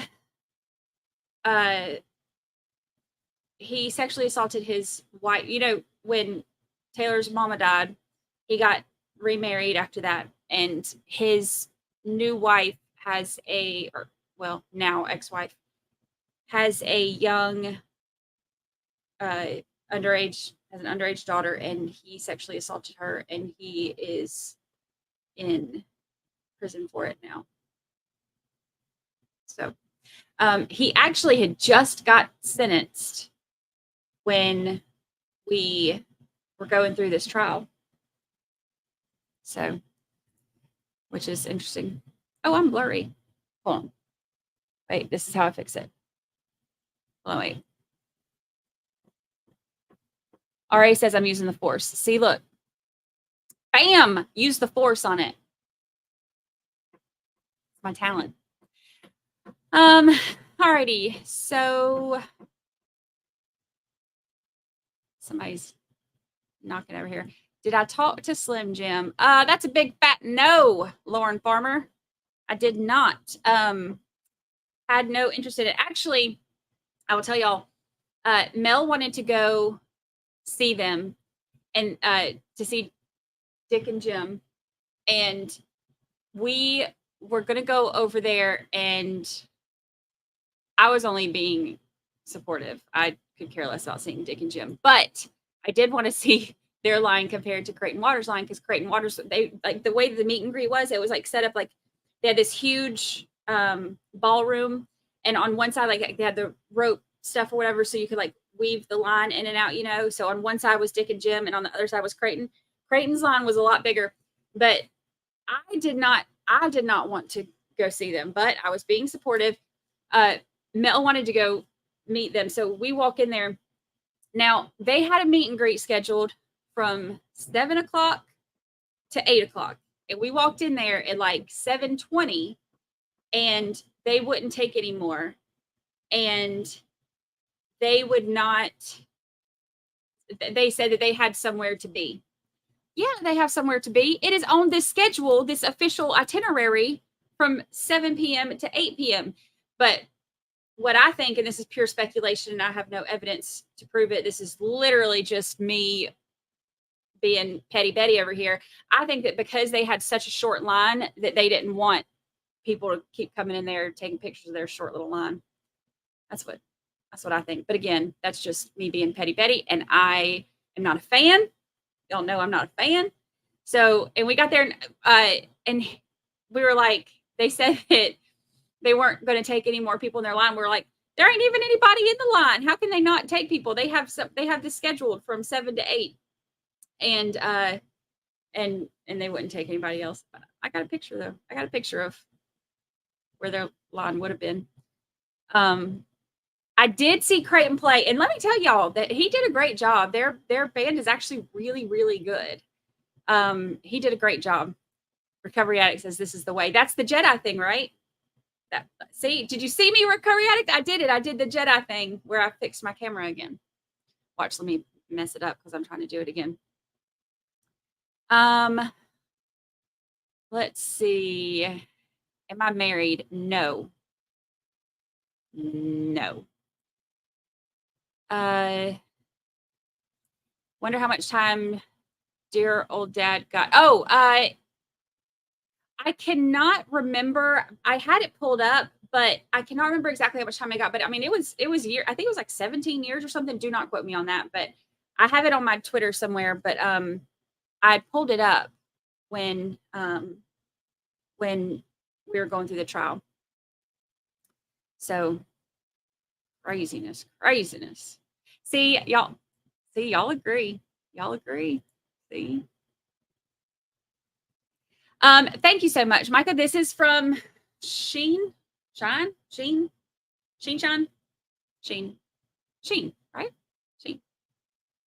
Shine.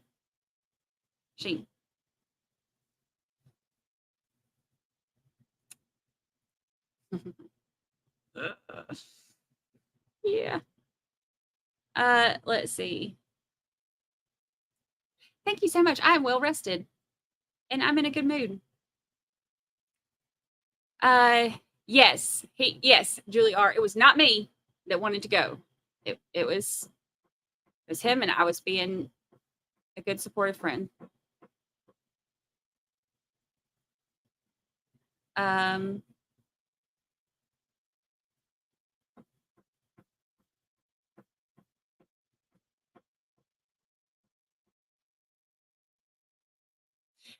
They knew I was coming and close the line. Yeah, they were like, don't let her in here. Can you do a soundbite of not a fan? Actually, that's funny that you say that. It's funny that you say that because while we were there, Oksana, are you still in here? Is Oksana still in here? When I was when we were there, it was so funny because I was sitting there.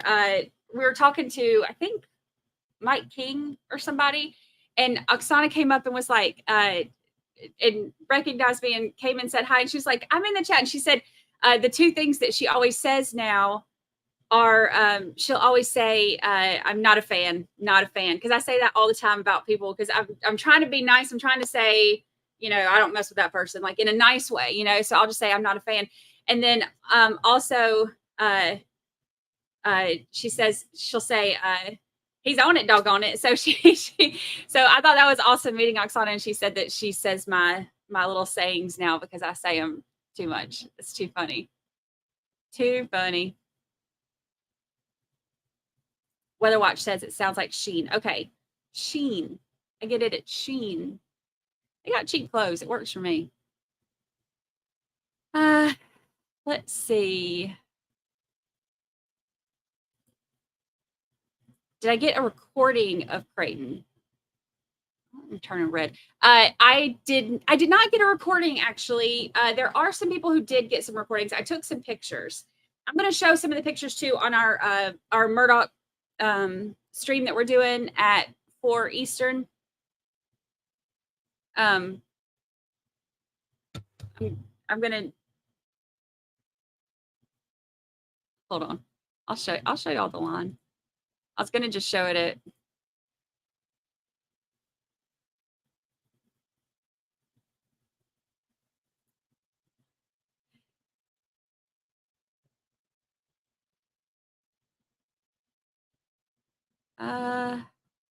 let me find it. I sent the picture, so I know I have it on here somewhere. How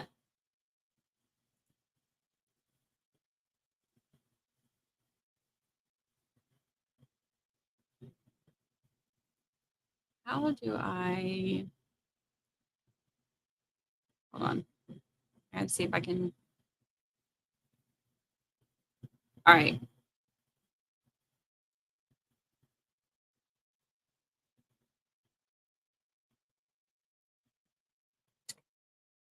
Let's see if I can block out who I was sending this to. Because I was being petty Betty and I don't want somebody else to. Okay, so this was their line 20 minutes in. And by line, I mean wasn't a soul in that line. So, but you know, to each their own. To each their own. That's so funny.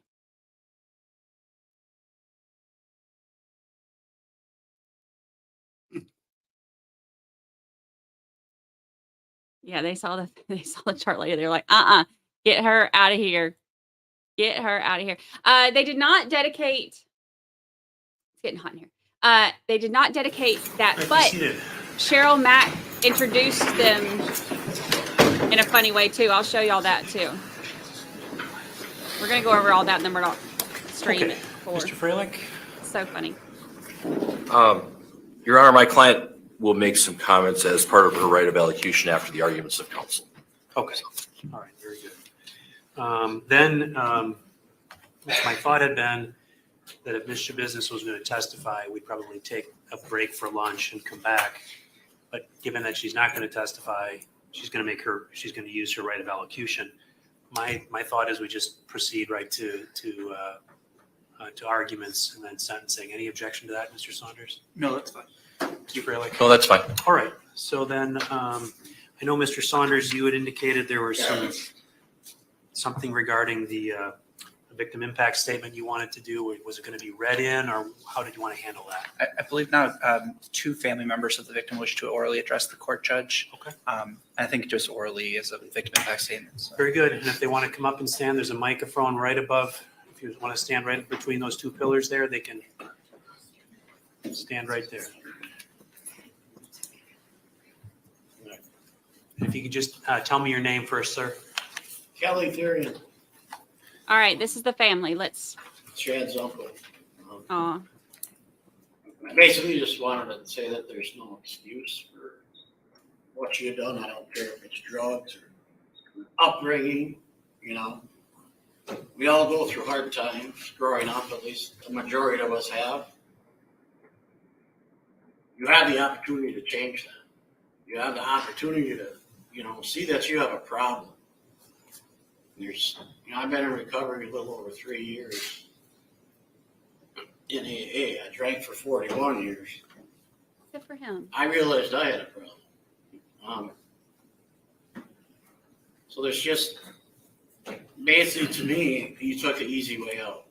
You did the most cowardly, weakest thing that you could do possible. You meet a person in school, you say he's your friend, you become friends, you become girlfriend, boyfriend, lovers, gain his trust.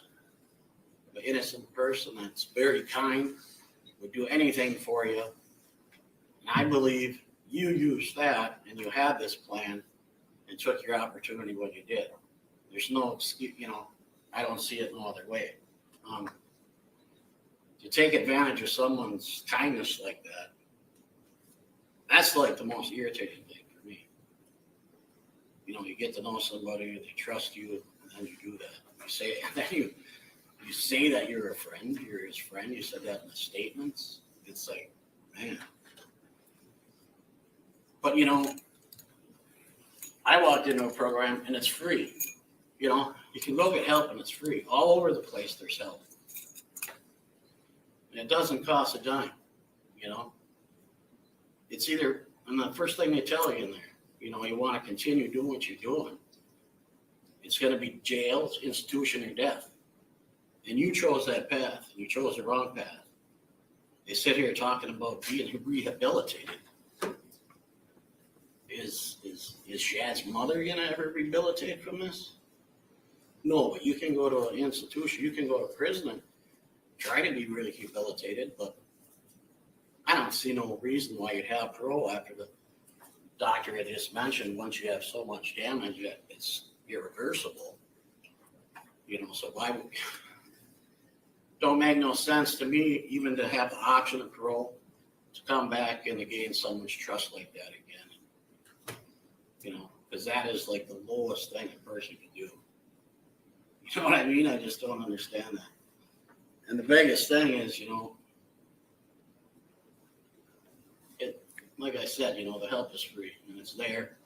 You chose not to take, you know, I'm sure you knew you had a problem, you know. You can't blame it on childhood. You know, there's help out there.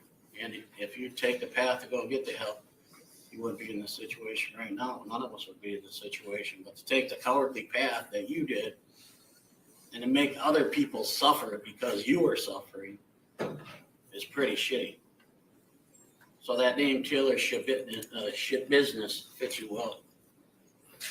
Now I'm not a praying man, but after Judge Walsh's sentences today, I will pray that you meet the same fate as your idealistic Jeffrey Dahmer. So have a good life, shit business.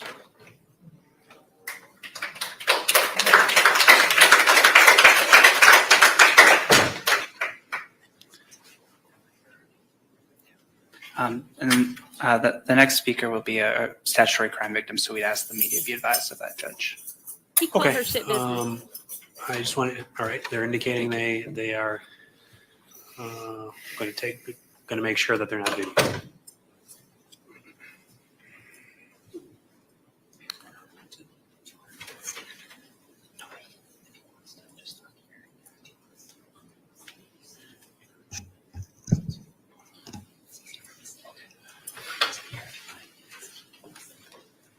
Yeah, that's fine.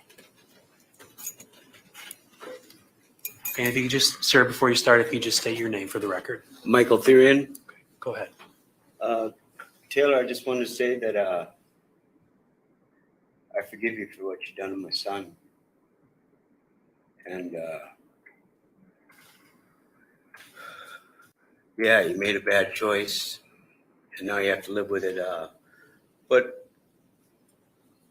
you know, I'm gonna miss Shad. He was a wonderful child too. Growing up, just mild mannered and just happy, and I know you made a bad choice, and like I said, I forgive you, and I'm gonna ask the judge if he can, you know, if she can see the streets again sometime. You know, it may not be soon, but I believe everybody makes bad choices, and maybe not to this scale, but I think there's a lot of hope for you. I think, you know, you can make use of your time and be a better person and do great things yet, you know, so. Wow. It does no good for me to hate you, you know. I know you got a heart. I know you got a mind. And I wish you no harm, and I hope things go well for you. He's That's a better all. man than I could be. Thank you. Wow.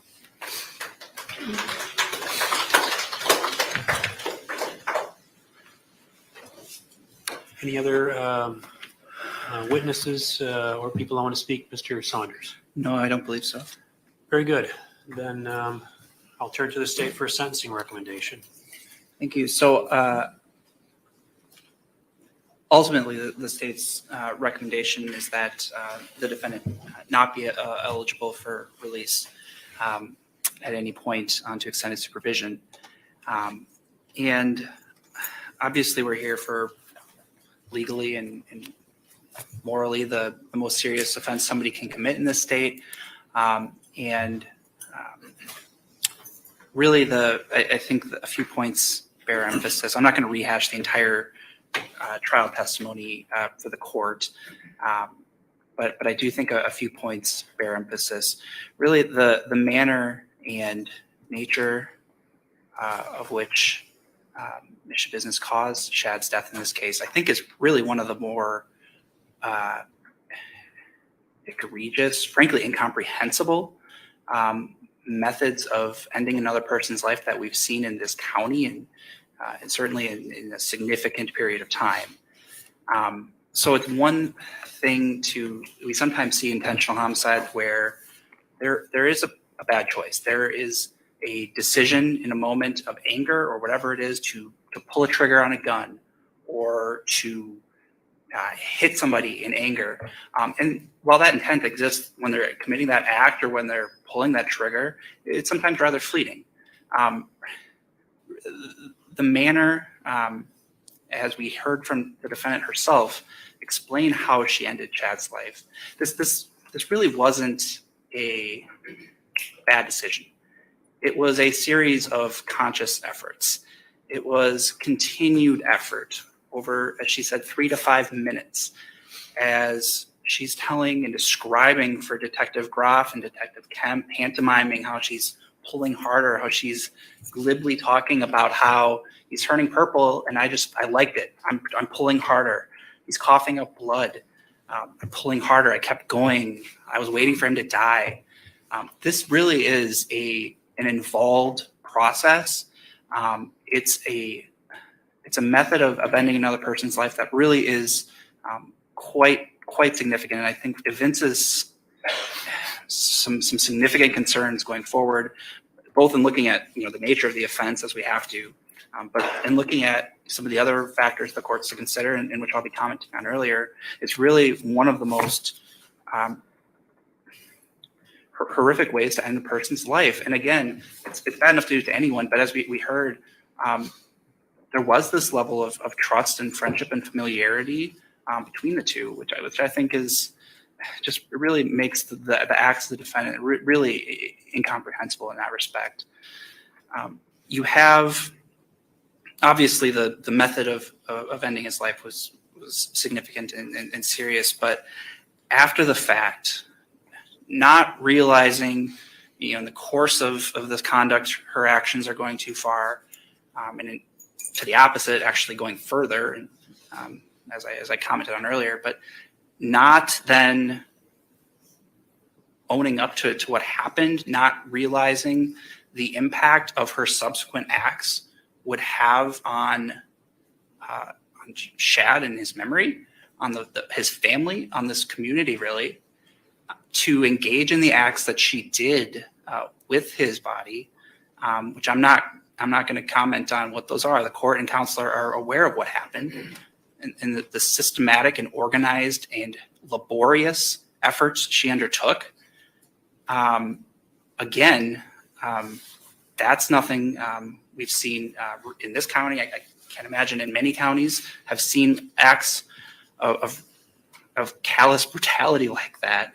And I do think that's an extremely aggravating factor. I recall Dr. Tranquita's testimony from trial talking about the amount of effort and volition and choice that would have to be done to undergo what the defendant did over a period of hours. This was not again, one bad choice in some respects. It was the choice to end his life in the first place, certainly a bad choice, but continued bad choices throughout the next day, throughout the morning and into the night, where she's finally stopped by law enforcement.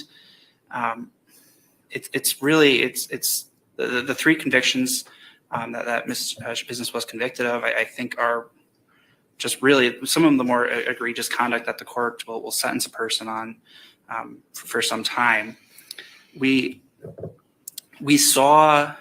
court saw the entire 8-hour interview in the course of the litigation. We saw a portion or portions of that interview as she's describing this to law enforcement. And really, we see really from moment one, and that continued throughout the pendency of the proceedings in the case, to her comments in the PSI. We'll see if what the allocution is today, but really a lack of remorse or understanding or appreciation, I guess, is in some respects of the conduct that she's engaging in. We saw her calmly describe what happened, at some points being rather glib and smirking about what she had done. As we see later in the PSI, having very little remorse for what she's done. And ultimately, the defendant, we've heard a lot about drug use and mental health history, which I'll comment on later. But really, the defendant herself is telling us why this happened. And it wasn't because methamphetamine. It wasn't because of mental illness. She's telling law enforcement why this happened. It happened because she liked it. It's because she wanted to do it. And again, throughout the entirety of this case, we see this underlying motive is essentially, it's kind of consistent, right? We see, and we have seen acts of acting out, both in court and to examiners who are seeing her. It's consistent in the state's view with a lack of remorse, of understanding of the conduct that she engaged in. And I think that's all consistent. I think it's all an aggravating circumstance for the court to consider at sentencing. And I want to talk to, because impact on the crime victims is a factor the court considered. And I want to comment on that in two respects. First, the perseverance of this family to have the attitude they have about the case and about Taylor is admirable. Is to hear the things they've had to hear and experience the things they've had to experience, I think is tremendous. So the thought of the defendant having perpetrated this act and impacting them in that way, I think is incredibly concerning. I also, it was heartening, as I've been the prosecutor for many months on this case, and in reading the PSI, getting to know more about Shad, and I want to comment on that, because unfortunately the case we've heard, really everything we've heard about him has been in the context of what Taylor did to him. And it's really unfortunate that that's the memory that some people will have about him. And again, that's a result of the defendant's acts to, in some respects, really tinge the memory that some may have of him. And I don't want that to be the case, but we heard the good. We heard how he was a good and a quiet kid, how he would always hug his dad on the way out of before he left the house, how he would read and knit and crochet with his younger sister. And that's the person the defendant took out of this world. You know, for all the talk about how young the defendant is, Shad was 24 when he passed. So all the things we hear the defendant wants to experience in life, she still has that opportunity in a confined setting.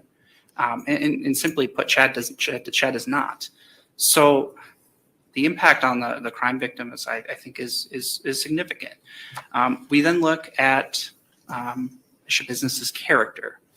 I guess I'll first comment on the prior history, which we consider, and I guess we're also sentencing on. There are 3 prior convictions. She was just placed on probation 6 weeks before this offense, and appropriately so. In reviewing the complaints, she kicked an officer. There's indications of methamphetamine or other substance abuse that led to that conduct. She then, in the fleeing case, fled at 80 miles an hour down the downtown Green Bay when it's populated with with bar patrons and other pedestrians walking down the street. She's hopping curbs. She's not stopping. She's blowing through red lights. Again, there was indicia that drug use was at play there. And those were both in 2020. So as we heard earlier, there was ample time in reviewing the materials. Efforts were made to address the underlying substance abuse issues. She was placed on probation, and really nothing of much was accomplished in that short period of time. The little that was accomplished, she absconded from electronic monitoring. She cut off the bracelet and really then obviously engaged in this conduct. So the state agrees that, considering this idea of rehabilitation, and that's always a goal, but in some respects that opportunity was afforded both during the criminal cases and in reviewing all of the materials at many points throughout her life. And unfortunately, either was not followed through with, was not taken seriously. And I think that's a concern going forward. We consider the background of the defendant, and I echo the comments earlier.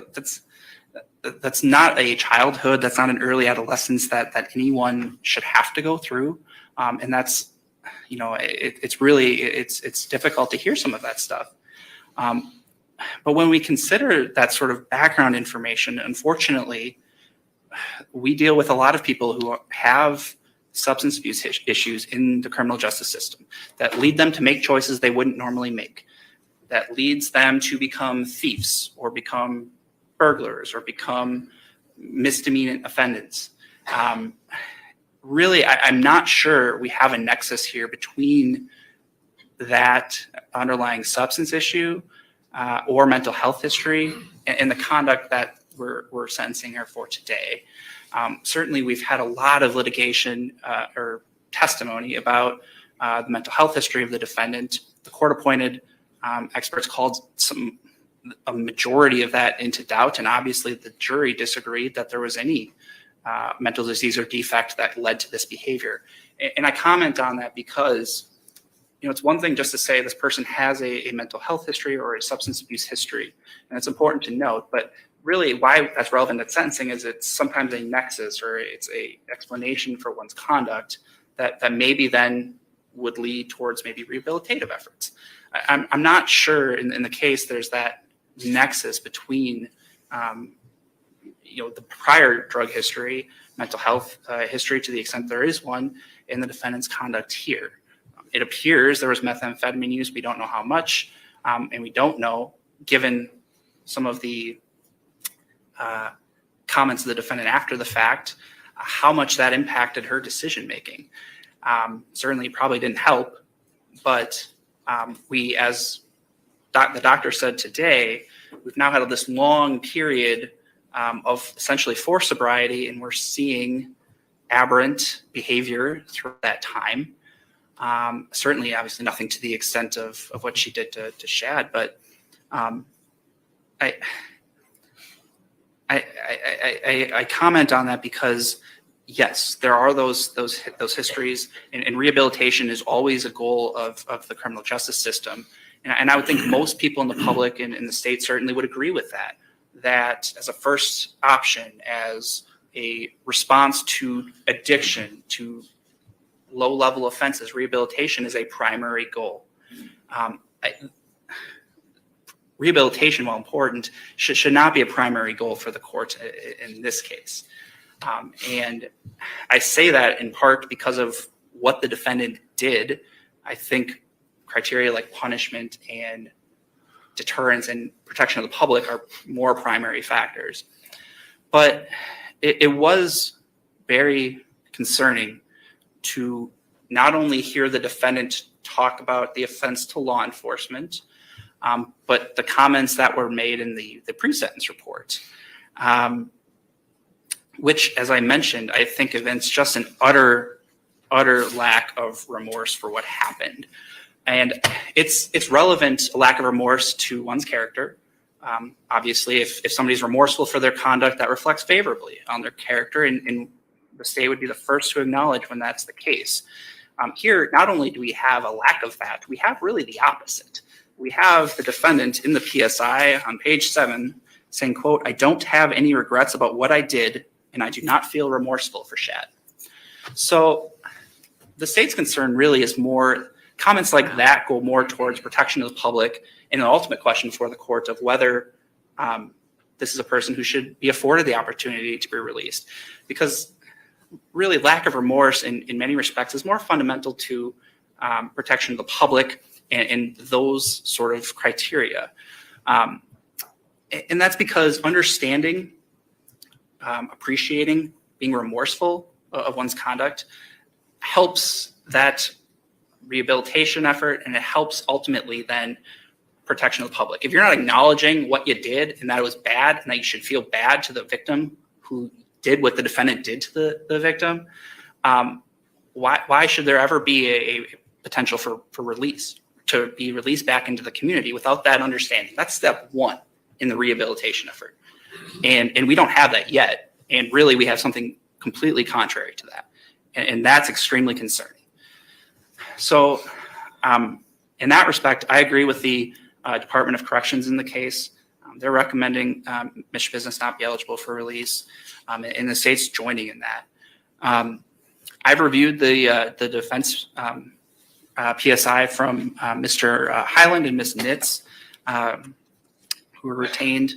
And you know, they acknowledge in some respects the logical course would be to not be released without the possibility of release. But they come to a different conclusion for really 3 reasons, and I wanted to comment on that. First, they comment that she has a documented history of mental health issues, including hallucinations, ideations, extreme emotional highs and lows, things like that.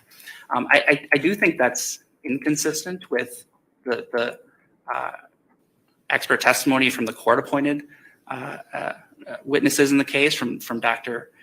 Engen, from Dr. Seipel. Really, I commented on Dr. Seipel's quote to the doctor earlier in his testimony.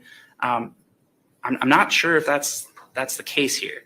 I think it's fair to say some of the beliefs are questioning the behavior that we're seeing, wondering if it's volitional. Some doctors even be more forceful in that opinion that it is, that it's fundamentally volitional choices that the defendant's making. Dr. Seipel found no credible evidence in that, and we're not here to litigate that. I comment on that because if that's one of the bases to conclude that she is eligible for release, I don't know if that's consistent with the evidence that the court's been presented in the case. Second, her intense use of methamphetamine just prior to the offense. Again, I don't know how much of an impact that had. Certainly, we heard about sometimes meth use can cause those gaps in memories and things like that. That's not consistent with what we saw. We saw, to whatever extent the defendant used methamphetamine leading up to the offense. First of all, I don't know if we know what impact that had. And second of all, I don't know how it alleviates the defendant's responsibility or alleviates or gives rise to this notion that if we just have her be treated, that this wouldn't happen again if she was released into the community. I don't know if that nexus is there in this case. The third consideration they commented on is her present inability to fully process and acknowledge the act she engaged in, noting that it appears to come from her reviewing the reports generated by law enforcement. And again, the court's seen the interview. Her recollection and appreciation and understanding of what she did is evident from moment one. It's not from reviewing police reports. In many respects, she was leading the investigation. She knew more than Detective Groff and Detective Kemp. She's pointing out where everything is. She's providing accurate information that's corroborated by law enforcement on the scene. So this notion that this is somehow she's not fully processed what's going on, not only is that contrary to the evidence, the evidence we have is that she has processed and she simply does not care or appreciate what she did. And I think that's consistent with her comments in the PSI. It's consistent in her attitude and comments to law enforcement in both interviews. And again, I talked about this at length in talking about her remorse, but that gives significant pause. This was not a person who was psychologically unable to understand what she was doing. She knew exactly what she was doing. The jury agreed. And I think that's evident from the evidence in the case. So they also talk about, this denying the eligibility of release is to reject the possibility that there may be advancements in the future. And certainly that's potentially the case. We have no idea what Michigan business will be like in 2040, 2050, 2060. But that's just one of the factors the courts can consider. To only think in those terms neglects the other criteria, neglects what she actually did in this case, the moral need for punishment, the need for deterrence, the need to protect the public from somebody doing that to another person in this community. So sure, rehabilitation is always an effort, and hopefully in a confined setting that can be accomplished to some extent. But that's not the only criteria. The only criteria is, can we correct this behavior? We also have to address what she actually did. And what she did, as I commented on, is significant. So really, in light of these circumstances, I think the department's recommendation for Ms. Schabusiness not to be eligible for release is appropriate. There are select cases where the legislature has determined that somebody in the court's discretion should not be eligible for release into the community again. And looking at the criteria and what the defendant did in this case, that's seemingly, this case seems to be kind of made for that sort of a result, what the legislature had in mind in crafting that possibility. So I believe the state should exercise the court should exercise its sentencing discretion and deny the eligibility for release.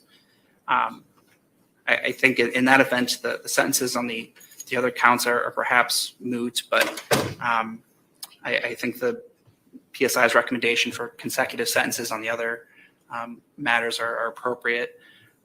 The sentencing after revocation, I'll just agree with the department. They recommend a year in jail. That's appropriate. But really, the preeminent case is obviously the case we're here for today. So that's all I have to say. There's credit, but we'll wait till the end. So thank you. Okay, Mr. Freilich. Thank you very much, Your Honor. There's a lot of information that the court has to sift through and assess and analyze in this case. We've got the State of Wisconsin Department of Corrections pre-sentence investigation report. We also have the Forte Investigations independent PSI or pre-sentence investigation report. The court heard some testimony from family members, my client's cousin, her father, her grandmother, Dr. O'Donnell. What we have here is a horrific situation that happened. It can't be undone. Certainly the defense agrees that Taylor Denise Schabusiness has to be punished, but she's a young person. She's 25 years old. We can't undo what happened. What we know is that she's got family that supports her, that loves her, family in Texas, family in Ohio, extended family out there. They're all willing to try and help Taylor in whatever way they can. I think that my client, Your Honor, is not a throwaway. She's not a monster. She's certainly got problems, and over time, I think she can get control over her problems, get help, get rehabilitation, and also be punished. Clearly, when during the trial, the court saw the videotape footage, and when the Green Bay police detectives and officers came to the Eastman Avenue apartment and they made contact with Taylor out on the porch or on the steps, and then had her go back inside and sit down on the stairs, you could tell that she was high on drugs. And then eventually she was questioned and taken out to the police squad car for further questioning down at the Green Bay Police Department. But Taylor is not a throwaway. She's a human being. It's not an eye for an eye. I'm very impressed by Michael Thyrion, Shad Thyrion's father. He has a huge heart, and he forgives my client for what happened. And he, from what I heard, believes that he thinks that my client should be given the opportunity for parole or extended supervision down sometime in the future. And I'd ask that the court consider that. He's the the victim in this case, and what he asks of the court should be strongly considered. I have a client who is very young. She's a young woman. She has severe mental health problems. It's the elephant in the room. We can't ignore it. She's got all kinds of mental health problems. They have been bore out in the records from Prevea Health, from Nicolay Psychiatric Center, from Bellin Health. She was under a civil commitment order in 2021 and under an order to take psychotropic medication. And this young lady has a lot of mental health issues that need intensive treatment and counseling over time. She is a dual diagnosis client or patient. She has severe drug addiction issues, marijuana, cocaine, methamphetamine. She apparently used it where she smoked it, where she used it through an IV intravenously. She's had problems for a long time with drugs, and that's an issue that really needs immediate attention by professionals. But this has never been about an eye for an eye. It's about fairness and justice, that my client should be punished, but she should also be given the opportunity to have a chance at the possibility of extended supervision or parole supervision sometime in the future after she gets help. This was one incident. I would argue that my client should not necessarily receive separate punishments, although we have convictions for 3 separate crimes, but it was an incident that occurred on one particular date, February 22nd of 2022, that the sentences should be concurrent. I would argue, Your Honor, and ask the court to consider the fact that this was likely a meth-fueled type of incident on the date of this tragedy. Shouldn't have happened, but it did happen. As far as looking at my client's life, she was born in Evanston, Illinois, Chicago area, moved with family to Green Bay, Wisconsin in 2008, went to school here in the community, went to high school here at Bayport, and then at some point she went to live in Texas with her grandparents, and then came back. I would argue that Taylor Schabusiness has redeeming social value. She's got the ability to do artwork. She's like soccer. She's like swimming. She's able to function independently. She's of average intelligence. She's got adequate written and verbal skills. She's a high school graduate from Cotulla High School in Texas, where she graduated in 2016. She was very good in different classes like social studies, physical education, science, economics.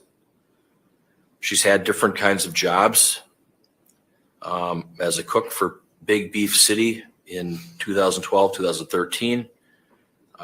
She worked for Tour Temple in Texas in 2012. She worked for Saputo Cheese for about 3 years in 2017 to 2020, making about $21 an hour. She worked for Seek Staffing. When she was in Texas, she was apparently a maintenance supervisor where she made close to maybe $32 an hour. And she was certified for employment purposes in sanitation, forklift, driving, pallet jacking, safety locks, things of that sort. So she's able to do well. Those pictures, the family sent those pictures to me and I sent them to the court. I think the pictures show Taylor as a youngster, as a teenager, and as an adult, that she's got family that loves her, that supports her, that she is needed, and that she can form relationships and that she's capable of love. I think that Mr. Coronado, it's unfortunate of his situation, but he indicated to the pre-sentence writer that Taylor was a good person, kind-hearted, helped others out, that Taylor struggled after her mom, Marla, passed away in 2009.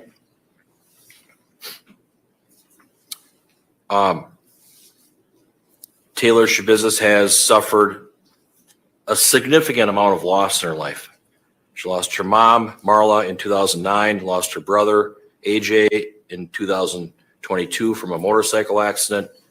You heard about the other losses from the cousin that testified. My client has a little boy, Mateo, who's age 1, and he's living with Juan and Esther Coronado in Temple, Texas. Those pictures speak 1,000 words. You could see that Taylor was delighted to have that baby come into her life. She kissed his head. She hugged the baby. She was happy with being around her grandparents. You could see that she was close with her brother, AJ. All of these pictures show that she has had a good life where she got love and support from family. The tragedy, the fact that she has these losses, I don't think they were ever really addressed in counseling, but they eroded her mental health. And she had underlying problems besides all of that.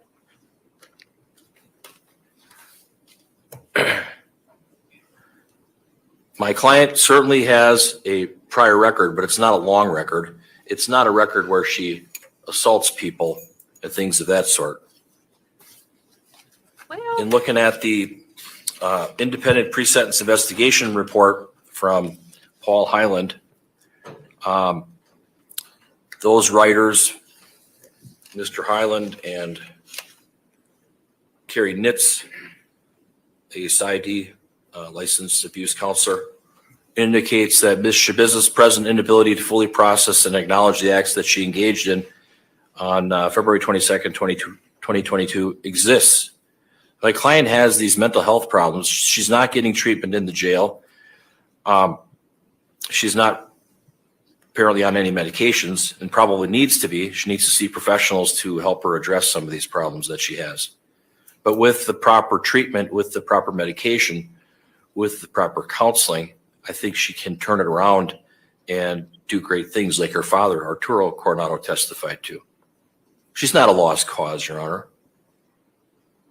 And the writers from Forte Investigations indicates at this time, presently, she's unable to psychologically fathom the crimes that she committed during her mental state on February 22nd of 2022. I agree with that. I don't think she is currently able to do that. She's going to need some treatment to process all of this. She was likely in a drug-induced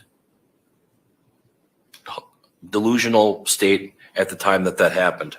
And you even heard from Dr. James O'Donnell, who has a lot of experience dealing with methamphetamine use and chemicals and all of that. He indicated that chronic methamphetamine use causes cognitive impairment. It impairs cognition, can cause violent behavior, delusions, hallucinations, some cases psychosis, and a loss of touch with reality. And I would argue that that's likely what happened here. Likely would not have happened if my client was not using drugs with Mr. Thyrion. And it's my client's fault that this happened. And she has to be held accountable for that. But the court needs to take that into consideration here. And, the court has the discretion to do whatever the court feels is appropriate, taking into account all of the sentencing factors. And, punishing my client for decades like the Forte Investigation Independent PSI recommends is appropriate. She can be punished, but at some point, she should maybe be given the chance or the possibility of being on extended supervision. Because to deny the possibility of consideration for extended supervision in the future is to reject the possibility that there may be advancements in medicine, in psychology, in therapy. Maybe certain medications can fix some of the problems that she has. This is a very complicated case from a psychological, from a mental health standpoint, from a medical standpoint. And I would argue that my client should be given the opportunity to live her later years possibly outside of a confined setting. That it'll give her incentive to work hard in counseling, in therapy, participating in interviews with professionals to try and get a better understanding of the crime and the factors that contributed to it. And the possibility of parole, like Mr. Highland says, is not synonymous to the probability of parole. We're just asking the court to consider the possibility of her being afforded extended supervision or parole in the future, sometime in the future, after thousands of hours of therapy, after thousands of hours of counseling, after possibly taking prescribed medications, following the strict adherence to the medication regimen. My client apparently doesn't seem to have much in the way of a violence in her life, threats to people, and only after an extended period of time of living appropriately, vigilantly, could she have the possibility of being considered for supervised release. So I agree with what Mr. Highland and Ms. Nitz have to say about their recommendations, and I'd ask that you consider that, Your Honor. I'd ask that the sentences for counts 1, 2, and 3 all be concurrent to each other, as recommended by Forte Investigations. And then I'd ask that you consider granting her consideration for extended supervision, make her complete a mental health assessment, comply with all recommendations, have her complete an AODA assessment and follow those recommendations, submit a DNA sample that's required under Wisconsin law.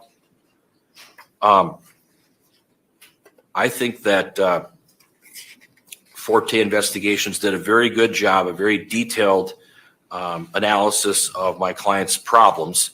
They did an alcohol and other psychoactive substance abuse evaluation and concluded and opined that my client has a history of using mind-altering substances, that that she had some losses in her life, but that she also had some good parts of her life where she graduated from high school, had a baby, had jobs.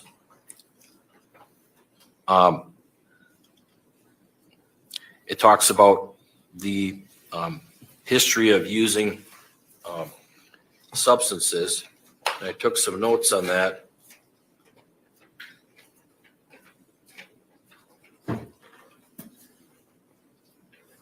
Well, it looks like she started using alcohol at age 6 and then continued onward with using marijuana, maybe at about 14 or so, and then got into stimulants, the methamphetamine, and started using methamphetamine at age 21. You know, using these drugs, the methamphetamine is probably one of the worst drugs you can possibly use, but it changes your brain. It changes the chemical composition of your brain. It causes all kinds of problems. She used marijuana for sometimes almost daily until she got to be 21. So you can understand maybe how her thinking and her judgment and her ability to process was completely impaired. And then you add another layer of the mental health problems. Of course, it's going to create hallucinations and auditory and visual hallucinations where she doesn't go to sleep, stays up all night, stays up for days on end.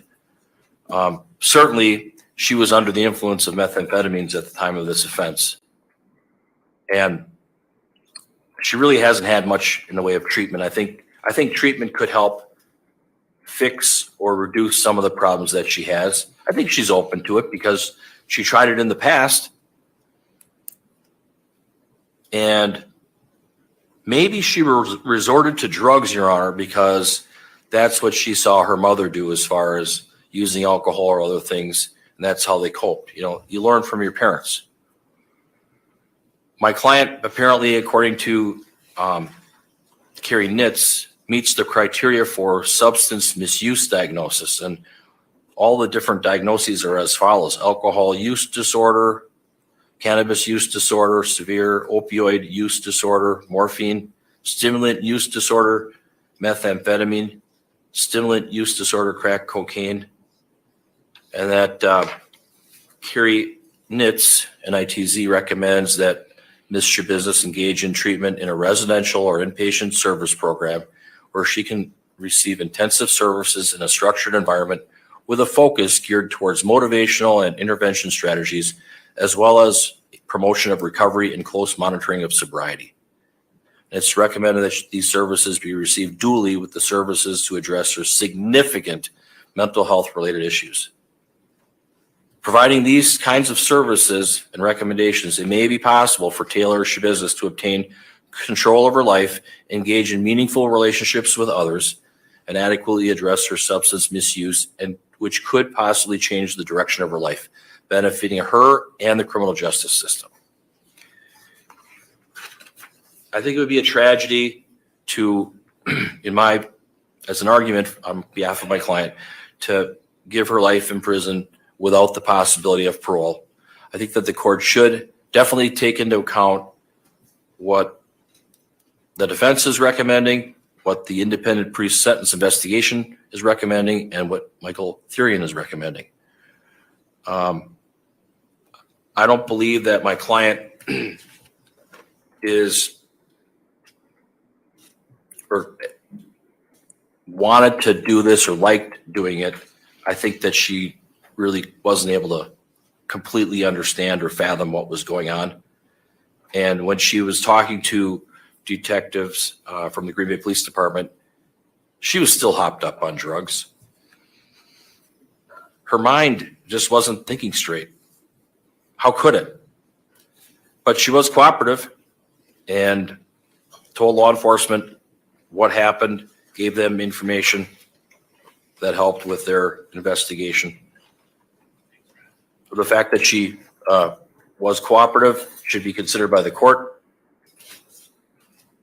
I calculated the jail credit, and she was arrested on February 22nd of 2022.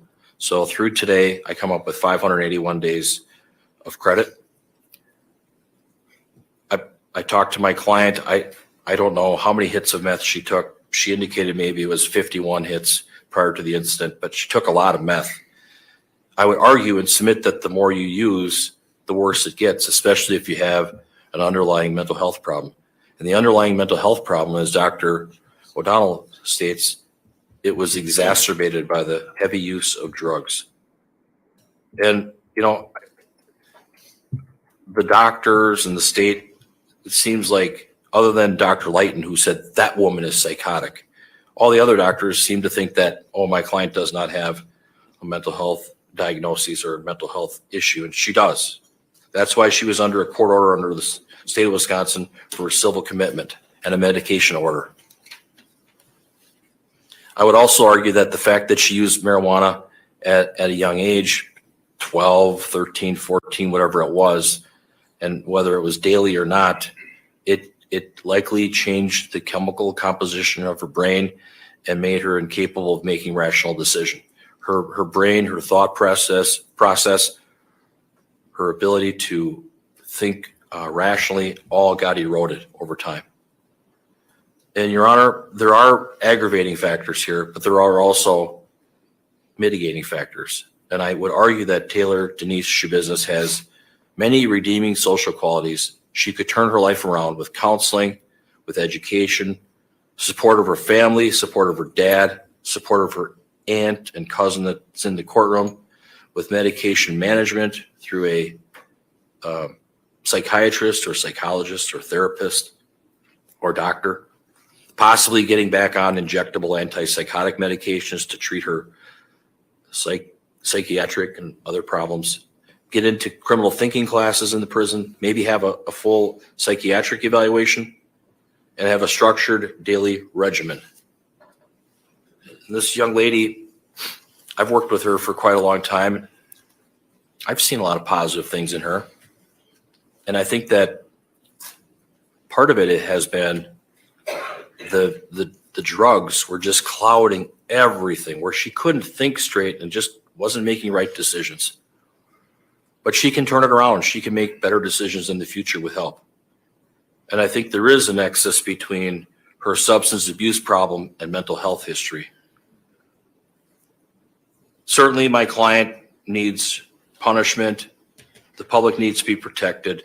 But also a factor is rehabilitation. And after time, after years, she should be given that opportunity to be released under supervision of the Department of Corrections She'll need close rehabilitative control,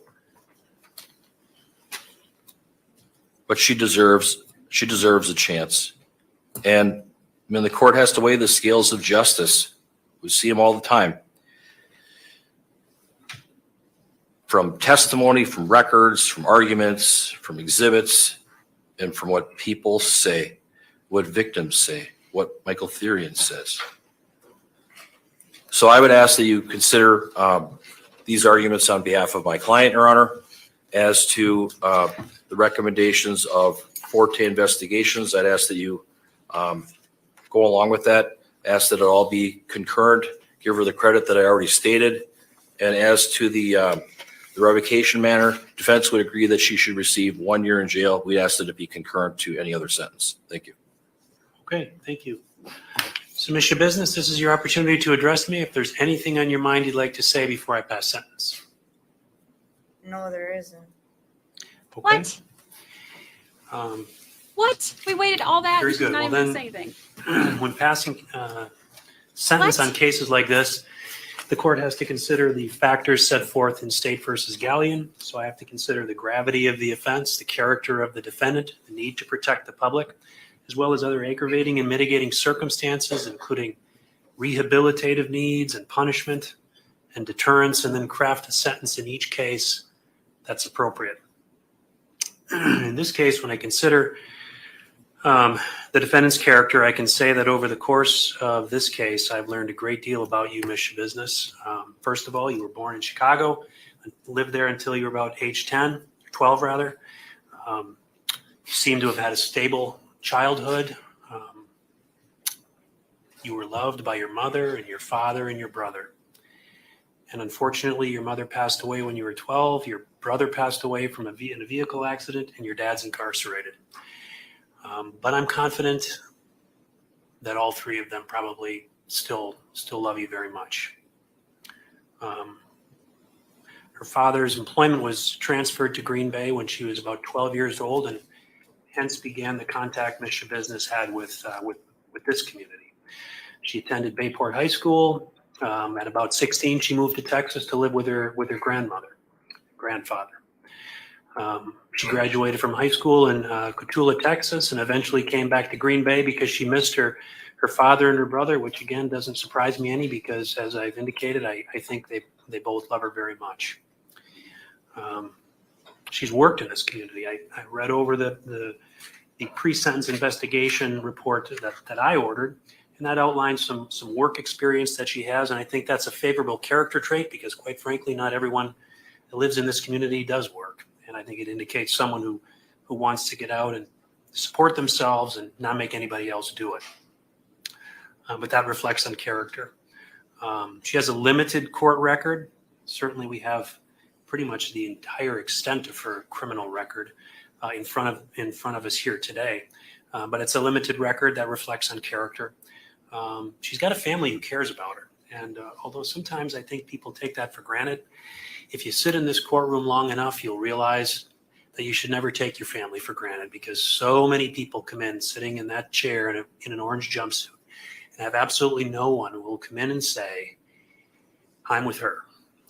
And that takes a little bit of fortitude to come in and do that. And frankly, today she's got extended family that comes in and does that for her because her direct family are unable to do that for various reasons.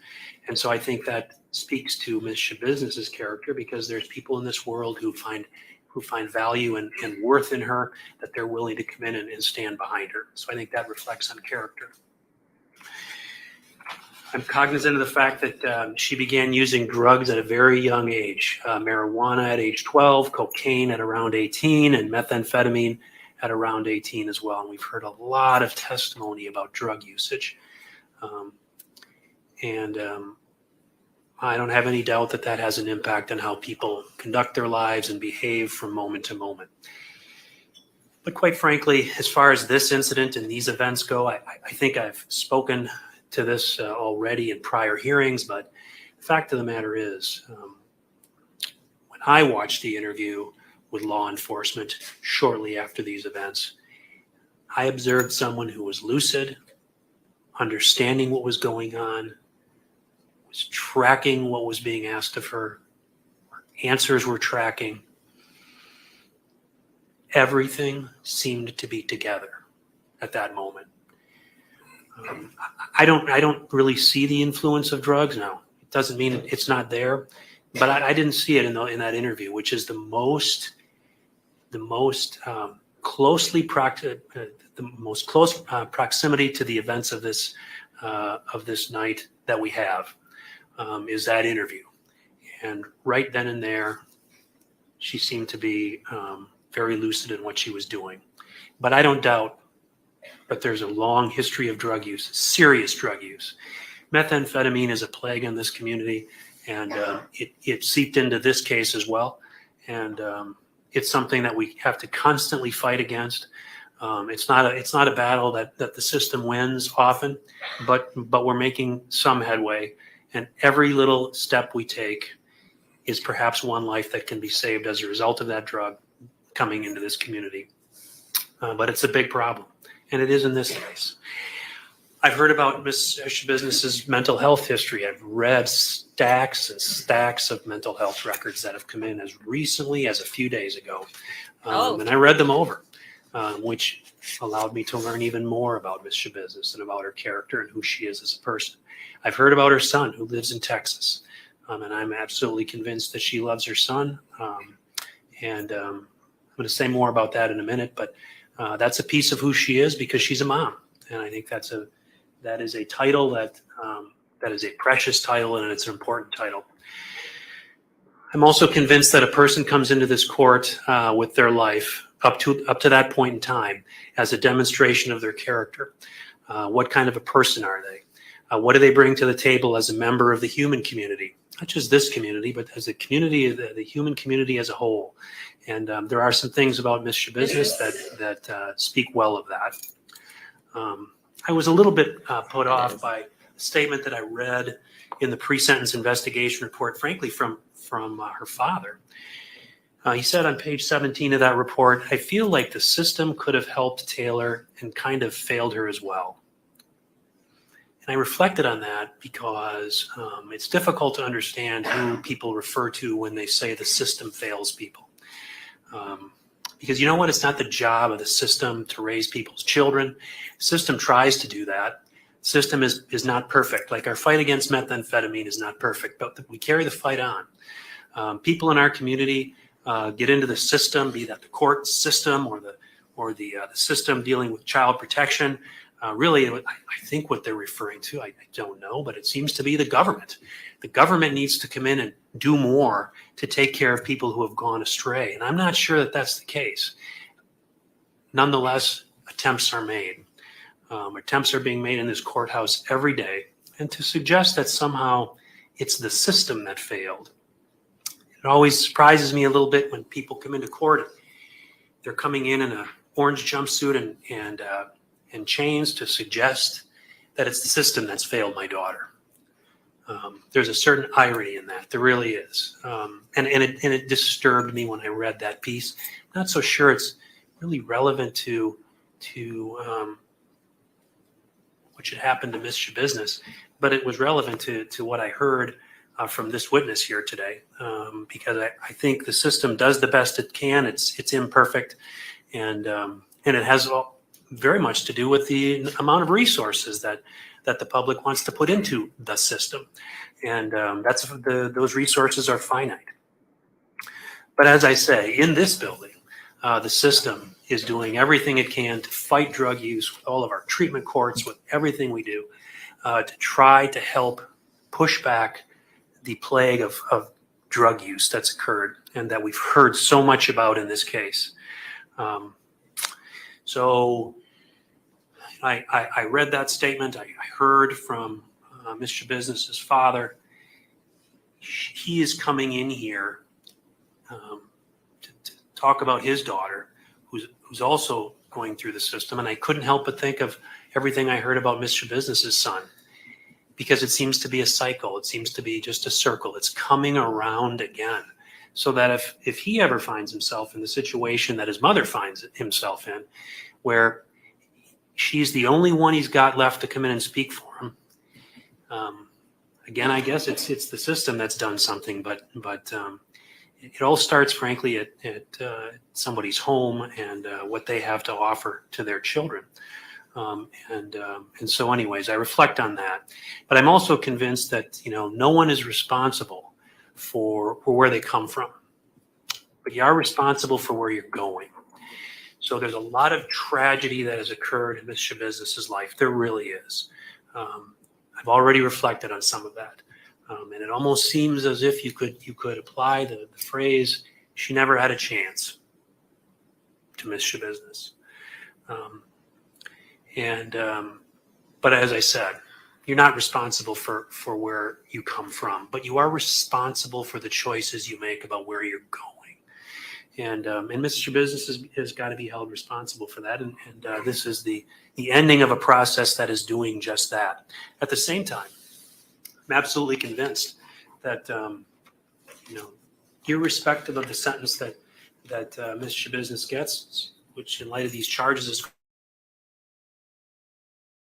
every human being has the ability to move forward and find meaning in their life. And Ms. Schabusiness has that opportunity, just like anybody else in this courtroom. She has the ability to do that. I certainly hope that for her. But all of those things I reflect on when I consider the character of this defendant. Next, I move on to the gravity of the offense. And I sit in this chair often, and I address situations where people have been have lost their lives, or people have been violated terribly. And I always indicate that really the offense in this case can't be overstated.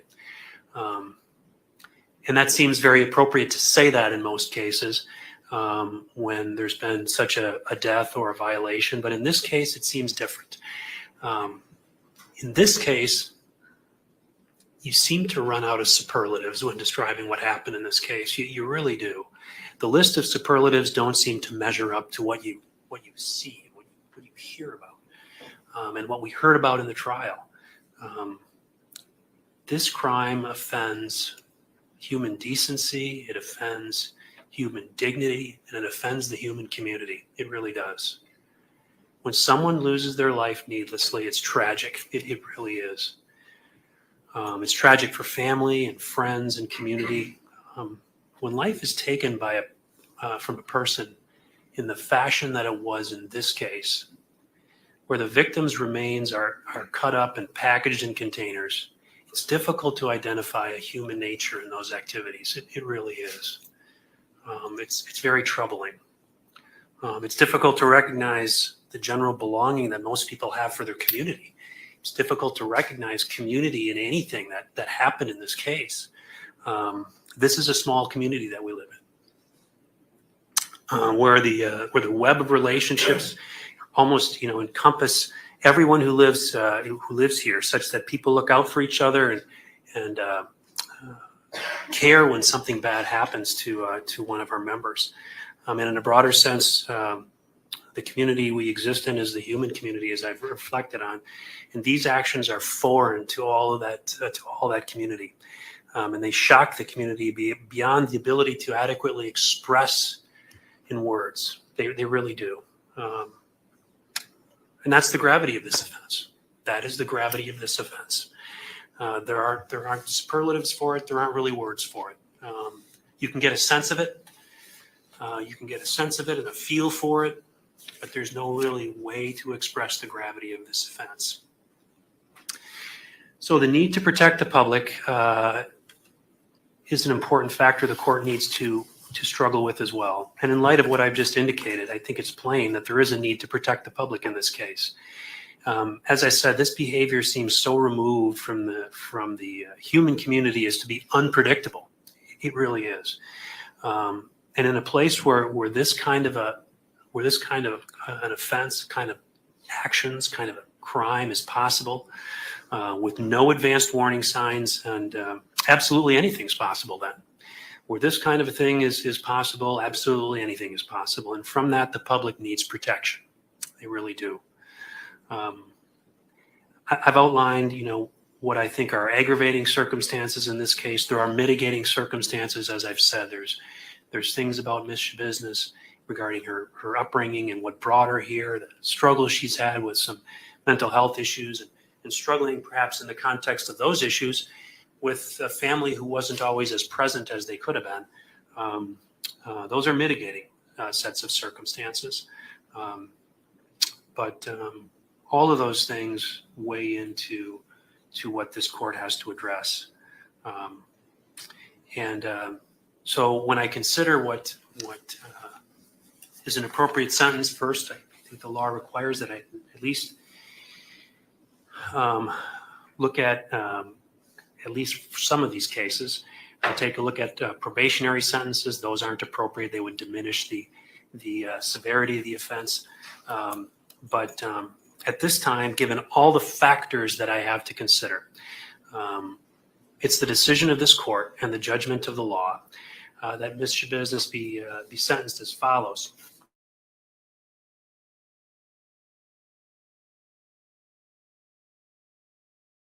Homicide as a repeater. It's a Class A felony.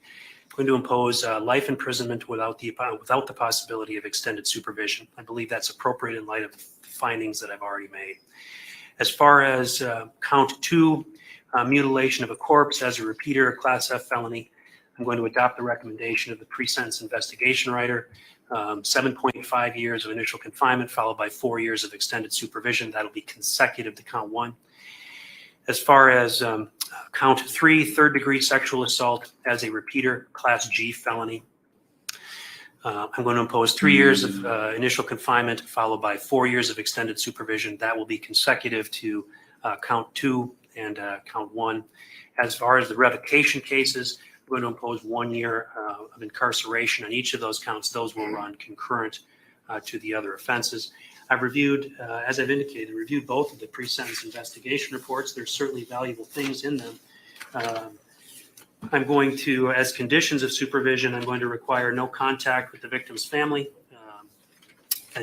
maintain absolute sobriety, complete SOT assessment and treatment follow-through, obtain and maintain full-time employment.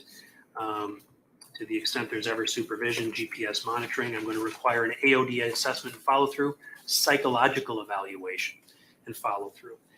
The recommendations that are contained in the pre-sentence investigation report submitted by the defense indicates or suggests that there be services engaged in for substance abuse and other mental health issues. That's a reasonable suggestion. And I think I've encompassed it in the recommendations that I've made, which is there needs to be a compass evaluation and follow through with any treatment recommendations that are proposed. But again, an AODA assessment and follow through and psychological evaluation so that Ms. Schabusiness can get the help that she needs while she serves the sentence. I'm going to order court costs. It's $538 per count. That's a total of $1,614. That'll be the order of the court. I do need to indicate, as I'm required to at sentencing, that now that Ms. Schabusiness is convicted of a felony, she'll lose her right to vote until it's given back to her by the governor or by state law, and she may not possess a firearm or wear body armor. Any other record you'd like me to make, Mr. Saunders? No. Mr. Freilich, any other record? Your Honor, the 581 days credit for time served. Any objection to that? No, and there's an additional 60 days on the revocation case. No objection to that. 581 days credit on the first case, and then on the revocation cases, 60 days credit. That'll be the order of the court. Then, Mr. Freilich, you can go over your client's appeal rights with her. Yes, I will. And with that, then, this matter is now concluded. Thank you. Thank you.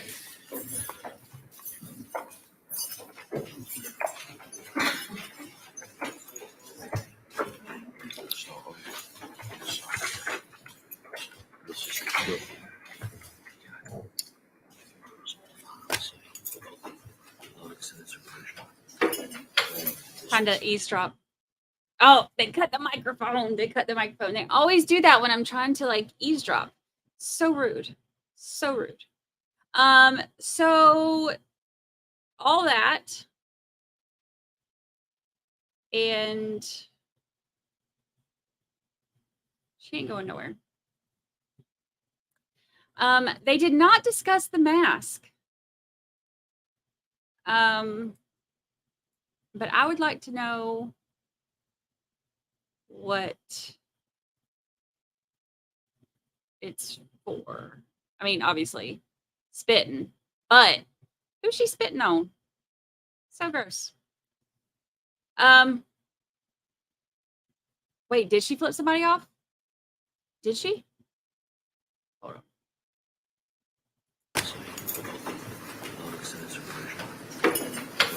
Objection to that. No, and When? there's an Like right additional here? 60 days on Oh, the she did- revocation case.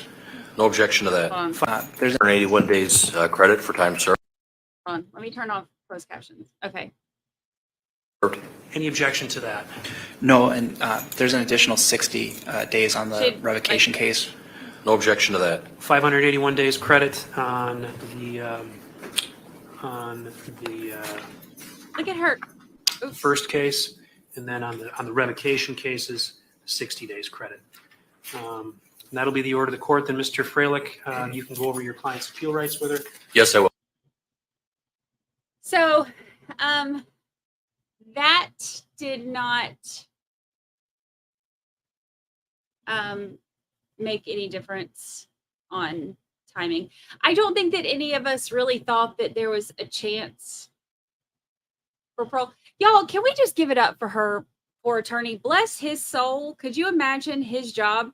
And we said this during the entire trial, like he has the toughest job of anybody in all of this, because I could not imagine having to try to, you know, because obviously he's not defending her. He's trying to, you know, defend her constitutional rights and all that. I mean, she deserves the right to a defense, but could you imagine having to be that attorney?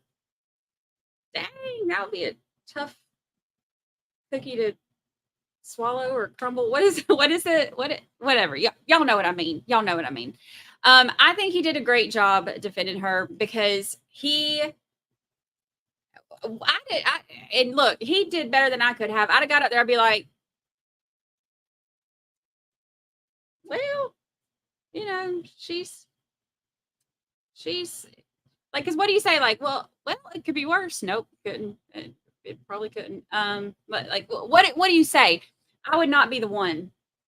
I would not be the one that could get up there and do that. A tough pill to swallow. Okay, tough pill to swallow. Tough cookie to swallow. Same thing. Cookies sound better than pills. I mean, you know, say no to drugs. Say yes to sugar. Cookies. Pill. No. Okay. Well, I would. Maybe I'm just hungry. That's what it is. I don't think that I could get up there and do that. I don't think that I could. I mean, I guess like if it's your job, you kind of have to, but it would be real hard to get up there and try to, you know, take somebody who did something so unforgivable and try to get up there and remind people that she's human and remind people that, you know, she likes art. You know, I mean, it's just, it's his way of, you know, trying to do his job. He's trying to remind people that she's not just the crime that she committed, that she's a real person, which is fine.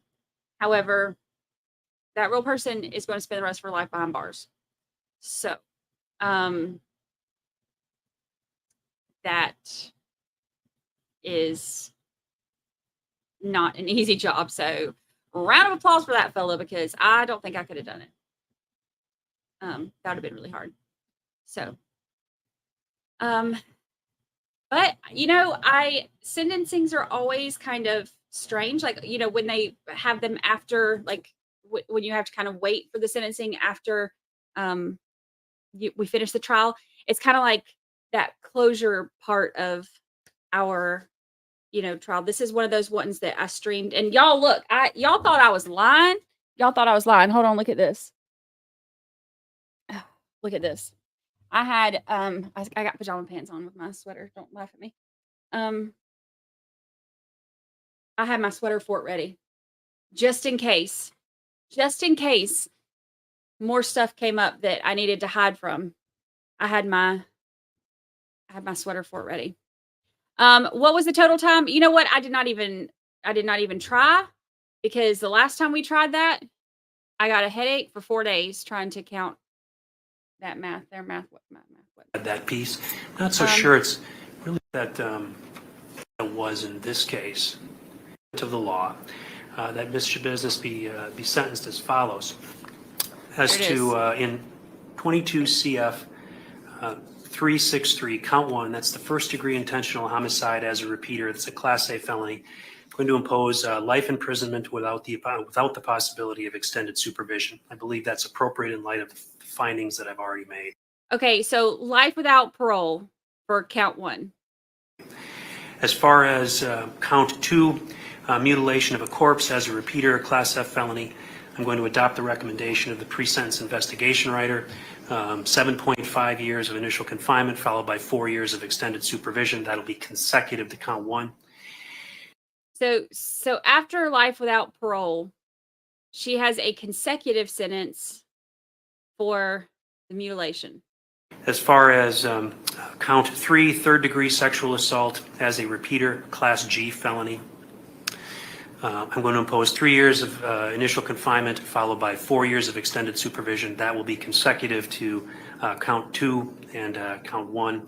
As far as the revocation cases, I'm going to impose 1 year of incarceration on each of those counts. Those will run concurrent to the other offenses. I've reviewed, as I've indicated, reviewed both of the pre-sentence investigation reports. There's certainly valuable things in them. I'm going to, as conditions of supervision, I'm going to require no contact with the victim's family, maintain absolute sobriety, complete SOT assessment and treatment follow through, obtain and maintain full-time. So, so she got her whole life.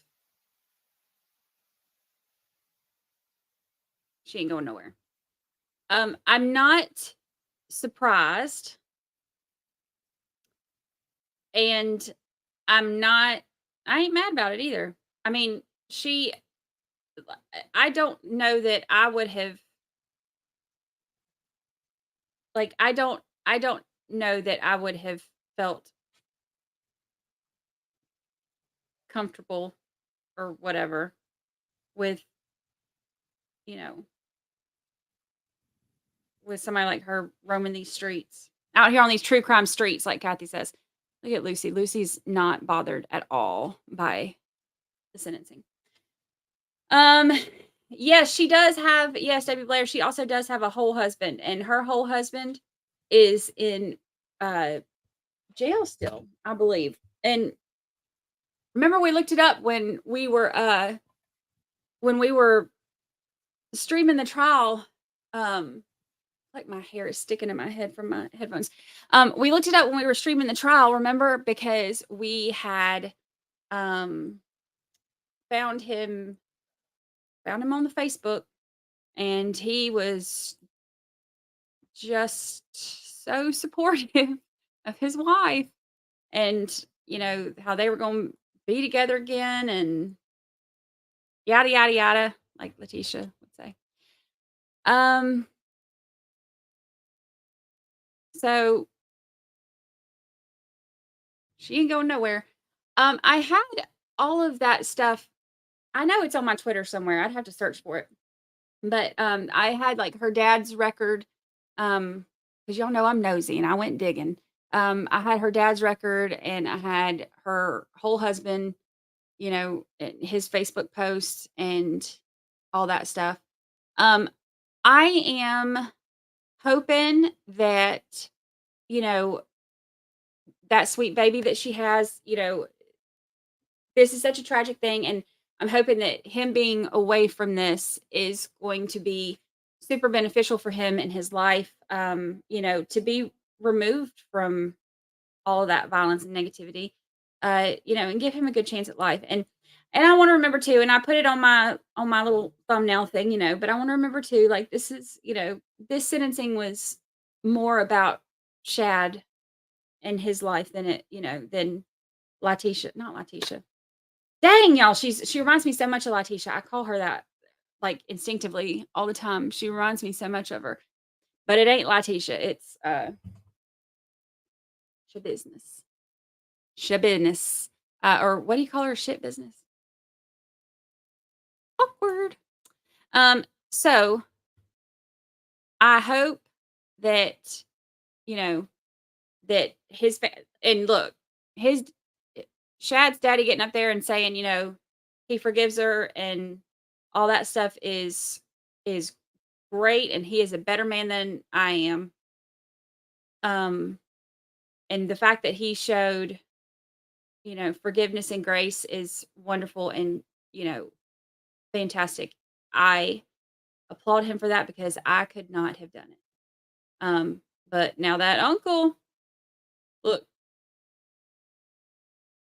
sober uncle getting up there like, hey, you know, I messed up my life for 41 years and now he's got what, 4 years sober? And he's like, you know, she made her own decisions and stuff like that. Like Lucy's on the move again. Look at her stretching her little butt. You're so cute. You're so cute. But that was he's more my speed. I'd have had my sassy pants on up there, like, you know, ill as a hornet trying to say whatever I could say to anybody who would listen. So Shad's dad given grace and forgiveness was something that was, you know, he's a better man than I am. Bullshit business. Bullshit business. All right, y'all, that does it for this one. It is almost 1:30 my time. I am going to jump off of here. So here's the deal. We have the Murdoch Dream Team. We have the Murdoch Dream Team. I'm so excited. This is going to be like the biggest, like just fangirl moment of my entire existence. Well, one of them. Lucy's on the run again. So don't forget. Yeah, Kathy says time for everyone to change in their capes. Yes, we have at 4 p.m. Eastern. So that's what, like an hour and a half. I didn't come here to math. Hold on. 1:30, 2:30. Yeah, hour and a half. Look at me and my math skills. As I count on my fingers, like 1:30, 2:30, 4:30, 7:30. That's how I was adding up the Murdoch sentencing. So 3 p.m. Central, which is an hour and a half, 4 p.m. Eastern, we have the Murdoch Dream Team. We have Dr. Kenneth Kinsey, who, by the way, I met this weekend, and I will tell y'all, I am just like obsessed with him and his wife. They are just, oh my God, I love them so much. I wanted to like follow him around like a stalker, but then that's frowned upon. And if I ended up with charges, then I would not have been able to have him on my show today. So I didn't quite stalk him. I only like semi-stalked him, and I loved it. When I met him Thursday night, him and his incredible wife, they were so sweet, and he just made my whole night. Cause I was like, I'm gonna go up and speak to him. I was like, you know, why not? I'm just gonna go say hi, because I've talked to him so much on Twitter and stuff, but I had never met him in person. So, and I walked up and I was like, what if like in my mind, I just think that he and I are best friends and he really doesn't even remember who I am. And I walked up and he knew who I was. He was like, oh, Brandi. And I was like, oh my God, he knows who I am. We really are best friends. And it just made my night. He is incredible. And he did his talk to a packed house. And I'm going to show y'all the picture of how many people were actually in there. And he did such a good job. And he said some stuff that he has never said before. And I'm going to ask him about it when he's on this afternoon. And then of course we have Mandy Powers Norrells, who is, you hush that fuss. She's over here whining. She's like, I know you're getting ready to take me out. So go ahead and wrap it up and come on. She is just another one who's just incredible in every way. She's a lawyer and a former legislator. She was for South Carolina in the House of Representatives for years. She also believe I don't remember. I don't know what year, but I know she even um, semi recently. I would have to look up the year. I think I have the year written down when I do their little introductions or whatever. But anyway, she was nominee for lieutenant governor. She's incredible. She is so like just knows everything there is to know about South Carolina law. And I have her on there. She's going to be able to talk to us about all of the papers that have like the motions that were filed and stuff. And she's going to talk to us about the case law that they cited in those and how it actually relates to the stuff.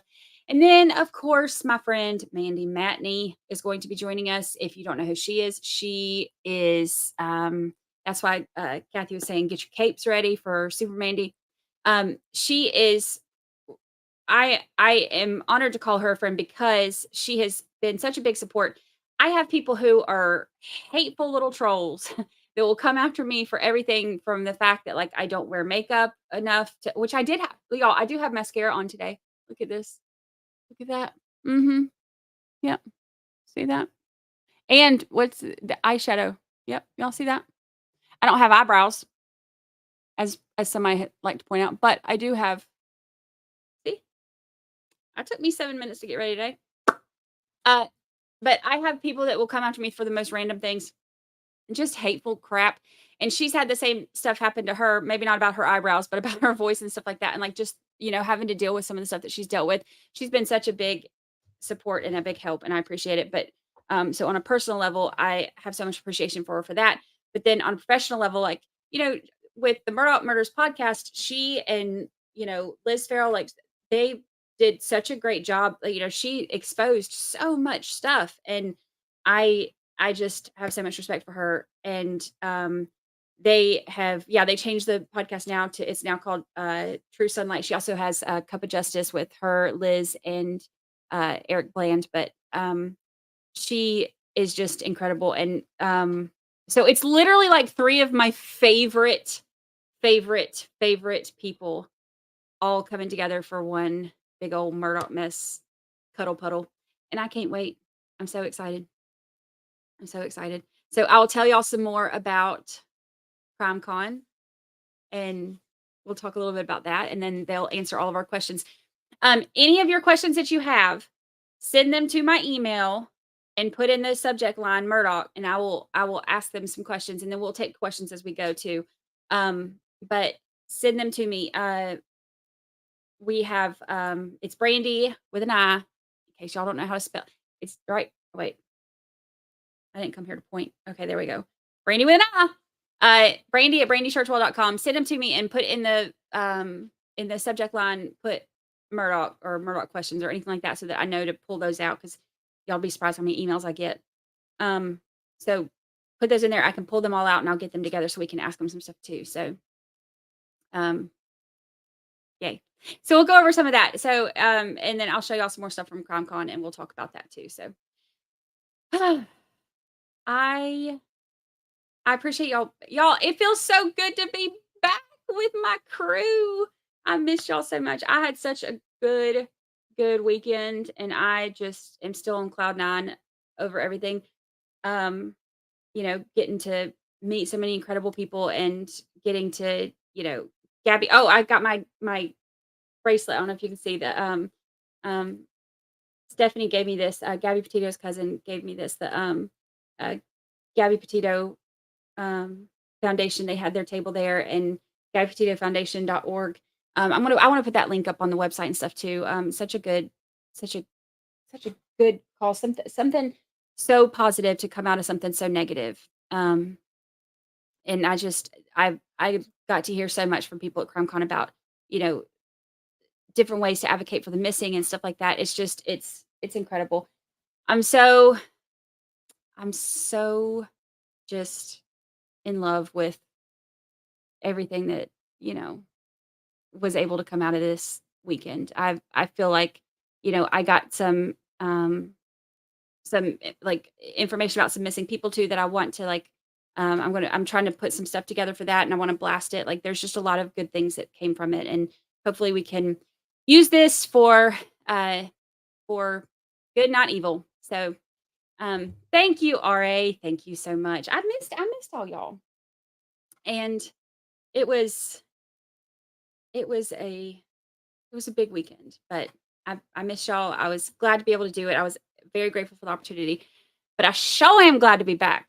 So, all right. So we've got, now that I've, yapped my chops for about 3 more extra minutes, we've got just under an hour and a half until you are back here for our